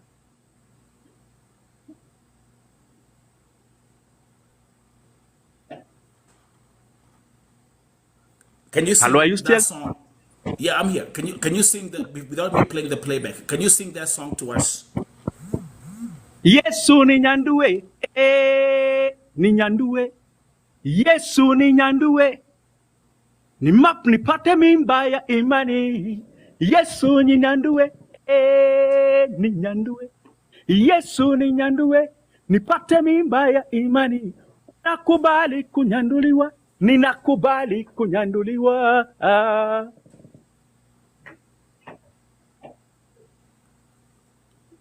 Umecheka? They are laughing, but just look at the reaction. Oh, you are looking at the reaction from the other side. You know that my phone is that big, so I'm using an Oppo. Yeah. Oh, okay, using definitely. an Oppo. Okay. Yeah. Okay. Now, yes. Can you start? Okay, that's start singing the first verse of the song, and we're gonna break down the lyrics. No, you can break down the lyrics and then we come up, because I've already done the first chorus. Then we okay, okay,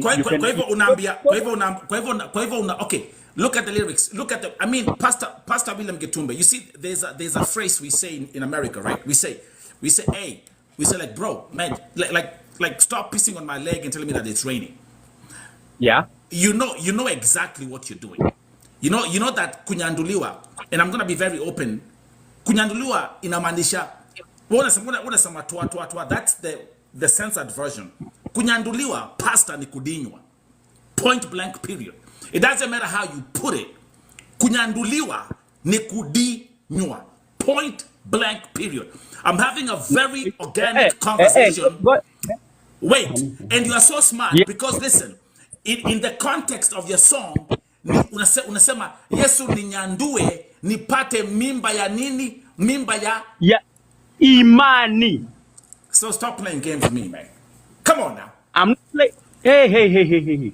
I'm not Pastor, playing. You know exactly. You know exactly what you're doing because you know the definition of what kunyandua means, and then you invoke. I'm an artist myself. I'm a musician myself. You invoke. You inject the word mimba with kunyandua because you know exactly what the audience will think. Am I right? Now, can I correct you? Yeah, go ahead. Every content creator has a right. Na tunaandika manyimbo kwa kifumbo.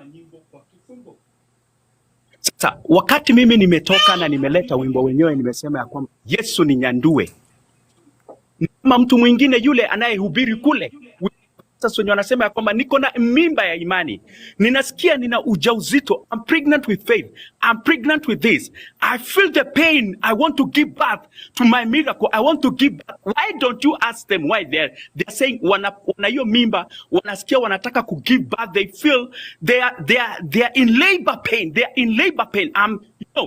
You express it like that, but when I say Yesu ninyandue, kwani hiyo mimba yao iliingia namna gani? Jesus is not physical, my friend. Every time you're talking about Jesus, at this particular moment, Jesus is a spirit. Na wakati tunaongea juu ya spirit, watu ambao wanasema wako na mimba, ama wanasema ya kwamba wanajisikia they're pregnant, or they have a vision, or they're feeling they want to give birth to that miracle, they're talking about something that has supernaturally happened. Look at the book of Luke chapter 1. And the Holy Spirit came upon Mary, and she conceived spiritually. She conceived spiritually, but she gave birth physically, Bwana. Is that not the scripture? So nikisema ya kwamba huyu mtu Pastor, you're so smart. Listen. You're so smart. You're so smart. But there is one thing that you will not do. There's one thing you'll not do. But that is not funny. For you, to you, it might be funny, and I can tell you, like 99% of the audience right here, if you're reading these comments now, exactly. Comments, listen, I don't look at the comments because everybody has a reaction. Everything has a reaction and reaction. This is VOTE TV. The comments is absolutely. Comments. I know. Ile nimetukana huko sasa, wachana na hii comments. Tuongee mimi na wewe, unipe interview, explain, nijieleze. We're doing that. Okay, we're doing that. Okay, so let's have a man on man conversation. What about Okay, let me actually play for me the another very interesting part of your song is the opening verse. Yes. Yes. Give me a second.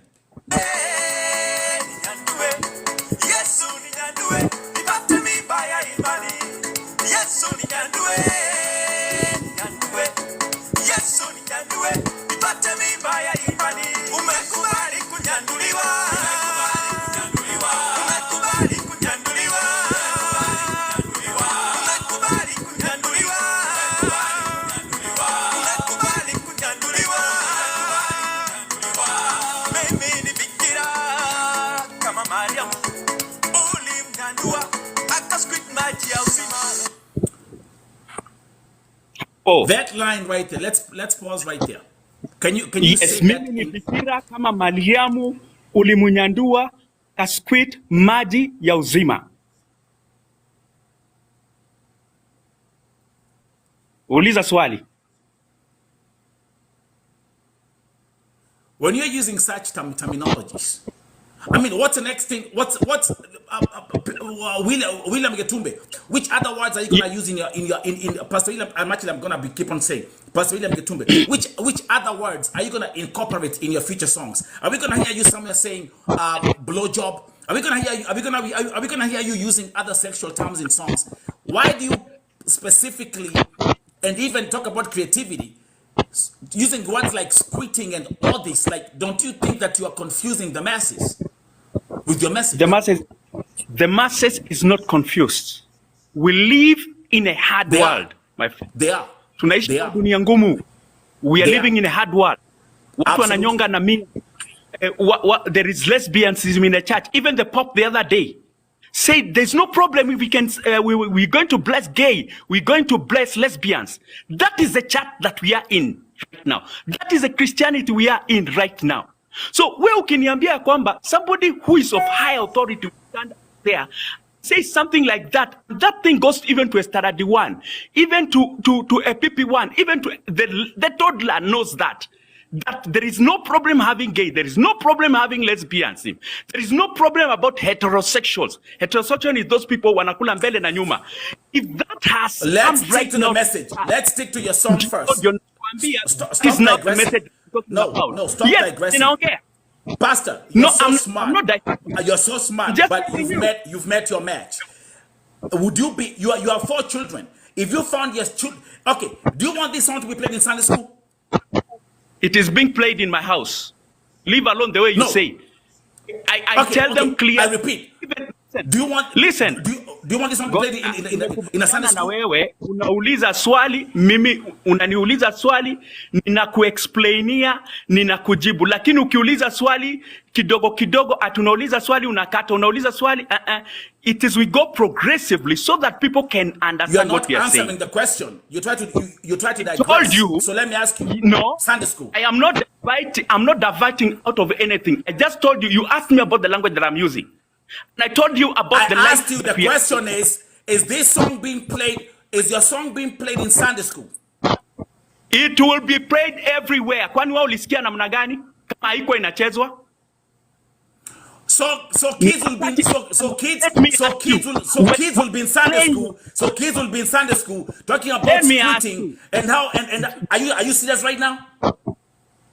Yes, I'm serious. So kids will be talking about squirting and Mariam, the mother of Jesus, being akinyanduliwa in my interpretation kimta akidinywa by the Holy Spirit and squitting and all this nonsense. What is are the you difference right now? What is the difference between your words? Umesema akinyanduliwa, akidinywa, squitting. What is the difference? I'm interpreting your song. You did not interpret my words. Mimi sikusema kudinywa, nilisema Yesu ni nyandue, wewe umeongeza kudinywa. So what is the difference? Is somebody, kama kuna mtu pale nyuma ambaye anasikiza our conversation, it is being recorded, nasema kwamba wewe ulisema hivi, this Vote TV. This Vote TV. Listen, the point is you're so smart. You know exactly it's a marketing strategy, and you're trying just to digress. Listen, by the way, Pastor William Getumbe, hata umesemaje watu wananyonga na mia, and you have a song called what? Nyonga na mia. Am I right? Yes. Come on, man. Stop fooling us, bro. Stop fooling us, bro. It is not failing you. Stop fooling us. You're fooling us. Wacha nikuulize. Yesu ni nyandue. Is it? Wewe hujataka kusikia hata story yenyewe. You want bits and bits of it. I've done interviews in all media. In fact, BBC is coming to my house, and Al Jazeera, they're also coming to my house. Good for you. They want a story. Good for you. They want a story. And they are not going to do the story. Yes. And they are not going to do the story the way we are doing. It's because they would want to hear your side of the story. Yesterday, Dr. Ezekiel Mutua said that Yesu Nyamjue is blasphemous. And I asked a question, and that's the same thing I would ask. Yes, I don't mind. That is your opinion. Ask a question. What does blasphemy mean in Christianity? Those are very big questions. What standards do we equate to say that this is blasphemous in the current generation, not in the past generation, in the current generation? Where do we get to say we've gotten to blasphemy, or we've gotten to a place where we are blaspheming the church, we are blaspheming God, or we are blaspheming Muslim or Buddhist or religion? Would want to hear that discussion and hear that, William, there's this set standards that if you do 1, 2, 3, 4, that is blasphemy. Now, my question and my concern is this. People are saying yes, Nyandwe is bad. When I talk, I say, hey, these inbox messages, ndakufia hapa. And looking at this is a perfect example. Kemunto, because I'm telling you, Kemunto, you're a perfect example. Kemunto, the day you came to Vote TV, you are like this. Kwanza ulibishana na wewe marabu tukiwa hapa live. You are here. And I remember that day. Now you're free. But guess what? Ukiingia hiyo Kenya, if you find an exit plan to go back to be a slave, you'll do it. And you've said it. Just not Lebanon. Mm-hmm. What's the difference with Oman or Saudi? Or Iran and Iraq. What's the difference with Iraq? Qatar, Dubai. What's the difference? Don't you guys see other countries? Don't you guys see other countries?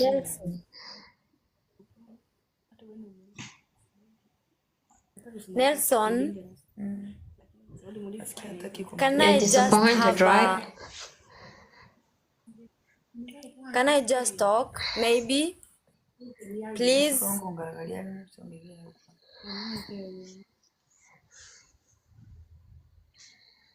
Nelson.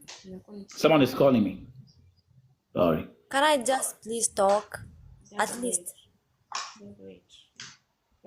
What up, Kemuto? Someone is calling. Give me a second. Okay. But keep talking though. Keep talking if they can hear you. Unajua, okay. Tuna lose hope, we know. Life, hata kama ni Kenya, we pass through a lot, by the way. And the difference between kukaa Kenya is unaweza anza your business. Kuna difference between mtu hana job, yani hana mtoto na mtu ako na mtoto. Can I ask you something? Okay, nimeenda Kenya. Life is mine. I najisimamia everything. Na niko na mtoto. nimeenda Kenya with 20,000 right now, like right now niko na 20,000. Hizo ndo mbele na nyuma. Tell me how can I manage that 20,000? Mtoto anavaa kwenda shule, utalipa rent, and at the same time let us be just realistic. And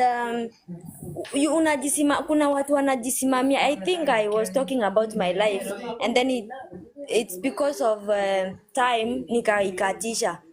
So if I can't fight for myself and that kid, that innocent kid, life can never be the same. If time nilikuwa Kenya, I tried doing business.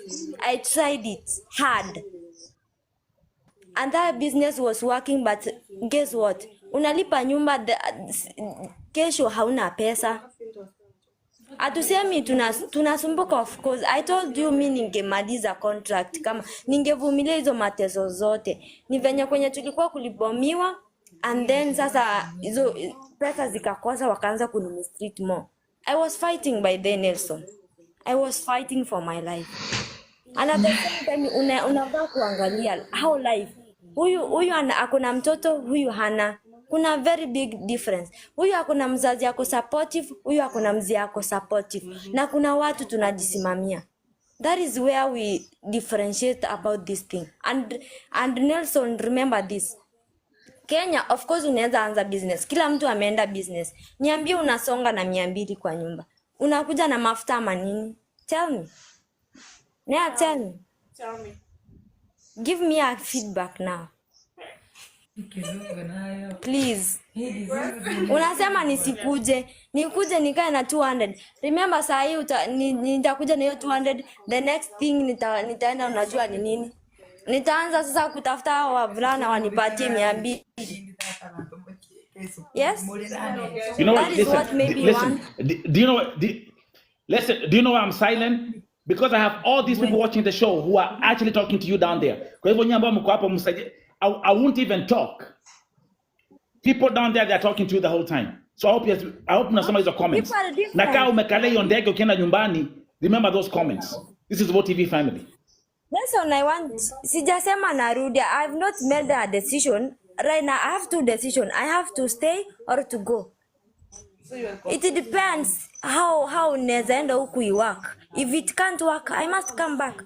That is the reality. Come back to Lebanon? Come no, not here, but to a better maybe outside work, not yeah. See Lebanon, but I can look for zile girls zenye nasikia ziko at least. Mateso iko but at least. Ona. So uko ready kuteseka?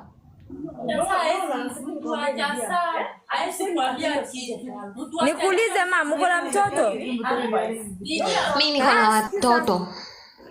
Yeah, I have kids. Maybe uko na watoto na you have supportive people outside there. Kuna difference. I'm the breadwinner of my family. Mimi ndo breadwinner. Okay. But actually, mimi niko na swali Tayyib. Okay, umeenda nje and then something happened and you died. Then how will life go on from there? You're not around anymore.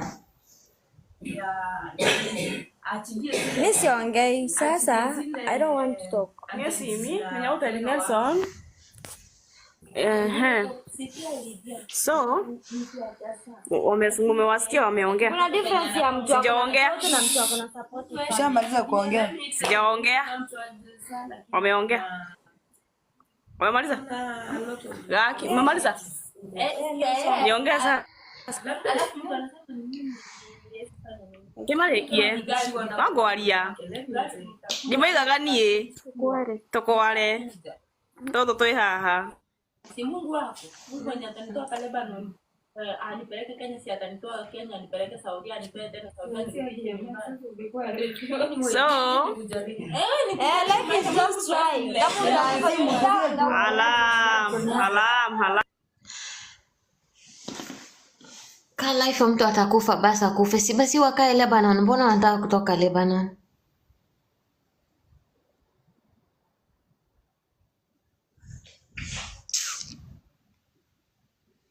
This is the biggest, this is the best, that's what I'm saying, this is the best night.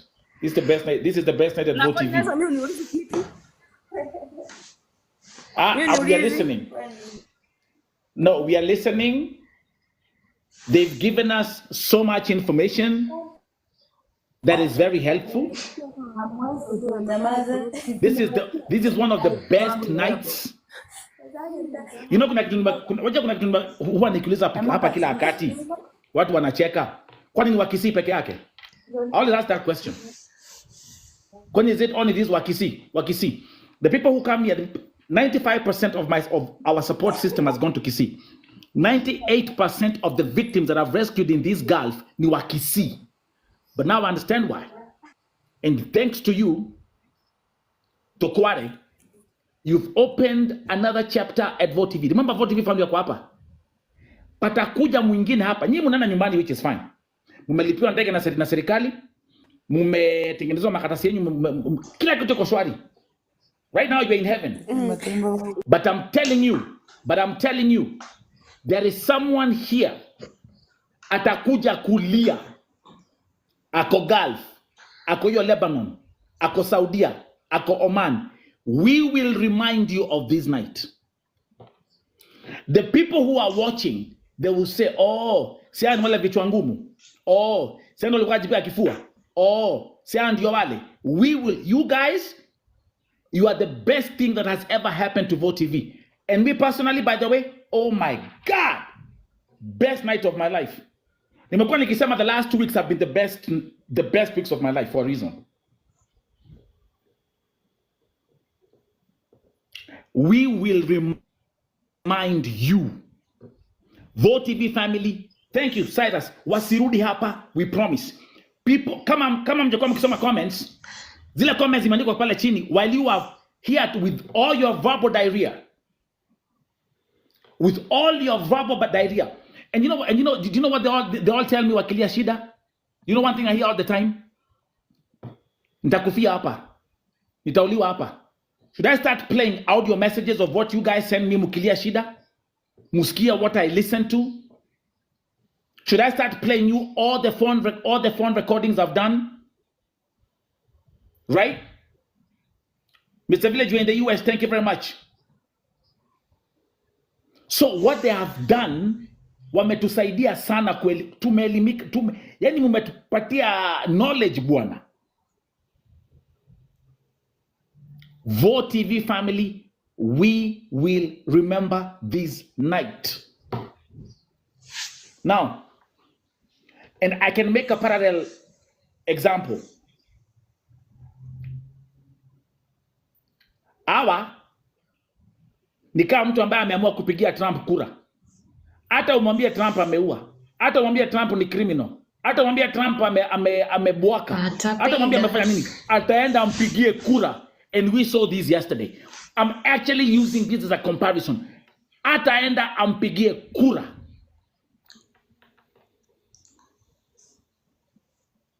Hello, America.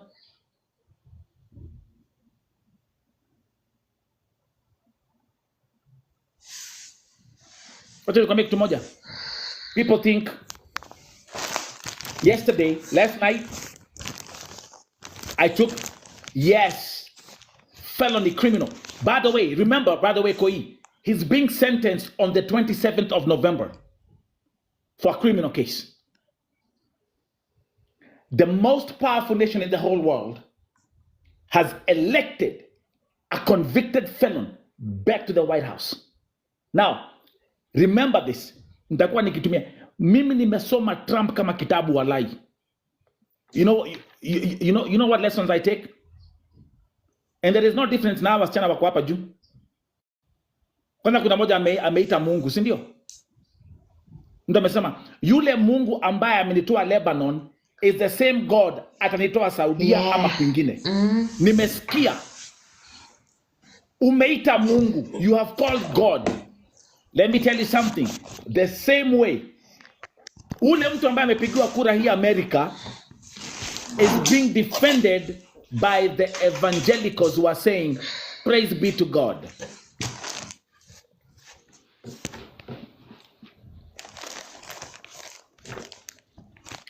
Not radio wega.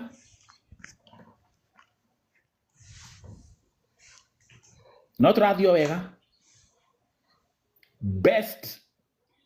The best night of my life is tonight. Apana, no. You don't drop them. You listen. You don't. Because through them, they have answered so many questions that we've been having. Nikuulize swali. Nakalia kiti hapa 17 hours, 15 hours. Nikiokoa kerubo wa kwanza. Niko hapa nikiokoa wa kerubo mwingine. The lady who's here talking, running her mouth, saying how she has no choice. She came to Vote TV crying about her family. Who rescued her from that house? You did. Uyuke Munto. Who did it? You did. Who did You went an extra mile and did. We remember the morning you came here, crying like a motherfucker. But now, the same person is saying, I'll come back.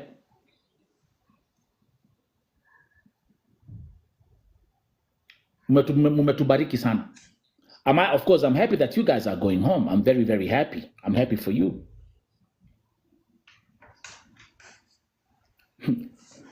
Yule ambaye kama hajakuwa akisoma comments huku chini.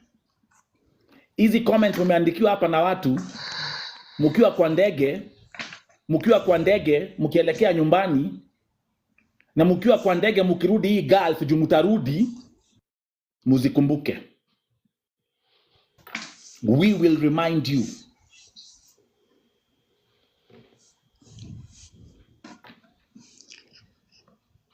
Chirumwa, Maua, disappointed. Nobody is happy. No one is happy here.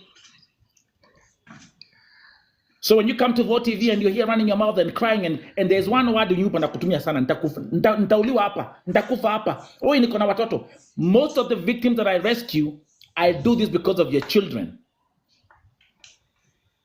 So you cry about nitauliwa hapa because of your children, lakini ukifika Kenya, now you're using your child as an excuse to go back to slavery. Give me a fucking break, Arden.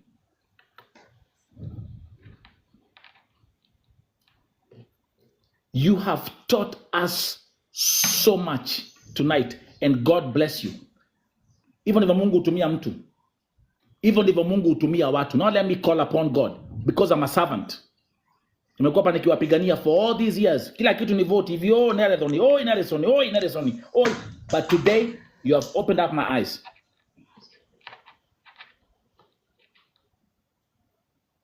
You know what? Upcoming, and I'm talking to upcoming, all the girls, actually, you know what the fuck are you going back home? Sing back into Lebanon. Just fucking stay home. Stay in slavery. No, Nelson. What are fanani? I know. Kuna wale ambao wamesema wanaenda, but I'm just saying, like if you are there, because it doesn't matter. It doesn't matter whether it's Lebanon, Saudi, Oman, Iraq. It doesn't matter. You are slave, but you are prepared. Gulf is a slave country. You are very prepared. Watu wako na hasira huku chini. Nelson, the officials that are here in Lebanon that came to rescue us, to help us to be rescued, they said today, when we arrive Kenya, we are not going to go out of the airport without talking to them. Kama unataka kazi, if you want a job, and I told them, unawaongelesha. You just write your name and watakushughulikia. So it's not a must you come back to Gulf. That is. Mungu mwenye alifungua njia ya kukuja Gulf, atafungua njia yako ukiwa Kenya.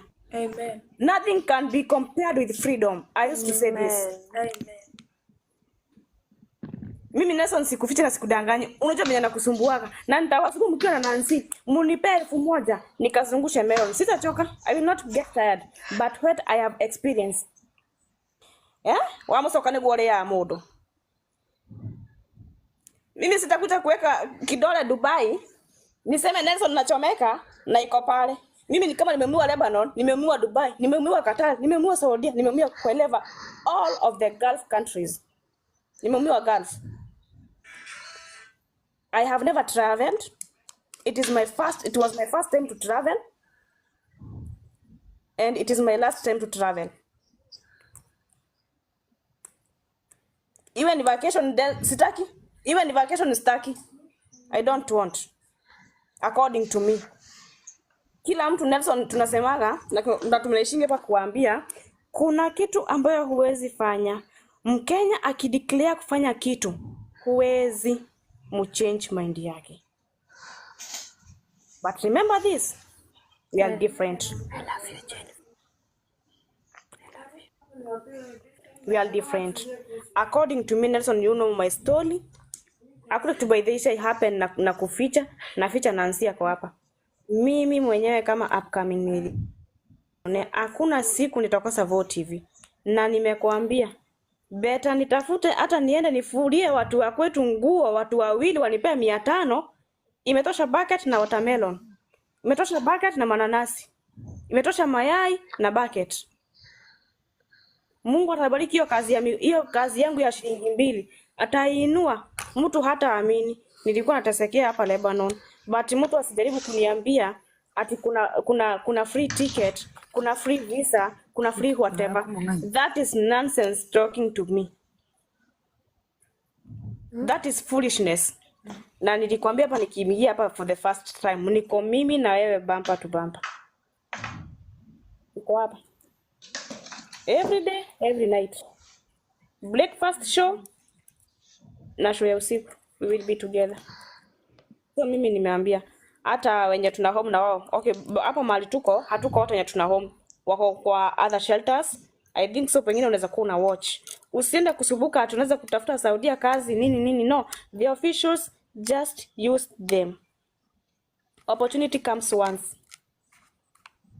And that opportunity can change your lifestyle. Hakuna mahali uliandikiwa ukizaliwa ati utaishi kuwa slave. No, hakuna kitu mzuri kama kazi ya kujiajiri. Mimi nikiuza bucket yangu ya mayai, bucket 2, bucket 3, nasikia nalala mpaka kesho kutwa, no one will ask me. Nikigeuka hivi naona kavini kangu, nikigeuka hivi naona mama yangu, nikiamuka hivi naona ndugu yangu. That is all peace of mind. That is the peace that you are searching for. But as we say, we are not equal. We are not equal, to different. So, to those who are wishing to go back to the Gulf, all the best to them. To us that are wishing to stay still in Kenya, Mungu atufungulie njia.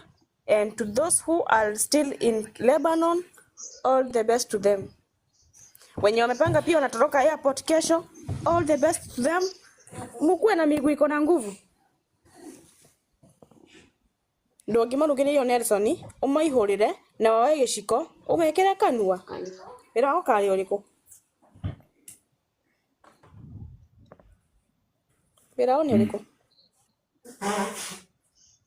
What a beautiful night. What a beautiful night. Ndingikuhurira nguo Nelson, nguhurira fathi na njoe nguo kuharukie. Ira aku ni uriko. Actually mimi kwangu, I'm very happy. I'm happy for Vote TV Live. I'm happy for how you have been supporting me. I'm joining achilia by the way. Hata wakisema msaidiagi, I know Nelson nasaidia. And I'm just taking this opportunity to tell you. Tenda we manenda zako we usiwe ngoja mtu akulipe Nelson, and never get tired, as I know you can't get tired. But mimi kwangu by the way, hata sisi pata usingizi. I can't wait. Ati naenda kuona kavindi kangu hivi katakuwa kanaambia Nancy Psalms 23 verses 1. Sasa nikiwa na yeye hivyo namuona. It's a beautiful day. It is a day that I won't forget. I living Lebanon. I will never forget this day. And others strategizing how to go back to Gulf after leaving Lebanon. So it's very interesting. That's what I'm saying. It's such an amazing Such an It's a amazing two-way family. thing. It's a two-way thing.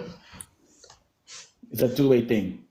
At the same time, Lebanon is being bombed to kill alive. Okay. Wakati Nelson nilikuwa naongea na mkubwa wetu, there is something that she told me. Aliniambia ulikuwa unaomba vitu 3. Maombi ya kwanza Mungu amejibu. So hata hiyo maombi ambayo naomba nikienda Kenya nifungue kibada ya mboga, pia Mungu atajibu. Na atanipea hiyo capital na ataniinua na hiyo kibada yangu. Anyway guys, hata hamtakuja kuamini. Hamtakuja kuamini. But mimi Nelson, Gulf is a no-go zone to me. Hiyo airport nitaiona kesho mara yangu ya mwisho. Mimi hata sijaijua airport iko wapi na sitaki kujua tena. I don't want to know it. Staki. I don't. Tumekuwa hapa tukisaidia, tumekuwa hapa tukisaidiwa tangu kukaanza vita, hata si tangu kukaanza vita, tangu nikaingia Lebanon. I can't forget the day that we met I and Nancy. I can't forget how you have been encouraging me, giving me the words of encouragement here and there. And it is not our end of encouragements. Hata Kenya tunahitaji pia encouragements. So mimi kile ningewaambia kila mtu asimame na msimamo wake. We are not here to change anyone else mindset. Venye mesati yako iko hivyo, ukifika nyumbani kesho unavaa nguo unaenda Dubai, safe right. Ukifika kesho unavaa gambut kama mimi naenda Gefutu na deshiko hapa, yakae hinya. Yeah. So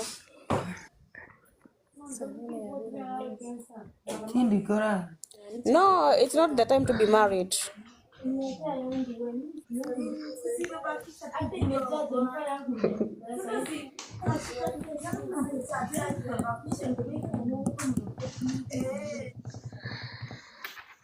5 hours from now, we are going to have our officials here coming for us.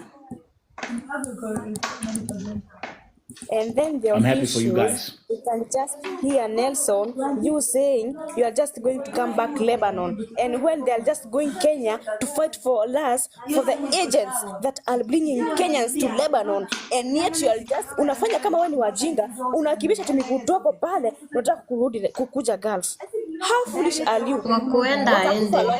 And I'm telling you Nelson, wenye umebakia hapa Merife, wenye umebakia hapa, they have got a long way to go. A long way to go. Wow. Wenye umetoka hapa, that's the point. Wanasema, wanaenda, wanarudi. Ukweli. Officials wetu wanatupigania. Wakifika airport, wakifika pale. Of course Nelson, you don't know about this. Nilikupea report ya kwanza. Nikakwambia nini? Watu wanamerifia, si ndio? Ulisikia na mimi. Ripoti ya 2, ripoti ya 2. Unajua tunapokea nani airport? Who is coming for us in the airport? You don't know. PC. Ruto. So, wale magunia wamejificha pale.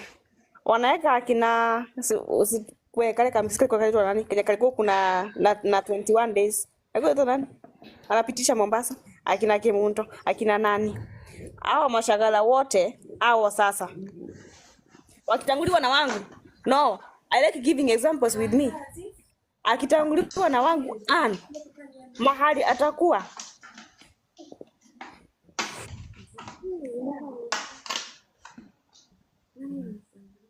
Hata ifanyia mwingine vile alinifanyia. Allow me to make one more announcement for those who are watching here and those who have been left in Lebanon. Unaona vile serikali ya Kenya the government sent 11 officials to come to Lebanon, expecting to get thousands of Kenyans who are prepared to leave the country. I'm telling you, they have been disappointed. because you motherfuckers never showed up. Mulisema kumi tena, Lebanon, a country which already is shut down. Ilifungwa last year, lakini Kisii mzima iko huko. Hata Kisii hakuna watu. Kisii niwaambia tu ni matoke, mbuzi na the gugas and the shoshos. Hakuna watu wako huko. Na miwa. True story. Nimechoma. Nimeburn. It's a true story. So listen to me. Listen to me. Once our Kenya, once these 11 officials go back to Kenya, Lebanon itakuwa ni hapa. Utakuwa unalia, unaambiwa we came. Utakuwa unalia, unaambiwa we told you to register. Utakuwa unalia. What's this movie? Nelson, ngoja nikwambie. Unaona kwa officials wote, nikwambie kitu. Mkisii ni mgani na hata haongei Kisii hapa because she is very ashamed. Si rahisi. Mbona unasema hizo? Juu wa Kisii ndio wengi wako Lebanon. Kwani Wakikuyu wako wapi? Wait. No, unmute. We want to hear. Unmute, upcoming. I want to hear what they're saying. Do you know what I'm thinking? As much as they're asking that question, this is not about Kikuyu, Kisii, whatever. Kwani mimi ni Kisii? I mean, do you want to make this tribal? We can go that way, if you want to. No, you know what I'm wait, thinking I right need now? to tell you something. Wait, Nancy, I'm thinking. Kama imagine nite both kerubos hapa. Nimekuwa both kerubos. These are the last cases nimeokoa. So nimekuwa both kerubos. Imagine if I would invite kerubos hapa wakuje, wasikie vile hawa wanaongea. What do you think kerubos would say? They would be so disappointed. What do you think they will say?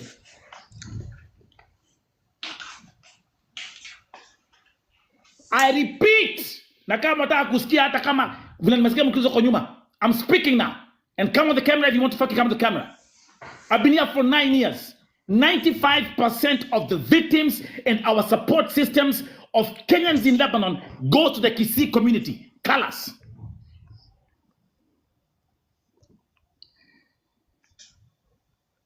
That's a fact. So you're going to come here and ask, uliza kwa kamera niko hapa. Ariajari de haga kware. Niko hapa. Niko hapa. Tickets ngapi nimelipa? Niko hapa. Niko hapa. 9 motherfucking good years, God damn it. Niko hapa. Nelson.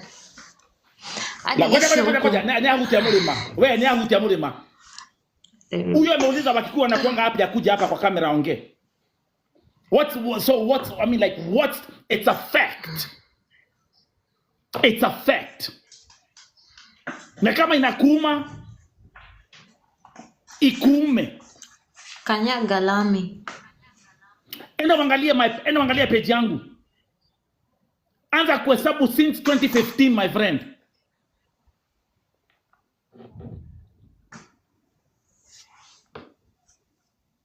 We will never forget this night. Nyinyi ambao mko hapo, mumetufungua macho.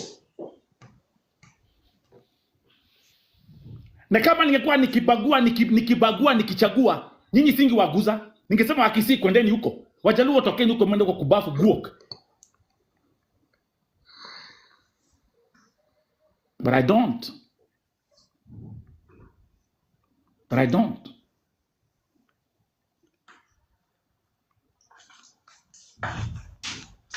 So kuja hapa ulize tena mambo za Kikuyu. Uniambia nini?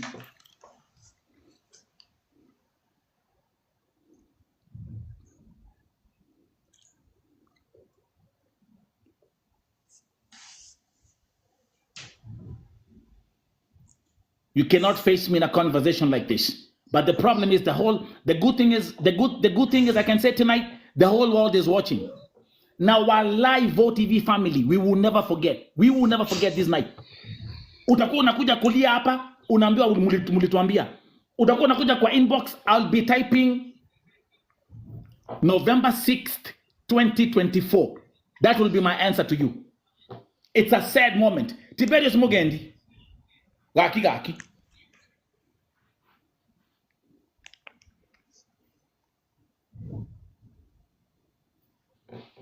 Ich bin immer da für die. Immer, Roxanne, ich bin immer für die Leute da. Jeden Tag, ja, ich habe Kinder. Oh, VoTV, ich habe Kinder. Ich werde sterben. Ui, bitte, ich bin krank. Oh, mein Rücken. Oh, meine Beine. Oh, meine Füße. Wacha wengine lugha ya kuchanganya wachawi.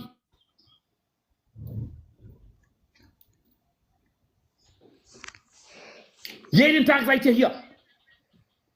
Mein Inbox-Anrufe, Mütter sind am Weinen. Väter sind am Weinen. Eure Kinder sind am Weinen. Oh, ich habe keine Eltern. Ich habe keine Eltern. Ich habe keine Eltern. Ich habe keine Eltern, Nelson. Ich habe keine Eltern. Bitte Hilfe, Nelson. Bitte Hilfe, Nelson. Bitte Hilfe. Und wenn ich euch frage, sagt ihr immer wegen Armut. Oh, wir sind arm. Oh, Nelson, wir sind arm. Wir haben nichts zu Hause. Wir haben nichts zu geben. Wir haben nichts anzubieten.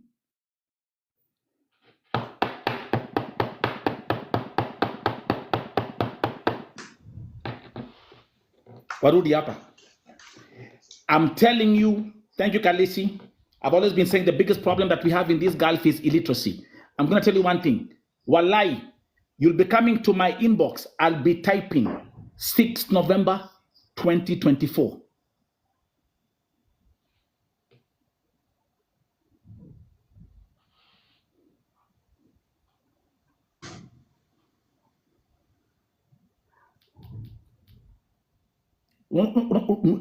Unaona kwa hii chat, hii comment section ambayo imejaa sana. I see my Kisii brothers, my Kisii sisters, my Kikuyu brothers, my Taita, my whatever. Kwa sababu hapa huwa hatubagui. Lakini ambao mko hapa juu, mmetufungua macho. Na hakuna kitu mbaya kama cocktail ya ujinga na something we call kiburi.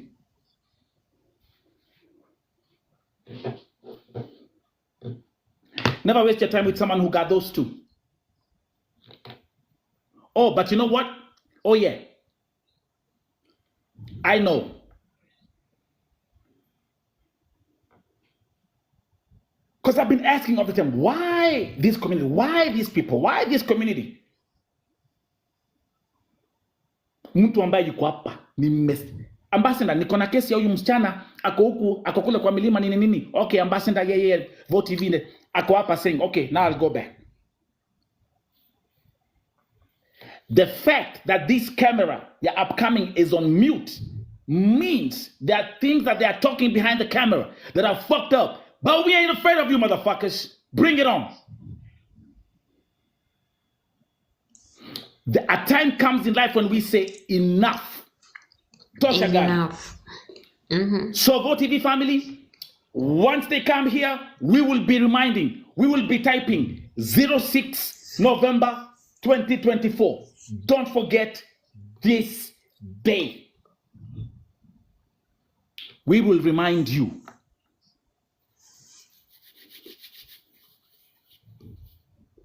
Mumelipiwa ndege na serikali, mumefanyiwa paperwork na maserikali, wengine mko hapa mlikuwa na makesi za I know I have the names. I have everything.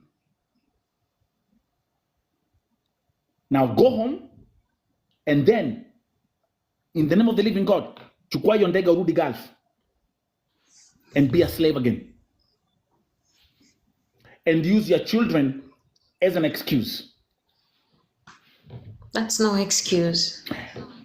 And use poverty, umaskini, as an excuse.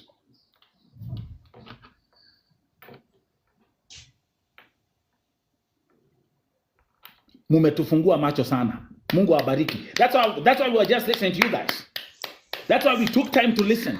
Because these VoTV family people who are here, my family, my ambassadors, my MVPs, they are the first ones who kilia hapa. Nini. Oh, okay. Wekele VoTV, tupate namba ya M-Pesa. Oh, tumekele. Pesa ya kupeleka mtoto shule. Pesa ya kutibu mamake. Pesa. My family is disappointed tonight.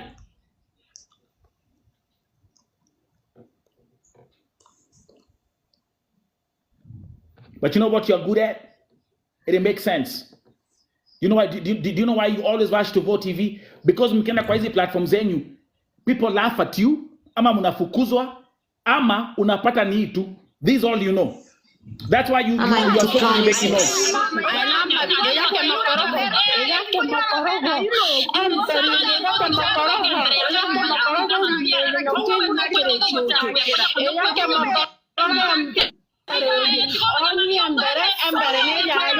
This is what you're good at.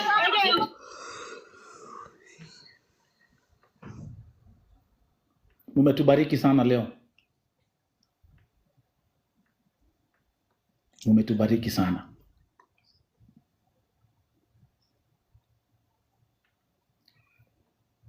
This is the only platform. Unakuja hapa. I don't care which tribe you are. I don't care about your gifters level. You know, Nancy, do you know I found out?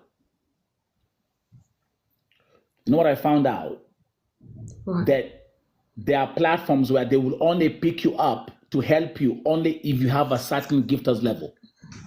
And if you're also a gifter in that platform. And if you have gifted that platform. Yeah. Kuna mtu alikuja kunilia kwa inbox, alienda kwa platform, I won't even mention the name. Alienda kulia shida akaambiwa, huyu hata hajawahi patena maua huku, shukisha. Do we do this at VO TV? No, I've never seen that. Mm.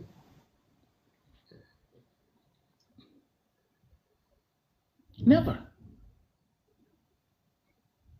Never. Nobody comes here and we say, oh, which gifters level are you? Do you gift VO TV? 98% of you viewers don't gift VO TV anything. Nobody even comes here and thinks, oh, VO TV, wacha nipatina tu maua. But you know what you're good at? Crying. Musaidiwe. You're very good at that. No, keeps.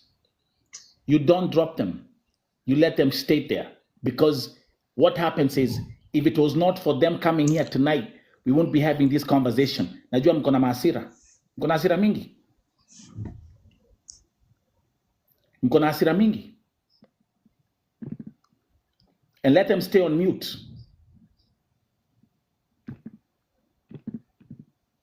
Let them stay on mute. Because they are listening. We've had enough of what they had to say. That's why I took time to listen to everyone. And by the way, you know, VO TV, I always put out episodes of the show. So tomorrow, by the time you wake up in the morning, it's going to be episode.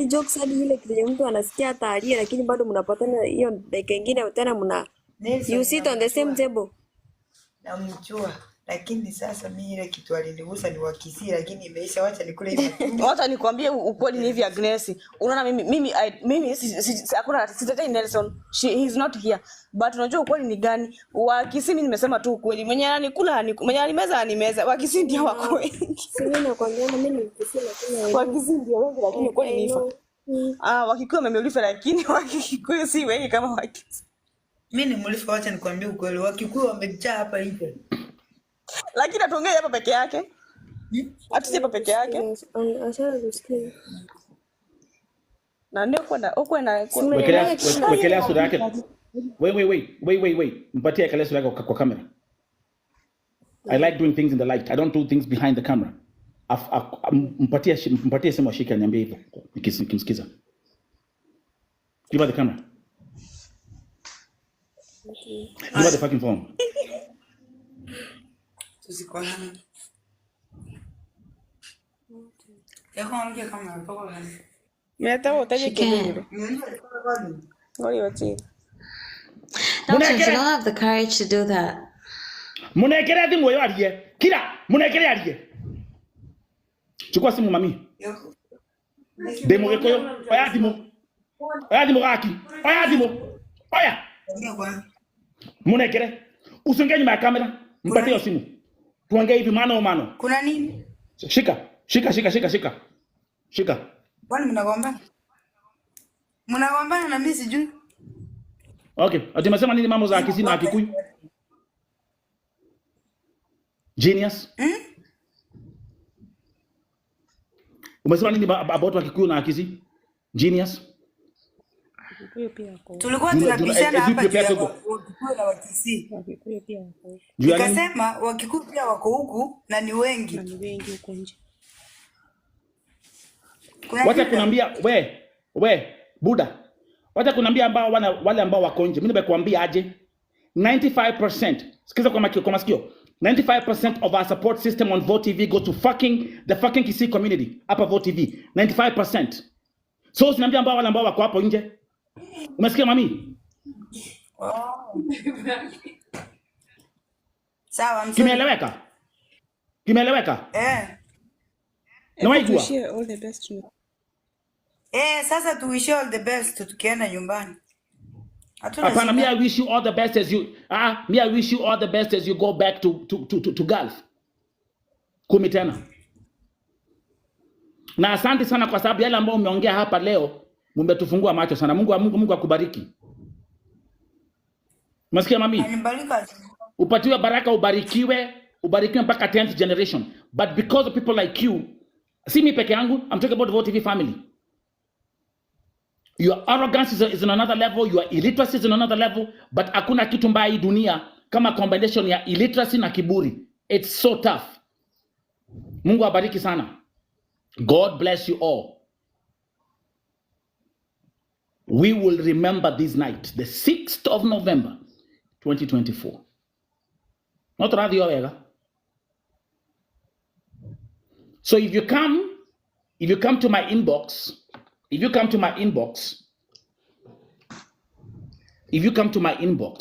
na mumeja, actually as I'm talking right now, let me ask you a question. Do you think people call me or text me to ask me how I'm doing?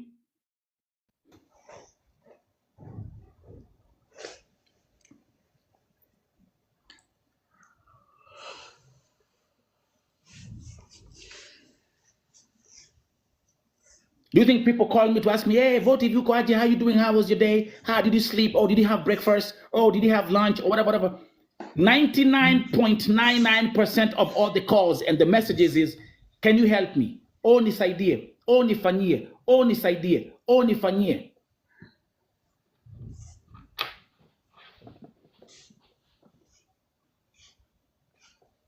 Chati kama alikuwa Kemboi, wote, most of them, all of them walikuwa nje.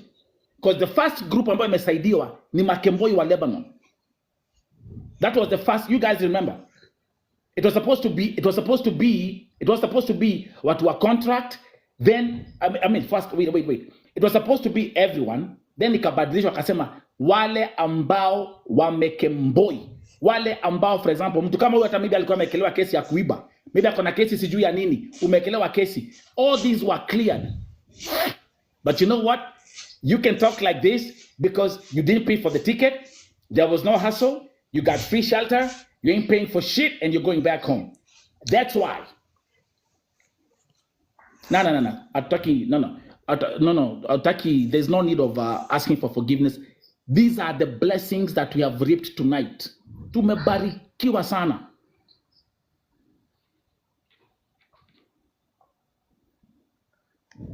And that's why I'm even saying, tumeambiwa, Jay, they have tarnished the Kisii community. I'm not surprised, bro.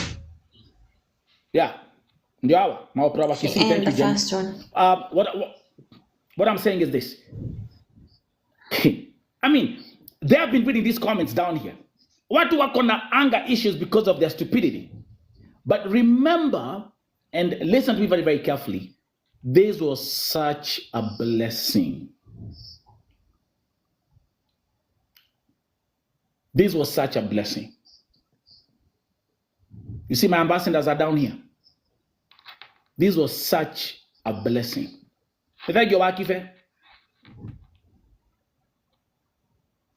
Nancy, didn't I say the other day?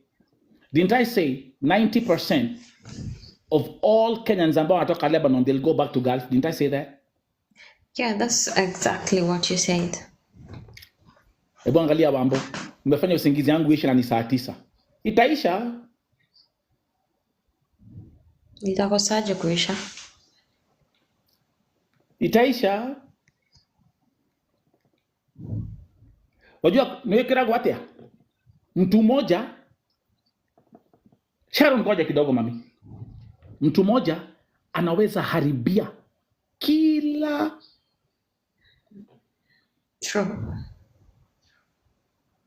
Kila mtu.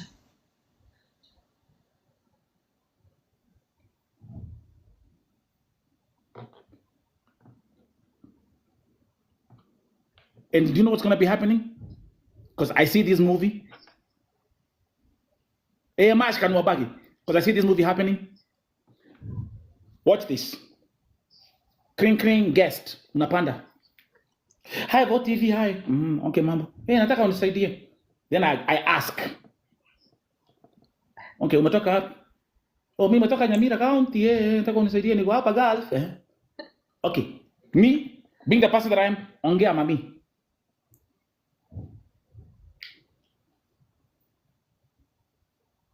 Mimi go hivi huku mitapanya na chapa na peka zipatiwi kubus, zipatiwi maziwa miguu imepura, huku nilikuwa nimefanya CS, nilikuwa nimechenga kwa tumbo, kitu kule kitu maribia boy, hizi ni nyumbani. Watu pale chini wanasema aje? Kumbuka ile siku tumeburn. Kumbuka ile siku.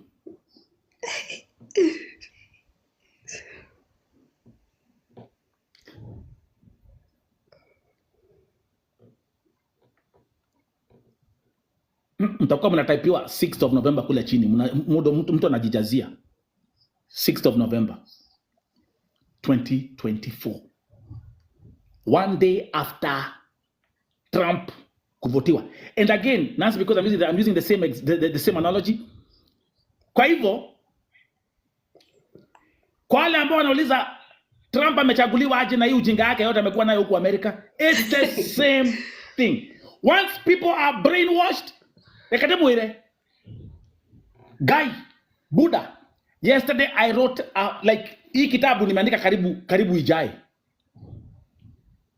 Lessons I've learned from Trump. Okay, number 1. Jariage koyo. Wetu Kerimu. Jifanya mjinga.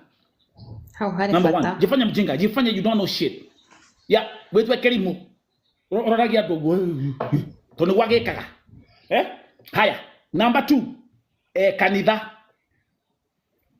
Niye gaine wa ojagorete jikare hahai. Hote kwea doi, kwea kirede. Yes. Oh, woo. Yeah. I am here. God has put me here to save the whole country from the democracy. Oh, okay. Number 3. Kuwa na scandals kama sijui nini. Tumeona huyu jamaa hata just 2 days ago, a presidential candidate alishika microphone hivi, akafanya nini? Aka-impersonate nini? Aka-impersonate blow job. Na watu wakafanya Amen. Praise be to God. Tumesoma. So in other words, ni kama Trump amechaguliwa na wakisi wa Amerika. Hey, gaki, nimechoma.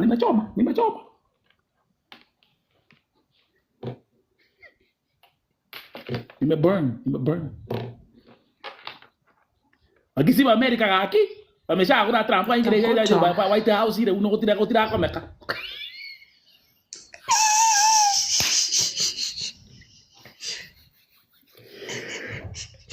And by the way, listen, I'm going to say this one more time, just for the commercial break. I'm going to say this one more time. All black women in America, Jesus Christ, let me talk to all the men. Jay, let me talk to all the men. If you have, listen, if you have a black queen, if you have a black woman in your house, if you have a black wife or a black girlfriend or whatever, don't disturb them today. Because in America, leo, black women hawashikiki. Leo ni siku ukae chini, ukiambiwa waenda ukaosha choo, unaosha choo. Ukiambiwa waenda ufanya grocery shopping, unafanya grocery shopping. Akisema upike leo, cook tonight, God damn it. Buddha. I feel so bad for these black women in this country. Have you guys been seeing the way they've been crying on this social media today? Have you been watching women cry? Black women. And you know who let them down? You know who let them down, Nancy? Who? As black women stood up and campaigned for Kamala Harris, you know who they had a movement. Do you know who fucked shit up? Who did that? Black men in America. Black men in America. 24% voted for Trump. 59% of men, Latinos, gave him their vote. I'm telling you, I've come across lives on TikTok, black women crying, saying enough is enough. You know what they've said? Nitasema na Kiswahili. Jenny, niyo moiga atia. Do you know what the black women have said in this country? You see them in every day, uku, justice for. So it's always black men. Like now, George Floyd or whatever, right? It's always black men, right? Wamesema, save us the nonsense. We will not stand up for black men in this country. That's what they've said. I'm telling you, watch this country.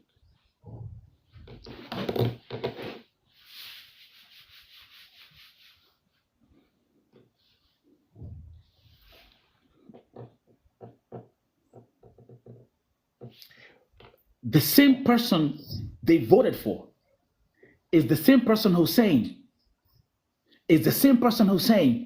I will give immunity to the police. You know what that means, Nancy? And everybody who's watching? I'm actually getting out of topic a little bit, but it's a lie. We are all on the same path. You know, the same person they put in there, he said he'll give police immunity. Kwa hivyo hii America, hata karau anaweza kushoot, akuue, akona immunity. Utafanya kitu.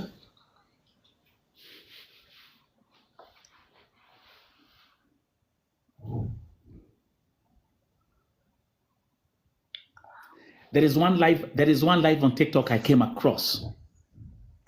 Mash. Woko. There is one live I came across on this TikTok. I don't watch lives. I just popped up on it.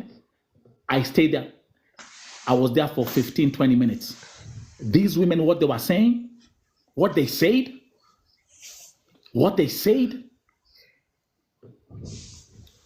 they said, you've let us down. We are here fighting for you. Every time you need us, we're there for you. Yo, I'm not gonna lie.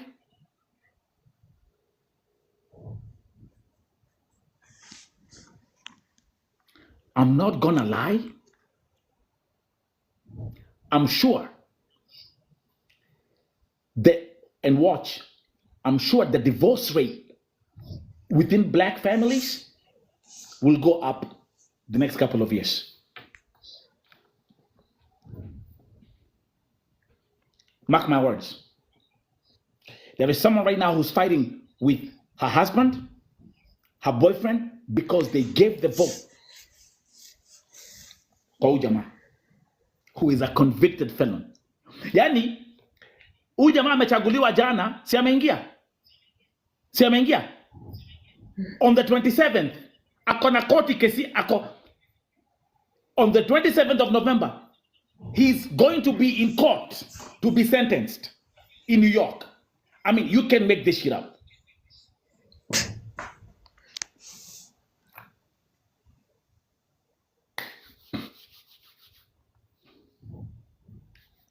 Now there are two things.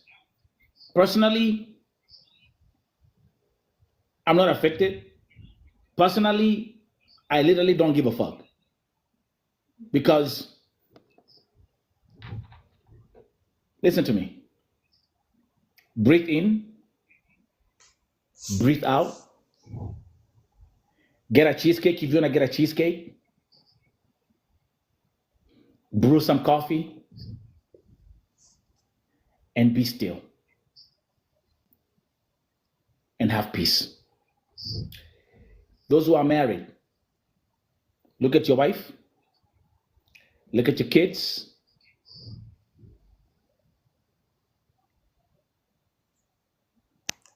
What matters is your family. Oh, do you know something else that happened? Do you know something else that has been going on today, the whole day? You know what the black women have been saying on this TikTok, on social media? Do you know what they're saying? They're saying they are wiping off their friends list.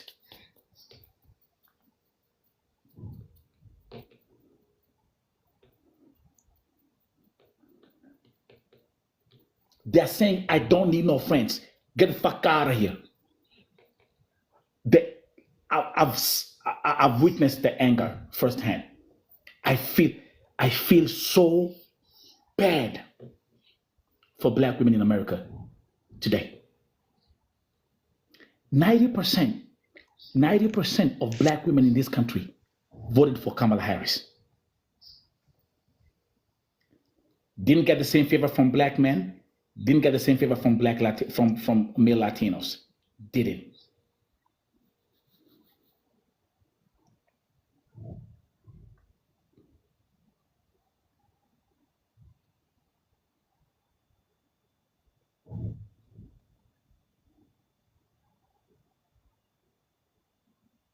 That's a sad reality. So I had to make sure that I had to make sure that I give that statement on my platform tonight. That black women, you are the queens. You are the queens of America. You are the queens, and the sacrifice you made, I'm telling you, I was watching black women like TikToks running from work like an hour, so that they can make it to the voting station after leaving work. Running.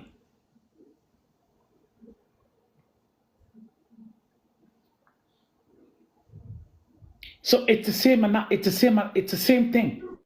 Like we're here talking to our sisters. Ni kama tu hapa tu. Tuko hapa tunaongea na our sisters, unasikia vile wanaongea. Upcoming, even the hapa America wanaongea. Evil. So am I surprised? I'm not surprised. This is human psychology.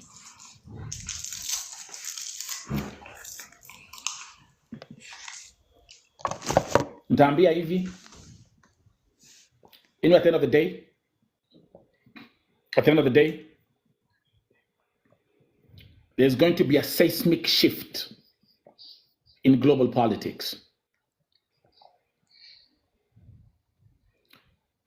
There's going to be a shift.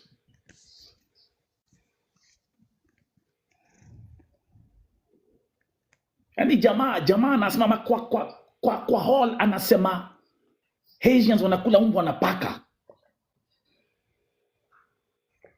Unfounded theories.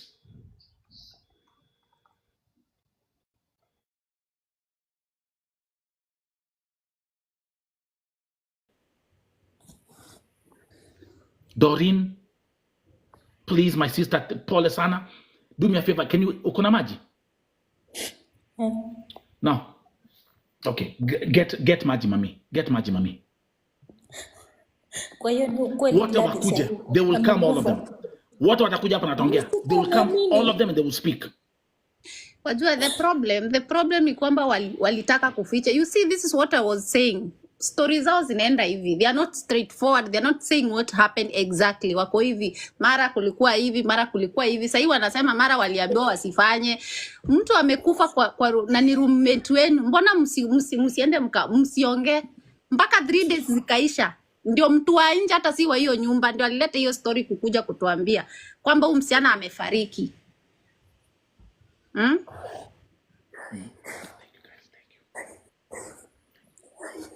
Don't worry, we are here for you, my dear. We are here, and we are going to hold your hand mpaka tujue kweli ilifanyika aje.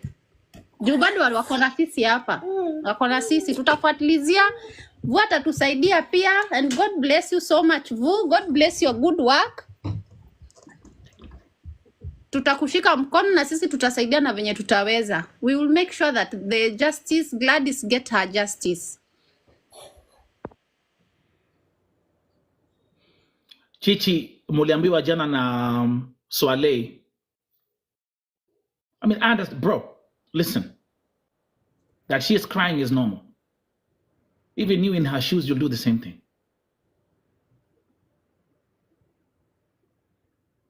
Take heart, my dear. Take heart. All you have to do as Vote TV family, let's show her love. Nimekuja. Nimefungua hii live ya leo, hii show ya leo, specifically for Doreen and her family. Specifically, tujue ukweli. Na niliwaambia by the time we go to sleep, this is Vote TV. Niliwaambia kutoka mwanzo nikasema, na mnajuanga hivi, ikiingia Vote TV imeenda. Because it's not me who's dealing with it. It's not me who's dealing with it. Unapatia Mungu, Mungu anakufungulia njia. So what you're seeing here is God exposing what they have been dealing with in darkness. It's been brought to light. Tuhamwe. You need patience. You need patience. You need patience. Now Dani is calling me. Who the other lady? What you calling Mwambie? Yes, Mama. Let me tell. What Mwambie haraka as we continue, guys. Kuna kitu moja najua.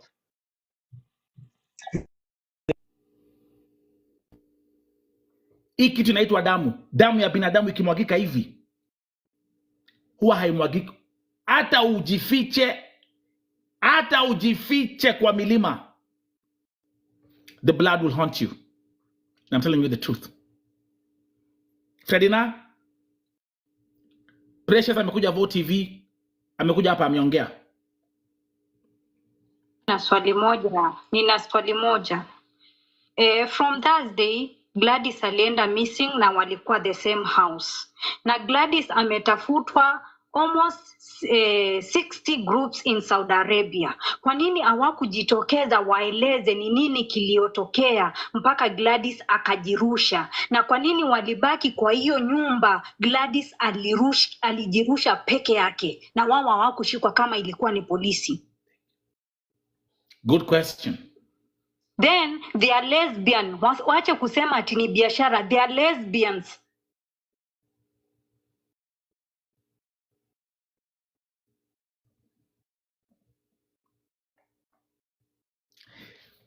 Hello? Ngoja kidogo, my sister, kaa hapo. Umeona akiongea? Sijamuona, nimemsikiza. Thank you very much. Nilikuwa nataka kama unaweza niweka nimuulize maswali. Juu kama yes tumekuwa Kemboi 3 good years niko nje. Kama polisi wameingia, yeye ndo alijirusha peke yake na hawakushikwa. Good question. Okay, hawakushikwa. Yeye alijirusha akakufa. Yes. Mbona hawakuja wananchi wakitafuta Gladys kwa kila group wakajitokeza up to today wakasema Gladys ilikuwa hivi na hivi na tulikuwa na yeye. Line zao za Saudi Arabia waulize kama zinafanya azifanyi, na kati yao ni nani anatumia simu ya Gladys up to now, account yake ya Facebook? You know the good thing is that it's a blessing. Those are perfect questions in this case. Yes, mimi nimejua polisi wakiwavamia wasichana wote wanashikwa. Yes, Gladys alikimbia akajirusha peke yake. Kwani wao walikuwa wako vipi? Hawakushikwa na ni lesbians. Nelson, nimekwambia. Nimesema leo hatulali mami. Leo hatulali. Tumeona mpaka pali. The good thing freedom. Kenya tuko na yani Kenya sijui ni nini. Umesikia mwenyewe ukijiongelesha, mlango uko na shimo. Umeona shimo kwa hiyo mlango kweli? Hakuna pale tumeona shimo kwa hiyo mlango. Okay, kwa nini hakujitokeza watu wote wakinini? Kama ni kweli, mbona polisi haikupigiwa kuwa Gladys iko hivi na hivi? Okay, polisi imeingia kwa nyumba kama we ni Kemboi, wanabebanga watu wote, wanapelekwa deportation. Kwa nini Gladys alijirusha? Hiyo building za Saudi, kunakuwa na first floor, second floor imerendishwa na Waafrika. Mbona ilienda nyumba yao peke yake?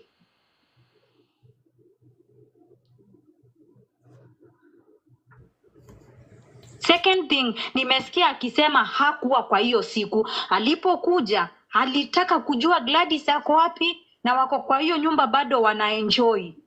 Walitaka kujua Mkenya mwenzao wako wapi, hawakutaka kujua. They are the killer. Wao ndo wanahusika na kifo cha Gladys. True. Mi kwanza na support hapo kabisa. Ni ukweli. Cause wamekuwa wako very fishy. Something is very fishy with those girls. Very fishy. Very fishy. They should say the truth. What happened? I think alirusha Gladys, huyu mwenye amepewa simu. Huyu mwenye tumeongea naye. Hata ukiangalia venye anaongea yeye mwenyewe anatetemeka, ni muoga. Huyu ndiye alirusha Gladys. Pia kuna kitu kingine ambao pia it makes sense katika hii. I mean, you see that's like okay, nani amepanda hapa? Surea. Hey. Surea, unajua mambo za hii kesi ya Gladys? Nimesikia. Goja. Yes, I am in the same with my sister here. We are the same. We heard it from the group. And by the way, hiyo story yenye wanasema ati tuliwakataza kwenda. Simu moja ongea tafadhali. Yeah, 1 minute. Hiyo penye amesema ati kuna group sisi tuliwakataza kwenda kufuatilizia ati tuachane na hiyo stories wale afuatilizie. That's a lie. We did not say that. Yes, we did not say that. That is not true. Because we are in the same group with that Gladys and we always follow for justice. We cannot. Are you just Ingia live right now. Ingia live. Yeah. Ingia live. TikTok. Ingia live ya usikize. Ingia usikize. Fuatilizie kesi. Okay, sawa. Wando wanaishi na yeye. Hata nasikia kugonganisha hii simu. Nitumie account yangu. These guys there's something fishy. Boko wapi? Waseme ukweli. Niko Kobar. Saudia? Yes, Saudia. Okay, unajua hii kesi? Ninajua kulingana na story tulipata kwa group. Okay, nini ungetaka kusema? Mimi nitaka tu kusema hivi. Those girls that they involved in this incident, they are saying that thief.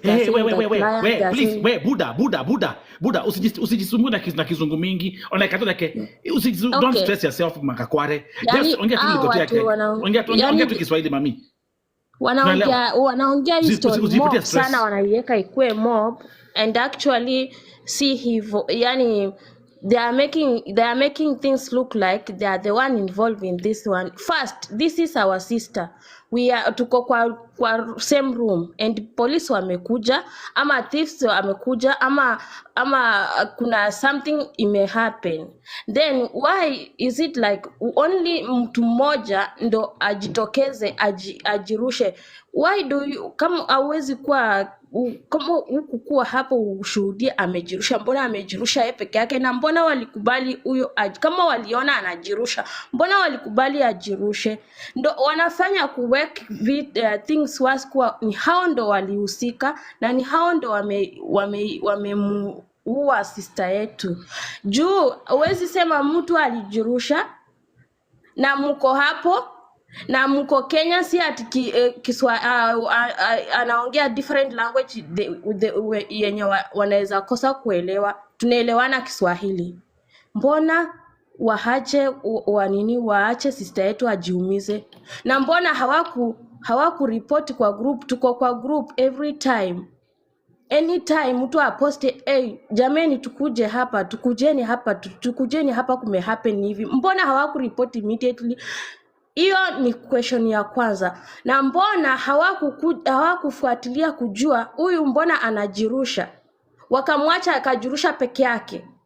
na wakafunyilia na wakaenda party celebrate knowing that my sister somewhere fall down. Wow. Why? Mbona walienda party after this happened? Then after they come, oh, tulikuwa party, and now No, we she has a come point. and No, it's good. It's good. Listen. Listening is not a crime. It's not good. No, Kenyans. No, listening is... Ngoja kidogo. No, wait. Shwari. Umesema ati walienda party baadaye. Yes. Amina, mbona hujasema hiyo kitu na walisema kwa group? Walikuwa party. Yeah, they went to the party. After that's the tulijua hii kitu walikuwa wanasherekea. They were enjoying themselves. After one of them jump through the window, as they are saying that Ali jump. They went to party. See, this is why even the anger, we are in too much pain. This is why we want to know this justice. Christ. We want to make sure that if police walikuja kwa house, we need justice. This is someone we want justice. If police entered the apartment, Mbona, you are the only one savior of them, and your sister got hurt, and the police Shwari, did I not, love you, my sister. Shwari, did not. listen, Shwari, listen, Shwari, listen, man, I got so much love for you, man. Hey, but you gotta put the English on the side because your English is not English for some reason. But when you speak in Swahili, I like the way you put the points and you state the facts. Yani, so, mambo za Ethiopian Airlines achana nazo tafadhali. But police waliingia kwa apartment. Police waliingia kwa apartment. Wakaingia kwa apartment na mkakuwa safe na Gladys hakukuwa safe. Why? Police hawakuji kutuua. Police wanakuja kulinda usalama. They are Saudi police, wanakuja kulinda usalama. Hawakuji kushuhudia mwenye anaruka avunjike na wamuache. Wanakuja kulinda usalama. Wanakuja kufanya kazi yao. Mbona nyinyi mlikuwa saved? Mbona nyinyi mlikuwa the only one hamuku jump, the only one hamuku kwa any afraid of police, mkakuwa very courage to handle the issue na police. Another thing, mbona hao hawakushikwa? Mbona hawakushikwa baadaye? Mbona hamukushikwa? Mbona police hawakuingilia waulize huyu msichana alijirusha, mbona ajirushe? Na mbona hamukujibu? Gigi, wacha niulize swali. Wakenya, I'm very disappointed on you. Hatupati issues na Ugandans wanajiua. Tunapata issues na Kenyans wanajiua. For heavenly sake, Kenyans, wacha tukue brothers and sisters keepers. Tuko in a foreign country. No, hakuna Saudi mwenye atakuja kunisaidia. You are only my sister mwenye utakuja kunisaidia. Mbona iwe ni kitu kidogo, kitu ya dunia ifanye umalize mwenzako? Huyu ni the whole mother of someone, the whole child of someone. Sorry. Hebu muulize swali. Kwa hii group yenye mko, huyu gaidi anaambiwa yeye alimrusha na yeye ndiye anatumia bado akaunti yake. Mnaweza jua nani anatumia simu yake? Huyu mwenye anaitwa kuna voice imetumika kuna gaidi anatumia simu yake. Hiyo siwezi jua sana. Na mimi nataka Amina sikia hivi. Mimi nataka tutafute huyu msichana. Hawa wasichana penye wako location iko. Tuende hapo anywhere I am available. Tuende hapo, simu zao zote tuchukue, to follow into that phone. Ni nini wanaficha? Simu zao zote zichukue, tuwaweke in their site. Wanafaa kusema everything. Wanafaa ku-explain wherever they are. Penye wako, wakuwa wamejificha wapi, wakuwa wanaenda Riyadh, wakuwa wamepotelea wapi. I want to face. Ninataka kuwa face. Niko na hiyo courage. Ninataka kuuliza. Where do you get even a courage uslap mwenzako? If kama nimekosa Amina, can you slap me? Why? Mbona unislap? Mbona hata unichune? Mbona? Hauna right. Mama anashuka. Kila mtu anajua polisi wakifahamia nyumba ya Kemboy au tarudi hapo. Mbona hao wasichana bado wako hapo ndani? Mbona na laini zao sasa uje kufanya kazi? We are not. Mbona kwanza Kitu ya pili, tushafahamiwa mara mingi. Kama wewe nikienda na ufahamiwa, aturudi hapo. Tunaenda tukiendanga, hatuwezi rudi hiyo location. Kitu ya pili, hiyo ni first floor. Wasitudanganye, hiyo ni first floor. Hiyo ni first floor. Sawa, hiyo ni first floor. Wasituambie ni second floor. Kitu ingine, idea yangu ya zao za Saudi, simu zao za Saudi, tunataka kuwatafuta penye wako location wao. wako. Wana delete messages kwa WhatsApp. To make group like tukue na formats na I love you but please not my let one person speak. Please uko na maji. Not my. Wana delete messages. Messages kwa nini wamedelete messages kwa WhatsApp? Kwa nini mtu na delete messages? Hiyo swali ya kuuliza. Ijaza tunafahamiwa mara ngapi na haturudi hapo? Yeah, 1 minute. Hapo kwa simu. Wow. 1 minute. Hapo kwa simu. Hapo kwa simu. Wao ndio wako na simu. Hao ndio wako na simu. Juwezi niambia simu kama basi ilienda hospitali na yeye juu kama alipatikana chini na ambulance kumaanisha walimbeba na mzigo zake zote, si ndio? Simu saa moja ilikuwa wapi daktari anachukua simu ya mtu anaanza kuandika message ya kidelete. Leo saa moja simu ilikuwa online. Mimi nilituma message na nikajaribu kupiga, inaingia hakuna mtu anashika. Baada ya dakika moja ikakuwa mtu ako online tena. Ukipiga mwisho hata nilizia. Ndio wako na simu, hao ndio wanajua kenye Gladys alifanyika na alianguka vipi. Juu hata kwa ile kama ni ukweli ile information yenye tumepata kwa Swale, but tuta confirm leo. Huyo msichana mwenye Swale ametuambia yuko mochwari. Inasemekana alipigwa. Amepigwa kabisa.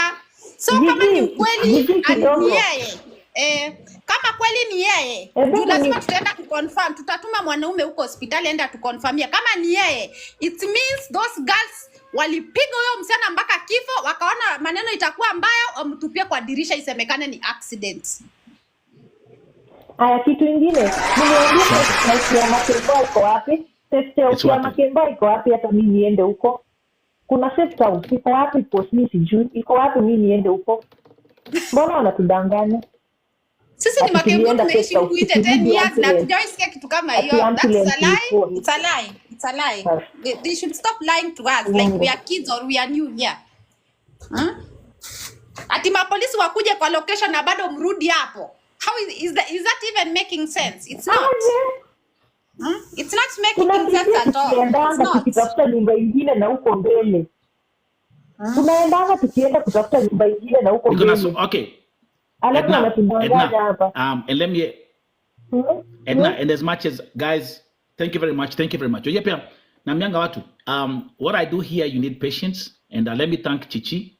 Let me thank Shuari. Let me thank Edna. Listen. The reason why you listen, the reason why you take time to listen, especially mtu ambaye anaongea uongo, is because the more they speak, the more they lie. But we can also say, leo, here at Vo TV, Uyo Precious amekuja, on this platform, on Vo TV, mpaka tumeona pahali, allegedly, Gladys aliruka, sindio? All these are facts.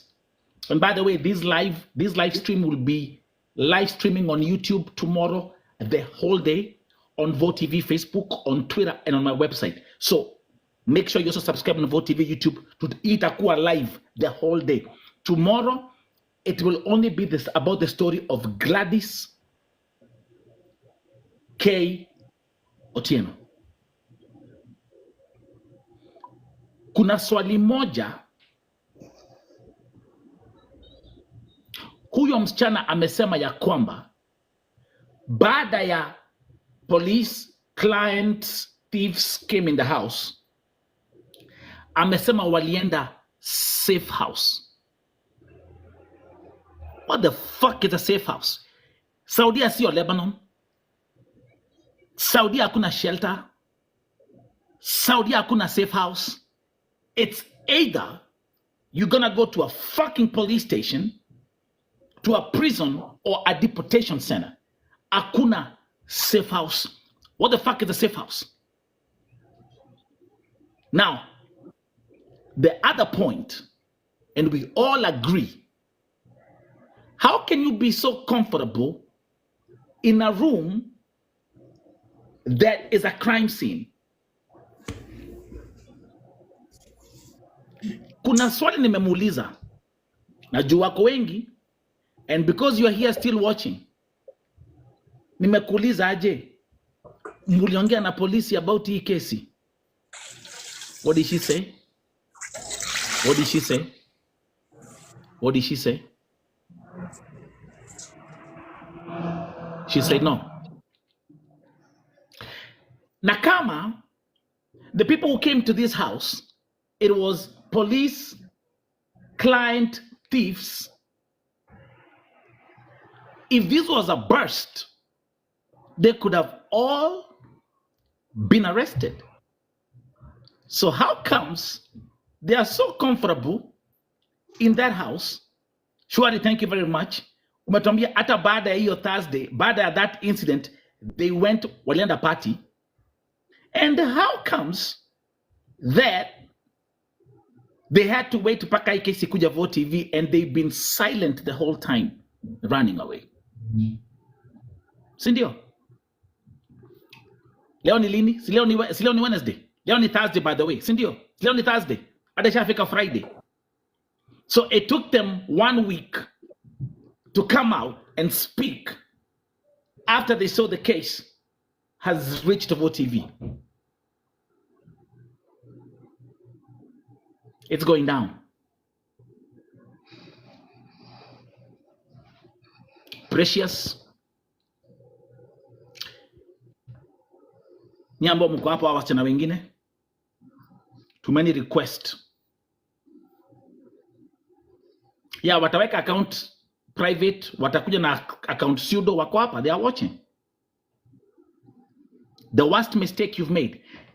I'm telling you, Precious, that time frame, nimeongea na wewe, I will create 125 episodes. Mpaka kitaeleweka. Tuma request. Mutumalize hii story. Totira koma.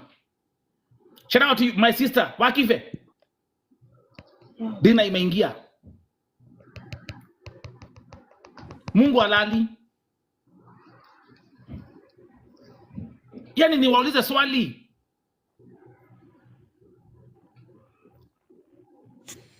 And you are there very comfortable. Na kuuliza, unajua ako hospitali gani? Hatujui. Ama mochari gani? Hatujui. And you are so comfortable. Then kuna maongo wengine umeongea. Nimemuuliza aje, Doreen, who called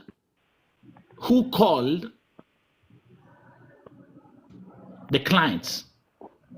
What did she say? What did she say? She said Gladys. Hello. Nelson. Welcome, Sister Lileila. Yeah, Nelson, nataka tu clarify something, kuambia ukweli ya kuhusu hiyo safe house. Saizi niko Canada, but nakumbuka mimi nikijipeana, kuna tu kitu moja Saudi, na hiyo ni Sakan. Hakuna safe house huko, tuko tu na Saudi. Sakan ambayo tunajipeana na ukishikwa na polisi Nelson, hakuna venye unaweza rudi unless ujump kutoka kwa hiyo nini urudi. Hakuna venye unaweza rudi. Hiyo ni Sakan straight na kurudi Kenya, kurudishwa Kenya. That's right. So hiyo ni uongo kabisa. Those girls, they know what they did. We know. That's why we have to let them lie. Hakuna safe house. Tuko na Sakan ambao ni deportation yenye imebeba watu wengi. Nimeishi hapo, nilikaa hapo 1 week before nitoke huko. Right now I'm in Canada. So, ni waongo kabisa. Wana create story haiko. They know actually you know what? Actually, you know what? Let me actually let's do a quick pause. After listening to stories za jamba tumeambiwa hapa. Type in the comment section. Do you believe Precious? Yes or no? Type in the comment section. No. Tukianzia hapa juu. Type in the comment section. Muniambia what's gonna be more, no's or yeses. Number one, mbona mtu asikuja hapa na confidence? Kama najua si kufanya kitu, tunakuja hapa na confidence. Nasema si kufanya, kwani anakuja kutetemeka alafu anasikiza wenzake. Kwa nini? Na anatetemeka. Because they're all involved. Yeah. Because they're all involved. They're all involved. And let me tell you something. So sad. Wacha nikwambie. Nimedeal. Go check my history, my friend. Mimi nimetatua death cases in Saudi. My investigation has been used by DCI wa Saudi Arabia. Enda wangalia kesi ya Masi Sakim. Enda wangalia kesi ya Mo. I'm telling you. Mumekuja. Ndio sababu niliwaambia ikikuja Vote TV imeenda. I'm going to stick to one theory. There is one theory that I'm going to stick to. You killed Gladys in the house, and you threw her through that balcony ambao umetuonyesha, and then you said she jumped. The moment nimekuuliza who called the clients, ukasema Gladys, that's when I was like, you stupid motherfucker, you did it. That's one of my theories, and I'm sticking with it. Hakuna kwanza siku polisi watakuja, unang'ang'ana kuchukua back. Unachukua back wapi? Mguu ni ponye. Hakuna siku. Ati nichukua back. Unachukua back wapi? Inakuanga mguu ni ponye, unakimbia. Polisi hawezi kuja wakamind mtu mmoja peke yake. Wanakujanga kama wani wanataka kuona nyumba yote mzima. Na hakuna mturudi kwa nyumba. Hakuna mtu anarudi ati kwa nyumba. So hiyo ni wote unachukuliwa ama nyi wote unabaki nje zote. Wana surround nje yote, alafu wanaingia wanafunga mlango na mnatoka tu pole pole. Ukiwaongelesha wanaelewa. Hakuna kurudi hapo. Kama kweli Gladys alijirusha kama mapolisi wako kwa location.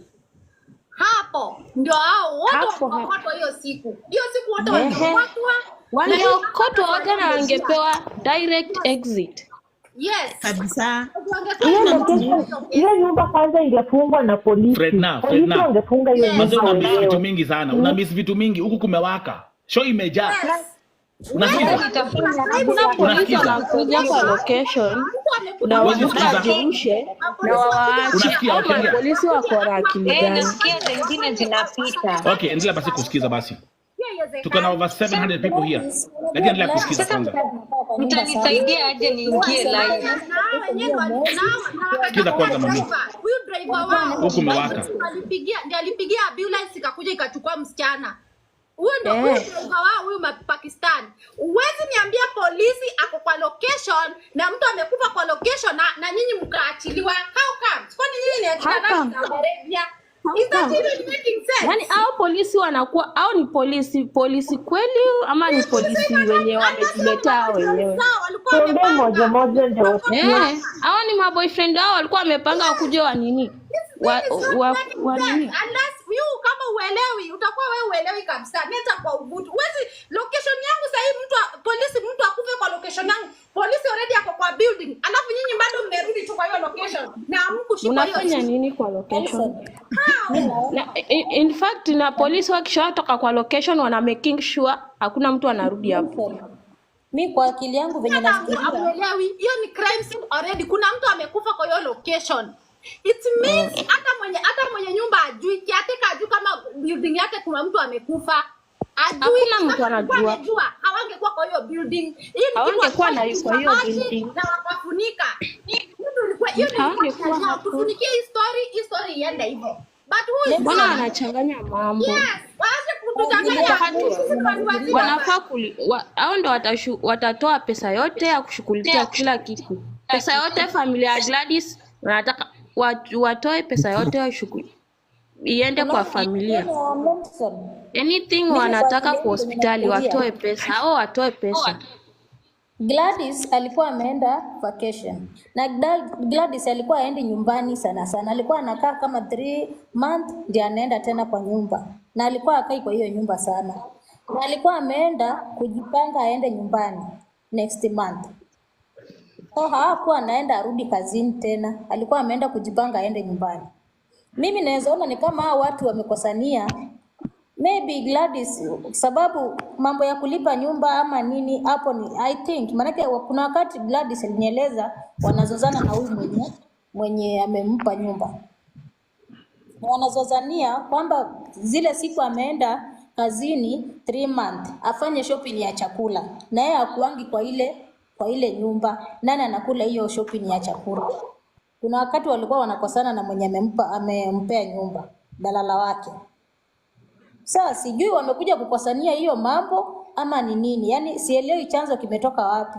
Sababu Gladys yeye sikuwa tumeongea naye juzi akaniambia mimi nikienda vacation saa hii sirudi kazini tena. Naenda kujipanga toto, tulikuwa tunaitana toto. Niende nyumbani. Maanake nimechoka naenda kupumzika.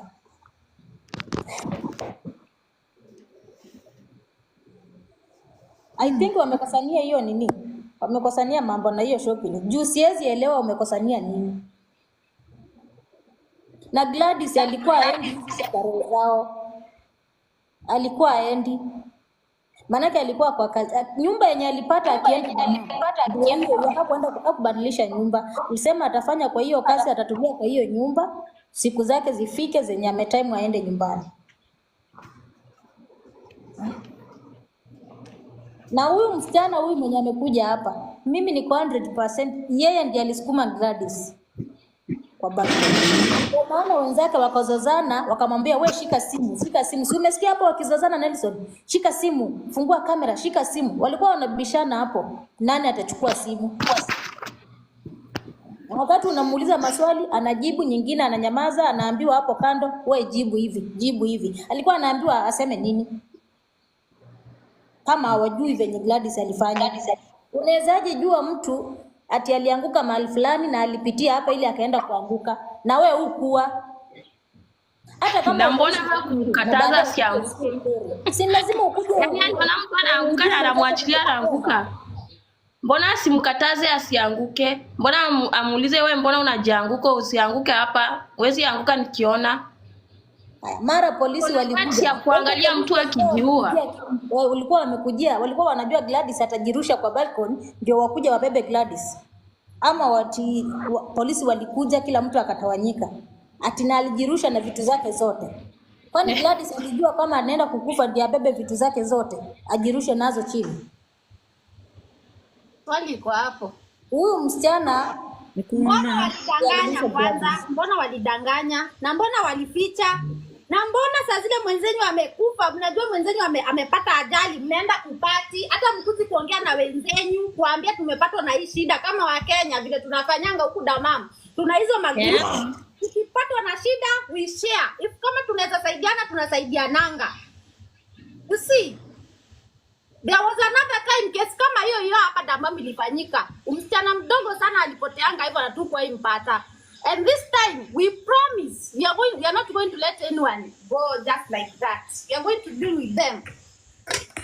Yes. Mwezi niambia tutakuwa tunauana tu hivi tena watu wanaachiliwa. That is very bad. Alafu kitu ingine dem akikufa, dem akipata shida, inakwanga kesi ya dalala ndio huwa anaita mkutano anaomba msaada. Like last time nilikuwa tu hapa. I was just here. Na wakati nikiwa tu hapa sasa ndio nimeland huko. So mmoja wetu which mimi pia nilichanga nikiwa hapa. Mmoja wetu alikufa huko.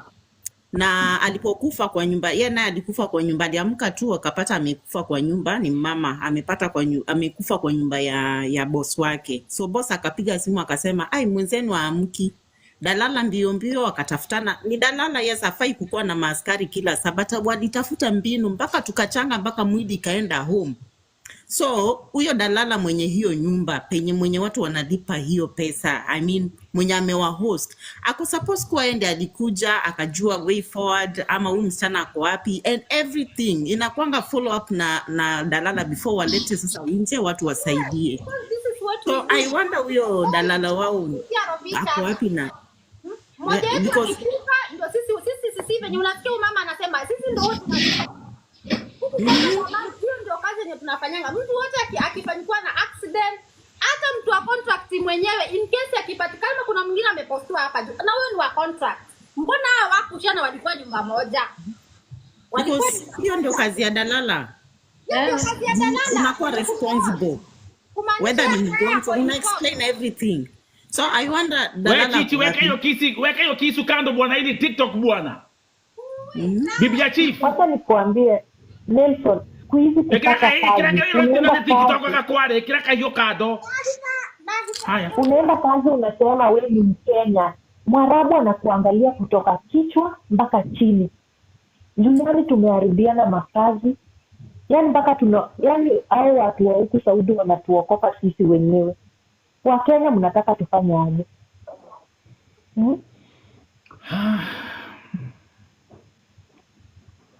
Kuna watu wengine ambao kwa hiyo group ya yaani naenda kazi na ndio wewe ni Mkenya unasema shukrani. Enda ufungue ingine guok. Ngoja kidogo. Kuna mtu anaweza ngoja kidogo. Kuna watu wengine ambao kwa hii group ya Damam. Kina Shwari, Edna, Chichi wako hapa. Yes, that actually this one mwenye ako hapa. Oh, Lilian, okay. Yeah. I'm one of them. Nasema huku chini. Okay, nimewaona. Mama Steve, okay. Okay, I see it. Okay, sawa. So muna follow. So you know now, hata baada ya hii live, you know what you're going to, you know the kind of conversation ambao mtaendelea kwa hiyo group yenu. But I'm saying this here. Nasema hivi leo hii. Usiku wa leo. First of all, I'm very happy vile mambo imeenda. Purity, I need you back here.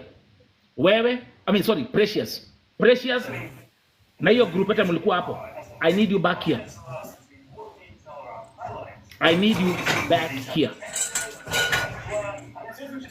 Nyinyi wote.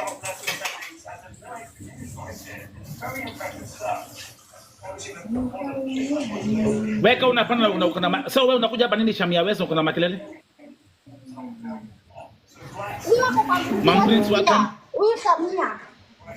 Okay. Maybe akona moja. Basi mute basi. Yeah, ndio sababu nimewapandisha. And actually we're going to keep it. I'm going to keep it like this everyone.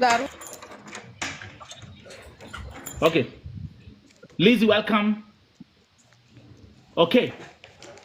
Who wants to talk next? Thank you. Mom Prince ama Lizzie? Who wants to talk next? Naweza ongea. Okay, Lizzie fungua kamera. Just a minute. Leo nimeweka hivi, leo tunakaa hivi Zoom style. Tunakaa ndani ya Zoom style, all of us. Thank you. Guys, can you keep on tapping this? Let's go to 200,000 likes. As we keep on following this, as we say, we call it justice for Gladys. Keep on tapping the screen. Na nimesema, you guys, we can do better. Can we keep on getting heart me's? Be proactive hapa bwana. Be proactive on this platform. Be proactive on Vote TV bwana. Me, I deal with life and death situations. Mi siko hapa umbea, chai, moshene, mohahe, matusi za ujinga hii TikTok. I deal with real life situations bwana. So be proactive. If you're new, follow the host. Heart me's will help us. They'll help us with the ranking of the live. Those who are doing live gold, support the live gold. Be proactive. Lizzie ongea.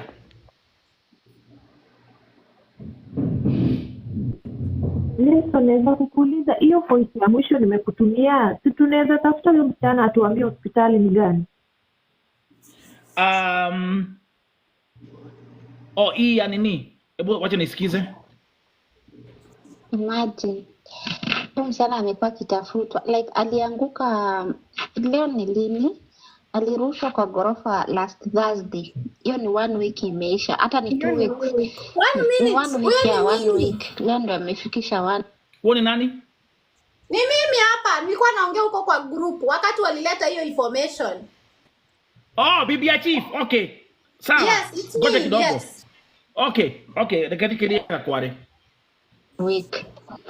Na wenzake ni kwa sababu walianza kutoa tu siri, ndio mambo ikachemka. Ilikuwa wasiseme kwamba mwenzao walijirusha, wamekuja na stori zenye hata hazieleweki, ati kusema sijui ni wezi walikuja kwa nyumba yao, yani mambo nyingi zenye Okay, sawa. Hiyo sasa tumeelewa. So it's exactly what they were talking about.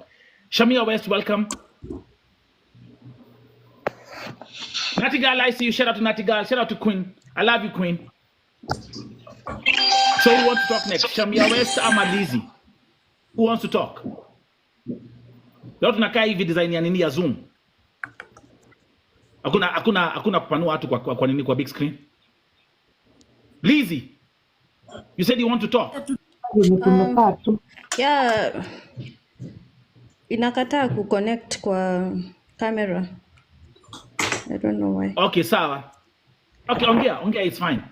Tuko na anga issues. Okay. Ongea.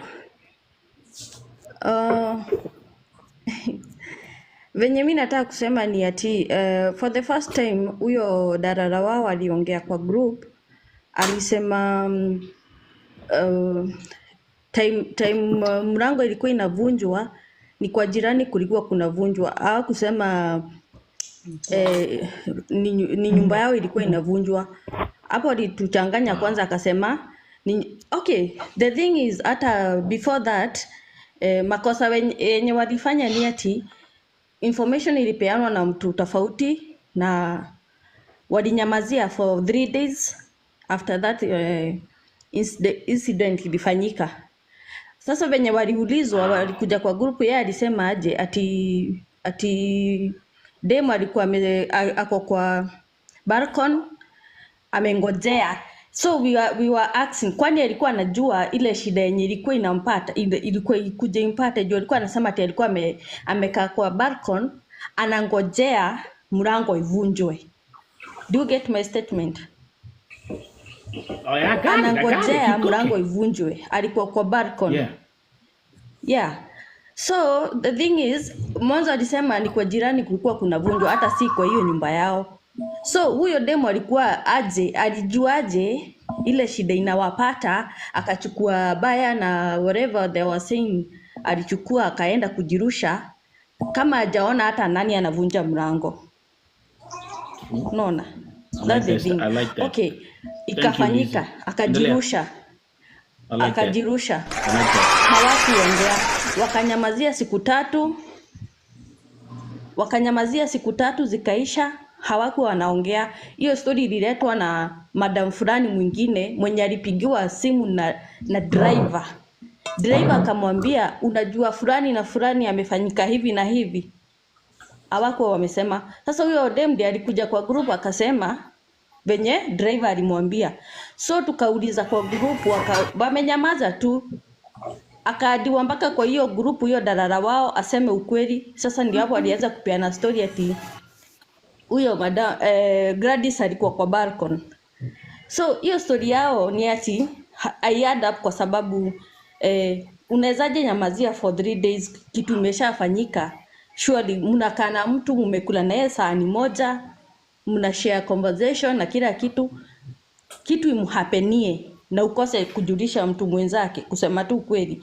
Na si mtu mmoja, hawakai kwa nyumba mtu mmoja, si ati wanatumia namba moja, kila mtu ako na namba yake na kila mtu hii Saudi si ati tunajuana mtu mmoja, tuko na namba ya kila, unapatananga na marafiki huku kila mahali.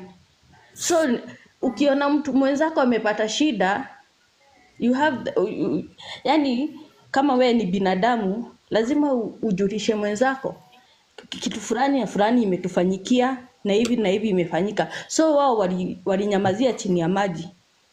Unaona? Hiyo ndio ishi ingine inapatikana kwao kwa sababu hawakusema. Haya, venye wanasema ati mara ni client, mara ni wezi. I think hapo kuna kitu add up kwa sababu polisi incident ikifanyika, polisi akuje, lazima mwenye nyumba juu imefanyikia kwa hiyo building, lazima mwenye nyumba ajue, lazima polisi ya communicate na mwenye nyumba. Unaona? So mwenye nyumba lazima angekuwa anajua mpaka Gladys hospitali yako ama amekufa ama hajakufa. Unaona? So hao ni kama hawakuwa polisi, walikuwa tu walikuwa wameunda ka group kao. Yeah, ni mwenye nyumba, yani mwenye building kumaanisha hawangekuwa kwa hiyo building leo. Yeah. Na one thing, okay, hapo kwa hiyo building sikatai, na mbona hajui mbona hajui incident ilifanyika kwa apartment yake? Mbona polisi hawaku communicate na yeye? Mbona hakuuliza yeye mwenyewe, hakufuatilia hiyo kesi kwa sababu hakujulishwa na polisi? Kama ni polisi wangekuwa wameshamjulisha kila kitu.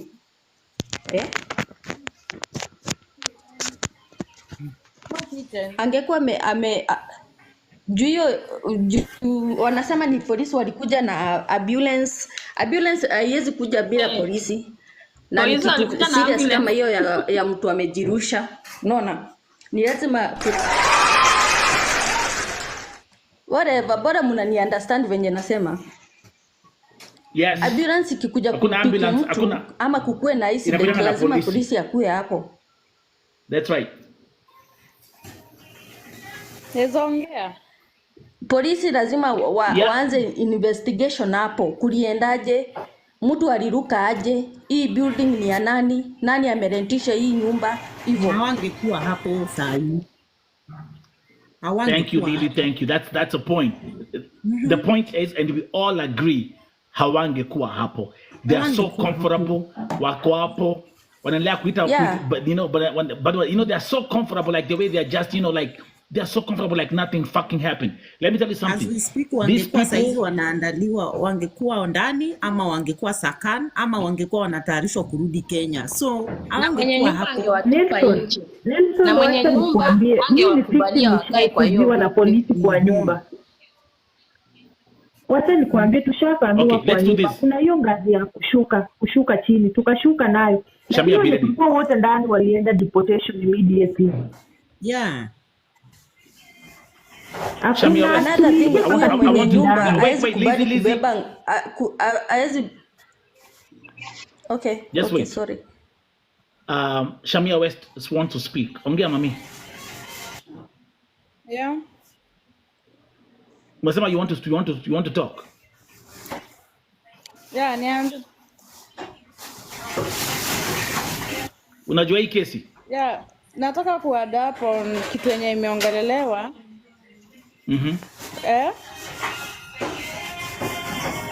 Yeah, nataka kuadapt on kitu yenye imeongelelewa. Mnasikiza? Yeah. Mnasikiza? Yes. See, we are in the same group, tuko kwa group moja, so tunaona kila kitu inaendelea. Unaona? So it's like what happened will happen, your time will happen, na kwa group as usual kitu yote ikihappen. Yeah? Nansikiza?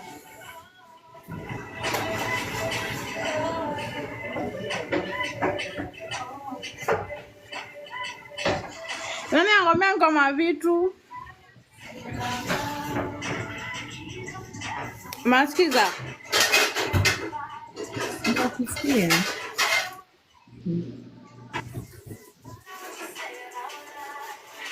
Tunakusikia Samia, ongea. Unasikika? Nasikia, tunasikia. Mnasikiza? Get the fuck out of here. Yeah, wewe unakuja hapo ile place iko na makelele. Uko na place iko na makelele, wewe mwenyewe sijui kama uko Obama, sijui uko wapi. Then you, I mean nataka kuambia, mnanisikiza? Nataka kutuambia tuko na hasira huku bwana. Tuko na anger issues. All of us right now we need what? Psychologists, therapy. Tunataka ukweli. We need those girls to be here. We need to get not like at every 2 seconds mnasikia. Kwa sababu hata yeye mwenyewe akiongea asikivyo anasema nitamudoeba.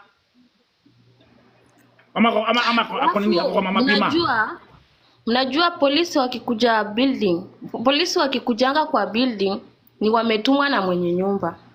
Na kama hawajatumwa na mwenye nyumba, hawafikangi wakuje wavunje mlango. Wanapewa ruhusa ya kuvunja mlango. Wakifika kama wamepewa ruhusa na mwenye nyumba, wataingia direct wavunje mlango. Na kama hawajapewa ruhusa na mwenye nyumba, hawafikiangi hiyo mlango, wanakuanga huko chini. Sasa ni either nyinyi mfungue ama msifungue. Msipofungua hakuna mtu atakuja kuvunja mlango, mtakuwa safe kwa nyumba. Mpaka wapewe ruhusa na mwenye nyumba, wafunge, wapewe go ahead. Wavunje mlango. Sasa kama walivunjwa mlango, that means landlord anajua. Na kama landlord anajua, mbona bado wako kwa hiyo building na hii instant imehappen? Why? Mbona wako kwa hiyo building? Good. I mean, those are very legitimate questions. But I also do believe the reason why hawakuongea immediately na kuambia watu is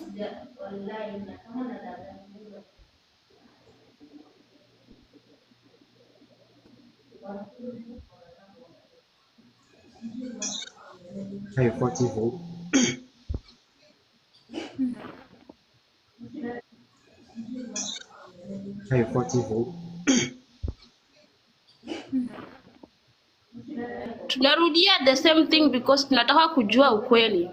Tunataka kujua the bottom. Tunataka kujua from the root. Tunataka kujua the culprits. And tunataka wale culprits to be punished accordingly.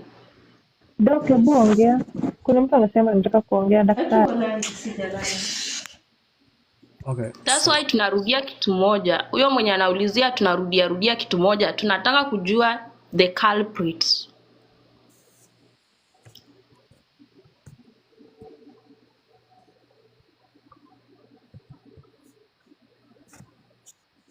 Tunataka kujua wauaji wa Saudi. Tunataka tuwajue. Tuwaweke stamp. Huyu daktari aongee, ongea tusikie. So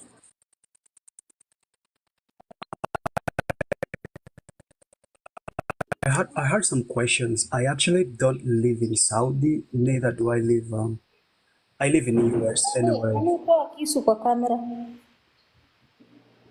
I live in the US, but following the conversations here, I developed some questions. So I heard that it's the driver who gave the information about this lady's death. To what extent is the driver informed about how and when did that lady die? Secondly, I heard that they said the police came with thieves, and then after they saw from the door, they had to run away, and then this lady had to go through certain door and jump outside. So why did they? Are you in the US? You say in the US? Yeah, I live in the US. Where? Which state? Which state you at? I'm in Washington, D.C. Washington State? D.C.? Yeah. Okay. So, why did they run after seeing the police coming with other 4 guys? And why were those guys coming at night or whatever time they came to their house?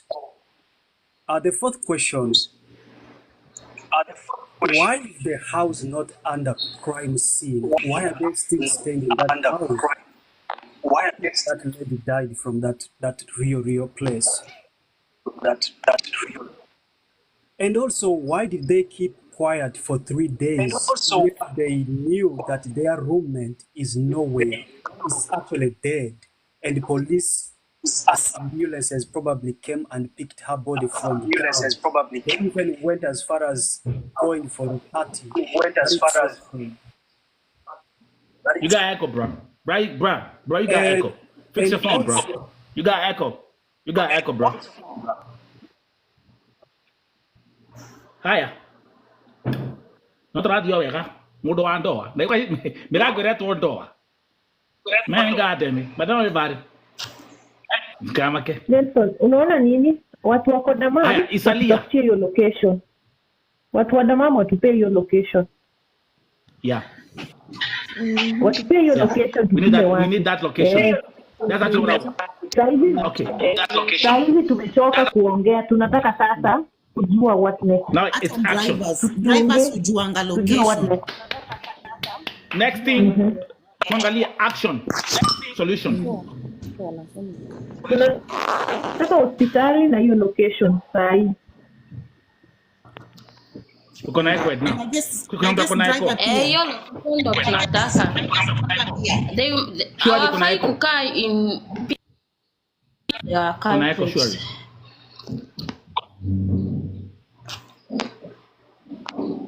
Now let's lock it down. Doreen, kwa sababu Doreen yuko hapa, the sister, brother yake yuko hapa, he's still watching. The family is still here. Niko bado na the other sister is still here with me, watching. What about driver mwenye ali nini hiyo nini ana drivers who drop madem huwa wanajua location. What if wanaweza peana? Sure, mute tafadhali. Uko na echo.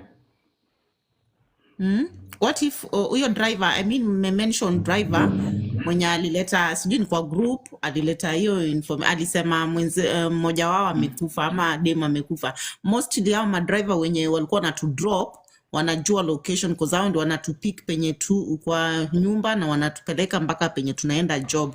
I think pia yeye anaweza saidia na location. This is the solution. Hii group ya Damam yenye tuko, kuna mmoja wao, hatuwezi kosa mmoja wao mwenye ako kwa hiyo idara atupatie location. Hata kutupatia location hatuwezi kosa driver. Umeelewa? Hatuwezi kosa driver. Hata kupata hiyo driver, hata tukienda hapo kama watu watano, siku hizi hata polisi wanatuelewa sana Makembo. Tupige nduru hapo jamini. Kostu wanatumaliza bure. Na unaona wako na confidence wako kwa hiyo nyumba wanakaa chini. Edina. Watu waambie tu ukweli. Edina mambo. Poa. Acheni niwaambie kitu moja. Jumshatoa hiyo topic, yes, it's okay because mimi kwanza ndo nilipeleka kwa group, hata hao wako wanajua. After nishapokea information ni mimi mwenyewe niliweka kwa hiyo group, wanasema. Unaona? Nikatafuta mpaka ule dalala, akakuja na propaganda zake, tukamalizana hivyo. Sasa hii story ya driver mkienda, kumbukeni driver alishapewa warning asituambie, but sasa juu yeye alikuwa na utu, akaambia msichana mmoja mwenye au anabeba. Mnasikia? Rafiki yako nimemwona akibebwa. Na venye amebebwa hali yake si sawa. Hali si sawa kabisa. Ni kama huyu msichana amekufa. Ndio huyo kushtuka akakuja akaniambia. Kama wale wamoja wa kile kikundi juu angeenda group direct kusema. Si unajua hata kwa mahali kuna chairman sijui nini hivyo. Akakuja akanielezea. Nikaambia wenzangu. Sasa huyu driver ameambiwa, akarudi tena akapewa warning. Mbona umesema na tulikuambia usiseme? Sisi kwa group tunakuja kudanganya, juu group ni ya kusaidiana wakati tuko na shida. Hizo zao zenye wanasema sijui hata sijui mara wezi maaskari sijui nini, hizo sisi hatujui. Kwa sisi hatu kupewa information yoyote, watu wamekuja sijui wameingiliwa. Nikakuja nikawauliza siku 3 zote mmenyamaza. Information nimepewa leo. Mpaka mnaenda kutishia driver. Huyo driver sasa hivi mkisema muende mumtafute, mnadhani atawaambia kitu chochote? Hawezi, sababu already ashaingizwa uoga. Fungueni camera nyi water by the way. Fungueni camera. My sister, we are dealing with the light. We don't do everyone open camera. Fungua ina shida. Kila mtu. Sorry, I forgot, sorry. But thank you for coming. Ni sawa, ni sawa.